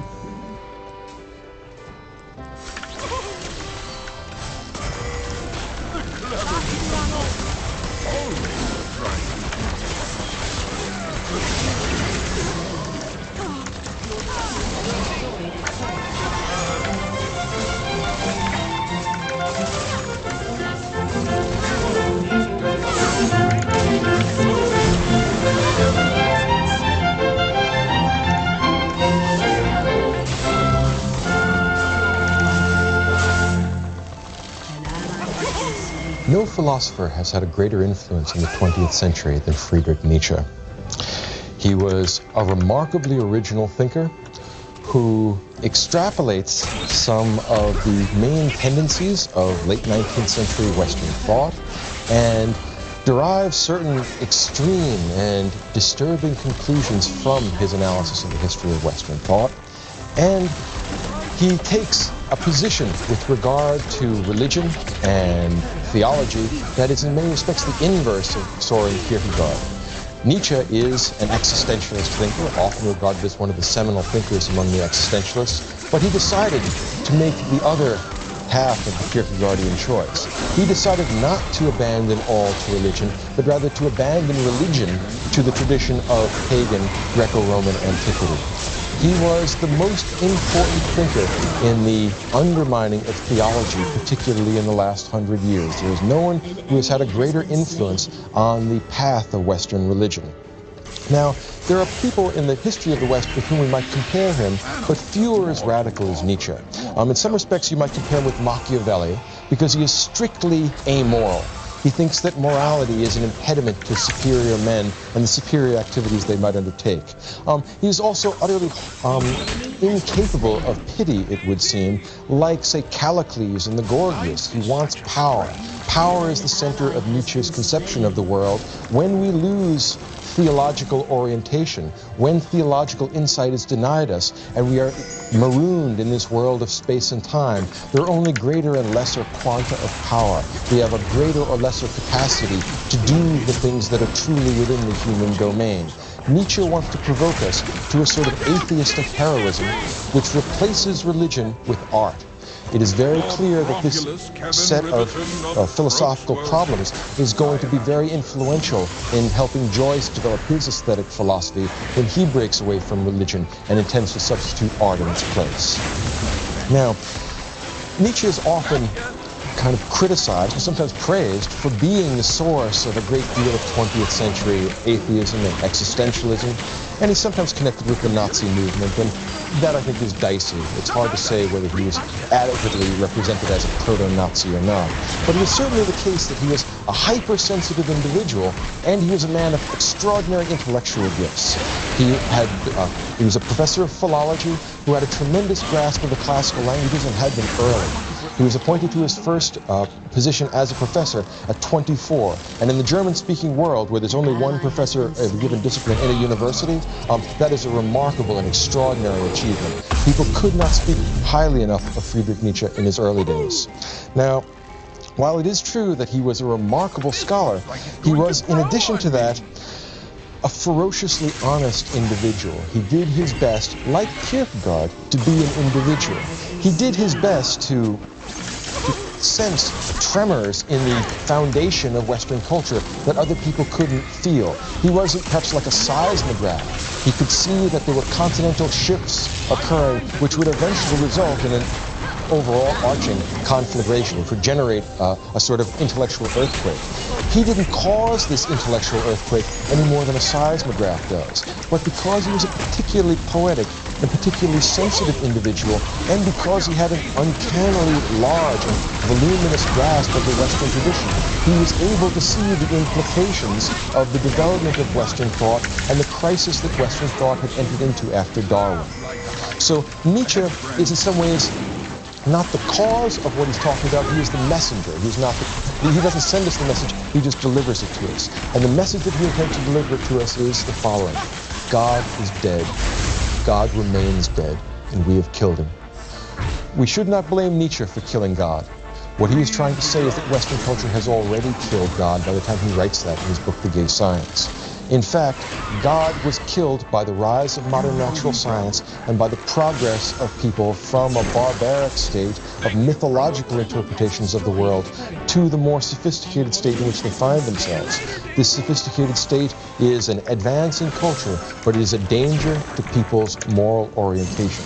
As a matter of fact, all moral orientations will be radically changed now because when God dies, all of our constructs of right and wrong, all of our conceptions of ethics and metaphysics are now thrown by the board. If I were to change the analogy slightly, you could say that Nietzsche was like a canary in a coal mine. We put the canary down there to see if there's poisonous gas, because it is affected by the gas long before people are. Well, Nietzsche, singing at the end of the 19th century, is singing a song of the end of theology, and that means the end of metaphysics, and that means the end of the whole tradition of Western philosophy. In books like Beyond Good and Evil, now there's a title, or The Genealogy of Morals, or The Antichrist, he tried specifically to undermine faith in the Western religious tradition.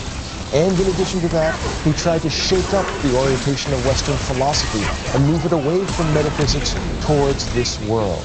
He had the same intellectual goal: to make people live in this world and to deprive them of religious illusions which previously had sustained society. He said, look, these are hollow illusions now. If we were going to have illusions, we'll have to make up new ones. The old illusions will not work. Now, this by itself would not have attracted much intellectual attention had Nietzsche not been at the same time the greatest prose poet of the German language. Nietzsche has remarkable poetic gifts as well as remarkable philosophical gifts. That confluence is a very rare thing, and when it is incorporated in a man like Nietzsche, whose will to truth is Dawn, are you still as out there? ferocious and as tenacious as any of the philosophers we have studied, we will certainly find that the results, like the results for Kierkegaard, are quite volatile and quite dangerous. Nietzsche is at his best when he is sharpening little daggers that he's going to throw at his reader, and he's such a wonderful poet. He says in section 126 of The Gay Science, you may want to turn to that if you ever, first if you ever get a chance to look at the book. It says in section 126, mystical explanations are thought to be profound. In fact, they are not even superficial. Oh my, I had to spend a great deal of time removing that from my brain. That was one of the greatest one-liners in the history of philosophy. It's devastating. Whole libraries of theology crumble under the force of that blow. It is a remarkably sharp and pointed and barbed instrument of war. Nietzsche is at war with his... Man. You're awesome, Dawn.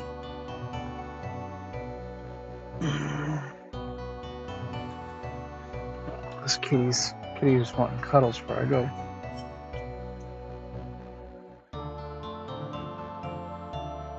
Yeah, you get the head scratches.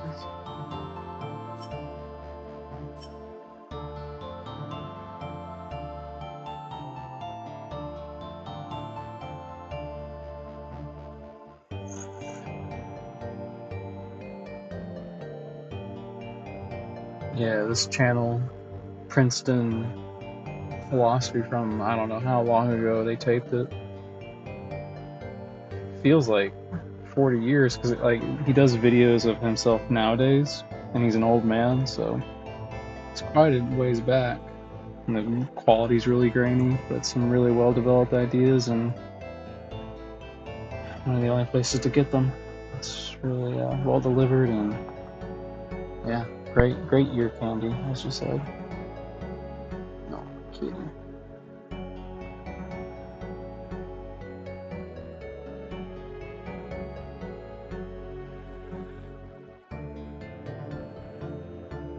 Likewise, Don. It's good to find the others that are learning.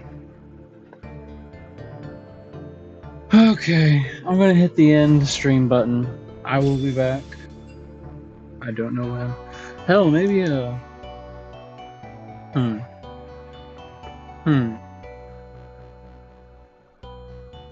I'll just leave it on. Leave He whenever you says want to no leave, Don. compromise. I'm just gonna You leave must it on, and take when I go get things food, be back. seriously for once. Can you see why spiritually he's very much like Kierkegaard? It's just that he's the alter ego of Kierkegaard. He's willing to take one idea the whole way and refuses to make any kind of compromise. I believe that he probably would have liked Kierkegaard's work either or. He just would have taken the other alternative. The same sort of philosophical radical and the same sort of spiritual, ferocity, spiritual power motivates both men. Now, He's so spoiled. it may be easier for you to read Nietzsche if we step back a little bit and think about the kind of writing he does. And the best way to do that is to compare Nietzsche with his great philosophical opponent and his great intellectual opponent, Socrates. Nietzsche hated Socrates. He had great respect for Socrates. He said, finally, someone worth talking about and talking to.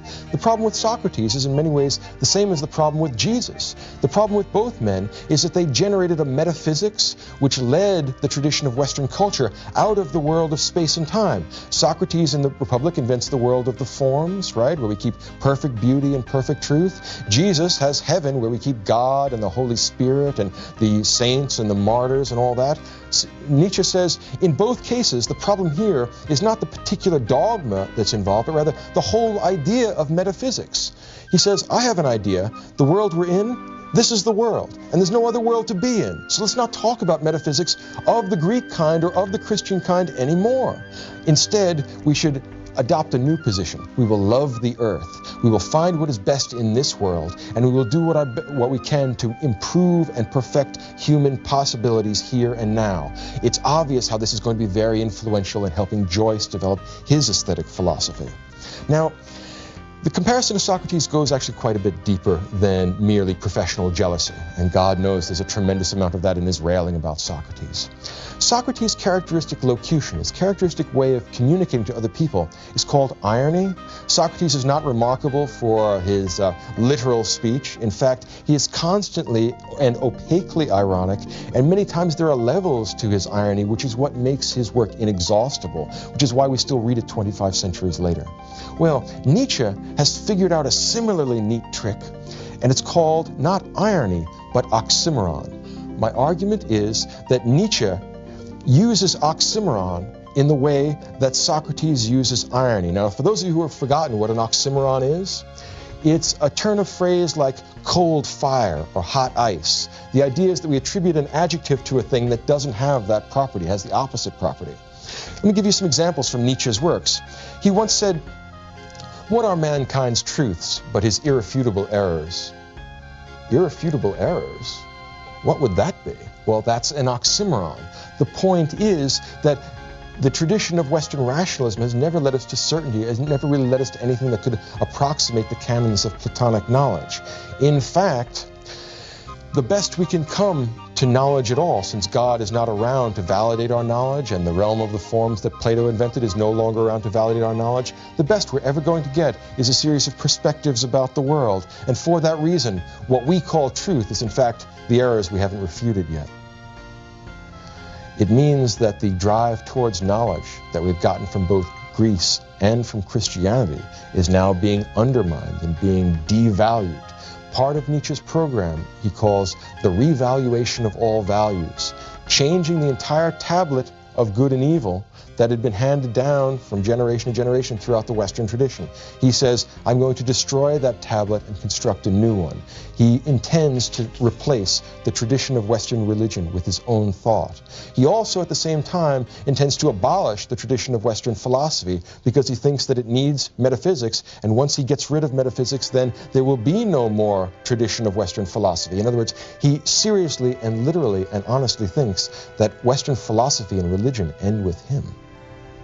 Now, this is no small estimation of oneself, right? And for a man who, in print, refers to himself as the Antichrist, you may perhaps get the idea that megalomania has set in somewhere along the line here, and in fact, there's a considerable justice in that sort of a criticism. On the one hand, he is dealing with the greatest of philosophical problems, and in all honesty and in fairness, he is a superior man, a man of superior intellectual merit, and a man of great courage. It is not an easy, it's easy to ignore religion. It is very hard to abolish it. They're quite different. It is one thing to be indifferent to religious questions and another thing to decide to torch them all. This is a very different set of expectations. He is not at all a prosaic writer, and no one reads his books without one way or another being affected. I remember in particular when I first read The Gay Science and I read the passage about God being dead, I had to read it again and again and again. It was one of the most difficult passages I read when I was in college, and to this day, I have never completely made my peace with it. It will repay a very close reading on your part if you ever get to The Gay Science. In the process of reading his works, The Gay Science and the others, always keep in mind this idea of oxymoron. It will make your life so much easier. Instead of trying to tease out some sense out of irrefutable errors, remember that this is Nietzsche's stock in trade. This is what he's good at, because it gives you something provocative to think about without committing him to any logical position. If you go back and try and figure out exactly what Nietzsche does believe, it is not entirely easy to put together. Like many other philosophers, he is better at explaining, or if not explaining, attacking the things he does not like, than in articulating a defense for the things that he does approve of.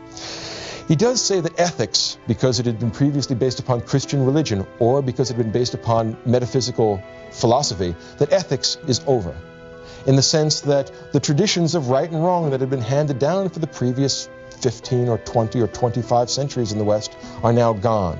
Ethics turns out to be one of these irrefutable errors, and it would seem that for an error that's irrefutable, he is trying very hard to refute it. Remember, though, that Nietzsche, because he is not a philosopher, he thinks philosophy is over, and is primarily a poet, not a logician, doesn't care if he contradicts himself. Remember that the essence of an oxymoron is a contradictory utterance. Hot fire or hot ice doesn't make any sense. Cold fire doesn't make sense, but it is a very moving kind of locution that pushes you in a poetic rather than a logical way. This is what Nietzsche is good at. Now, in abolishing morality, in destroying ethics, he is taking a position very much like that of Raskolnikov in Dostoevsky's great novel, Crime and Punishment. If any of you know that piece, you will know that early in the novel, before Raskolnikov comes back to the Christian fold, he commits a murder because he has the theory of the exceptional man, that the usual norms of right and wrong, which we expect to be universal, are only partially complete. There are certain superior individuals, according to Raskolnikov, for whom the traditions of morality do not apply. That's the idea of the exceptional man. Well, Nietzsche, in fact, makes an argument along these lines, that the great world historical individuals, that superior men, do not have to be bound by the constraints of traditional notions of right and wrong. They are the great artists. They are the great creators. And they may be artists in the sense of painters, or artists in the sense of literary men, but they are creative in things like politics or things like science as well. From this perspective, from the perspective of Nietzsche, all superior men in every discipline that are breaking the bounds of inherited forms, they are what he means by an artist. The artist is the creative human being, and the creative human being can create in any domain. It doesn't have to be a sculpture or literature or something like that. What he is saying is that that art and that capacity to create is more important than any moral judgment we might make about an artist. An artist may be a wicked man, but if he writes well, then he is a superior individual. It doesn't make any difference whether he obeys the usual rules that we like to impose upon all people. What makes a man great is his willingness to give up that herd morality, as Nietzsche calls it. Nietzsche says that all of our moral systems have been made to satisfy lowest common denominator needs. He looks, for example, at the history of Christianity and says, look, the reason why Christianity was a religion of slaves is because it serves the interests of slaves. If you are a Roman master, as Nietzsche kind of likes and sympathizes with, well, then you could do all kinds of cruel and wicked stuff, and because you were superior, you never felt bad about it. You didn't have this nasty religious guilt. What kind of a superior, heroic man would do that? Nietzsche said that all of Western heroism was poisoned by the advent of Christianity because it made superior people develop what he called a conscience. And he thought that was a very bad development because that truncated their ability to act. Who knows what great figures would have done if they had not been kept back and held back by these arbitrary strictures of Christian morality. He once wrote a very telling line. He said, "I will never forgive Christianity for what it did to Pascal." Now, if you know Blaise Pascal and his agony over religious questions, he says, look, here we have a superior man. He was a great mathematician and a great scientist. What did you do? You set his own mind against his rational abilities, and you destroyed that man. I would give 1,000,000 Christians who think that they're going to be saved for one more Blaise Pascal. And then I'd be able to tell him that you need to be liberated from these Christian myths. And when you are, then you will truly be the heroic man you could become. So he has an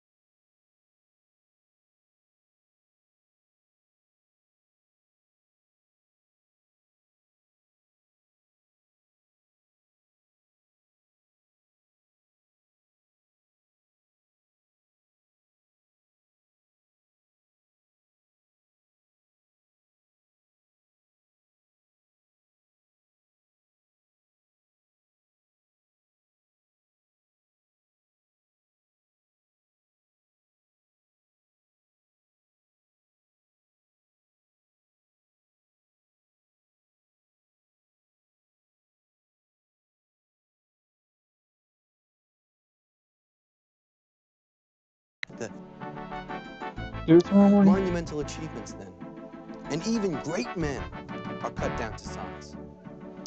Since, as Hegel said before, no man is a gentleman to his valet de chambre. Right? Everyone, when faced with critical history, can be reduced. An inspiring figure like Theodore Roosevelt, one of the great, energetic presidents of the 20th century, great innovator. Turns out he was probably overcompensating for the fact that he was a very small and weak child and he was always picked on by bullies. So he tried to be tougher than thou. He was an example of Adler's theory of overcompensation. For an institution, or even a person to grow, it needs this sort of mystical atmosphere. This mystical atmosphere gives it self-confidence. It gives it an illusion that allows it to follow its life-creating instincts.